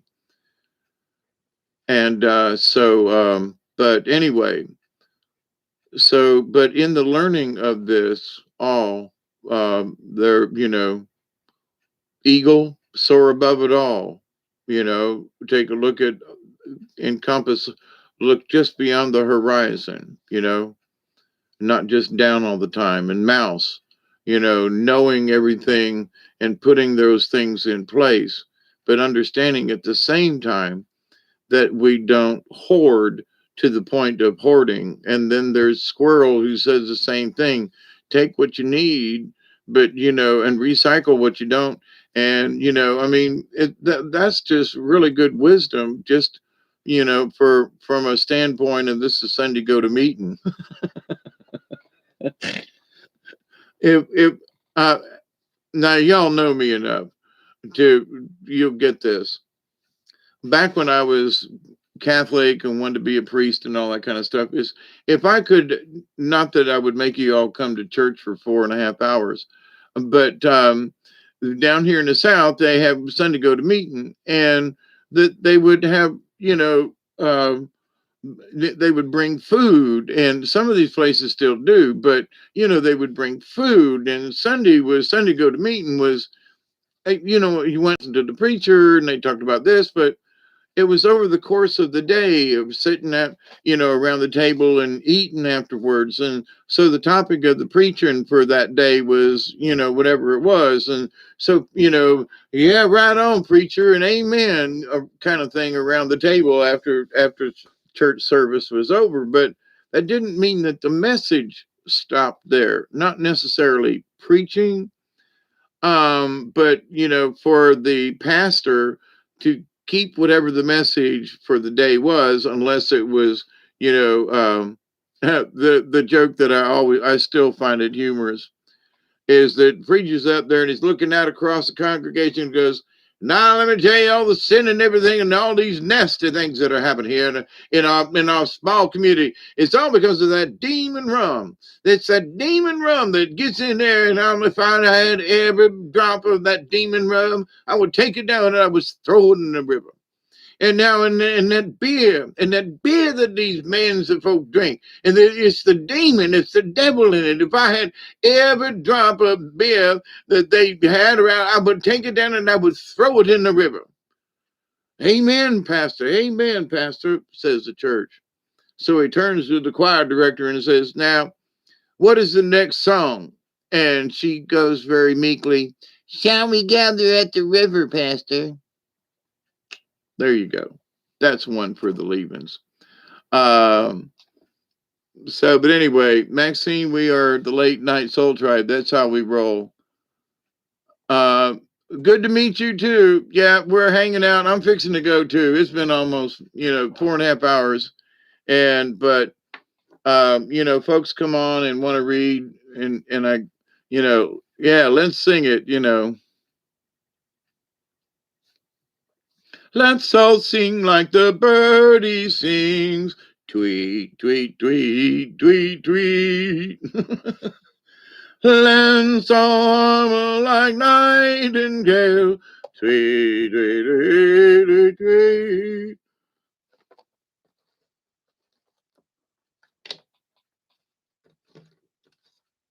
I was thinking the other day of just I I just gotta pee. Oh Lord, I gotta pee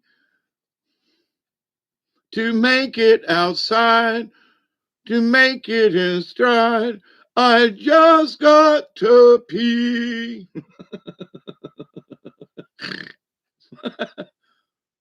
I gotta be me. Anyway, Deborah, inebriated fish if you throw alcohol in the river, beer battered, right.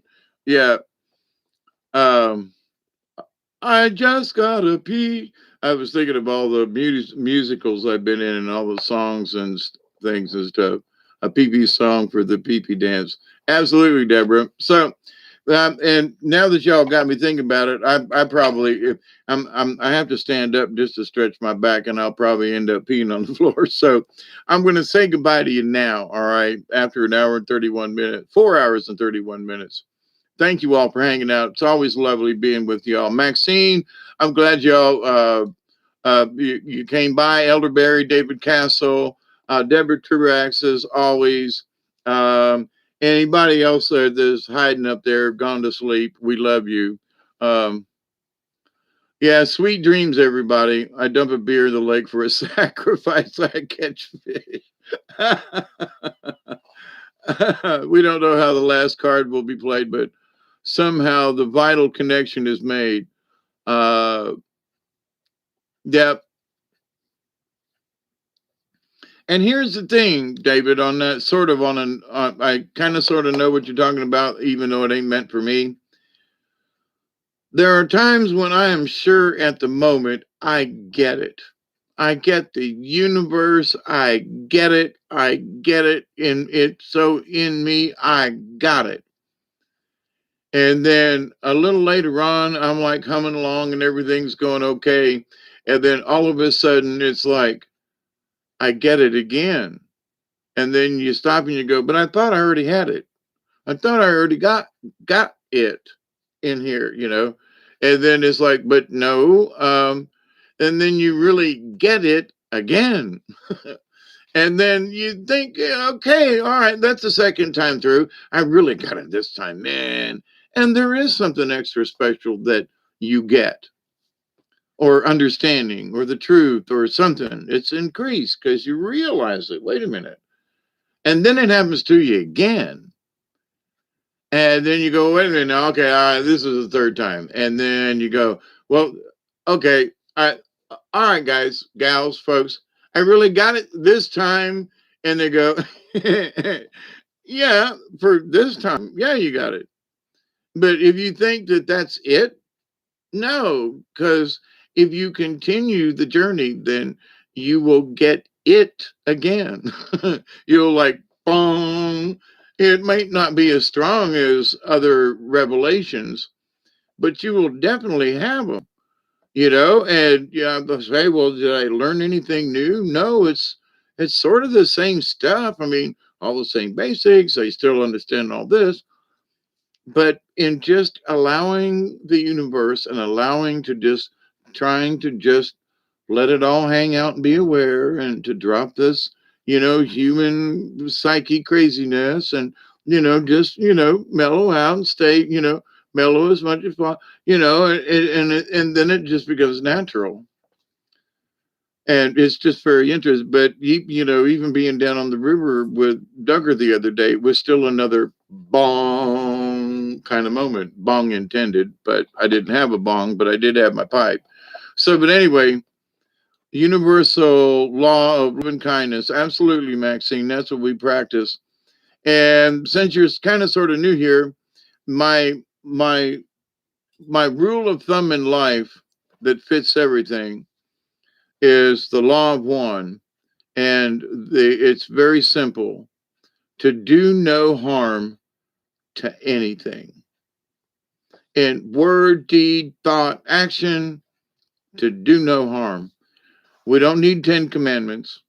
We only need to follow the one law, because if you are following that law, then all the other commandments kind of, other than the church, just kind of.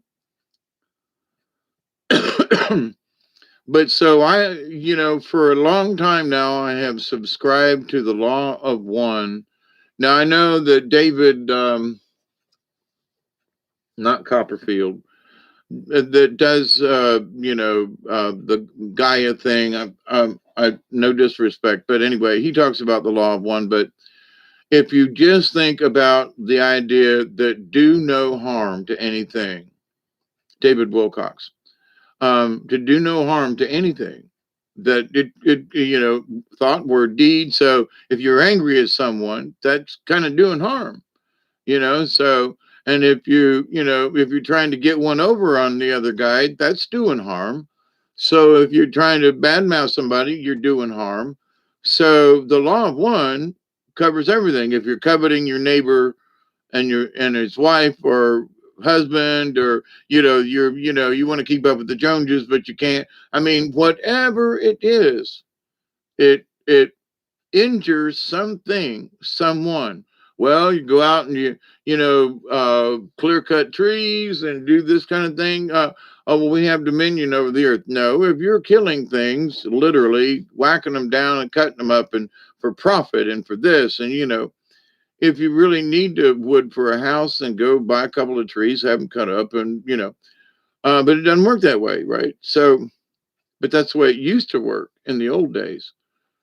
So, but because it's commercial, we're doing harm to Mother Nature. We're doing harm by doing this and that. So, I'm using this computer that's got all this, weird chips and crazy metals and stuff in it. So in that respect, it's like, well, yeah, but I'm going to use it for as much good as possible. And hopefully I'm not going to take the components them out and throw them in the yard. Um, right. But the do no harm covers so many levels. Whenever people want to talk to me and say, well, you need them 10 commandments. No, you don't. Well, so, and why would I want to make, honor thy father and thy mother? Yeah, okay, there's nothing wrong with that. But keep holy the Lord's Day, the Sabbath. Well, they have changed the Sabbath over time, by the way. But so who are we going to believe? And why should we do it? Because the Lord said so. Really? Oh, I'm going to offend God by not going to this place on. I'm just saying. But if we walked with the Spirit of the Lord in us at all time, then we never left church, is my opinion, in my humble opinion. So if we stay in the Spirit of the Lord, if we walk with compassion and with that light within us, and we do our best to keep it that way, there's always lessons to be learned, because there's always new things out there in the universe. Going to the river is the river was different. It was lovely, but at the same time, it was different. So lessons learned. I didn't know I could cut across through here. I didn't know that. So, but in life's lessons, there's just so many ways to be able to look at that. But the law of one covers it all. My creator is never offended. You know, I think there are a lot of gods who would be pissed off, but the creator, no, the source of all, they're good with that. Probably, there's a couple of them up there chuckling right now, kind of thing. But my ancient good friends. But the idea, though, that that one of my things is that people say, well, God can't take a joke. You shouldn't do that kind of thing. It's like, what? You don't think God created humor? Look at the platypus. Look at my nose. Look at the size of my ears. If you don't think God doesn't have a sense of humor, Come on, get over it here. But anyway, so, but with that said, my friends, I love you all and thank you for hanging out. It is a blessing. It honestly is. And keep up the good work. Um, I need to thin some. I have red oaks compacted. Yeah, I got sort of issues like that too. Yeah, you could do stack wood. It's really easy to do, elderberry. I've got this wall back here behind me is done with stack wood, and depending on where you're at, keep it off the ground and that kind of thing. That stack wood is a really, it's basically a post and beam frame, and then you fill it with firewood, and then cut up, strip it, and the logs. But you can make the walls this thick or whatever. And the wall back over here behind the heater is done with cherry wood. And then I used a mixture of concrete and sawdust to pack the logs with. And a couple of them have come a little loose over the years, but it's an interior wall. I want to see how it would react. But after having done so, I could see, there have been a lot of houses that were built with stack wood kind of ideas. So, and especially, if you're in a place where you can get away with it, kind of thing. But yeah, so 2:58. It's almost 3 o'clock. I started early tonight.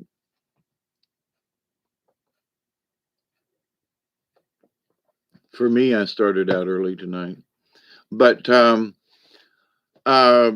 I continue to pray, my dear friends, that each and every one of you will continue to learn and to accept and receive and to share the great knowledge, the healing, the wisdom, and the many blessings from the universe. Y'all doing good. I continue to pray each and every day. Every time I put my 2 feet on the ground, I continue to pray that each and every day, each and every one of you, your friends, your family, all of your relatives and relations, and anybody you may come in contact will learn how to continue to accept and receive the knowledge, the healing, and the wisdom from the universe and the blessings. Can't forget them blessings. And in the law of three, that's so cute to me is that I continue to pray that each and every day, each and every one of you will continue your journey to learn to accept and receive the knowledge, the healing, the wisdom, and the blessings from the universe, and that you continue to share that knowledge with others. Because, as one of the cards said tonight, sharing that knowledge is what gives you the wisdom and the power. So, and it's not that as I try to be with y'all, I just try to show the best that you can be. So glitches, and off we go. Time to go pee, everybody. I love you, TTFN. Ta for now from South Georgia. And thank you, Bob, and thank you all. Until next time, as always, cheers. We love you. Stay safe. Much love, everybody. Thank you.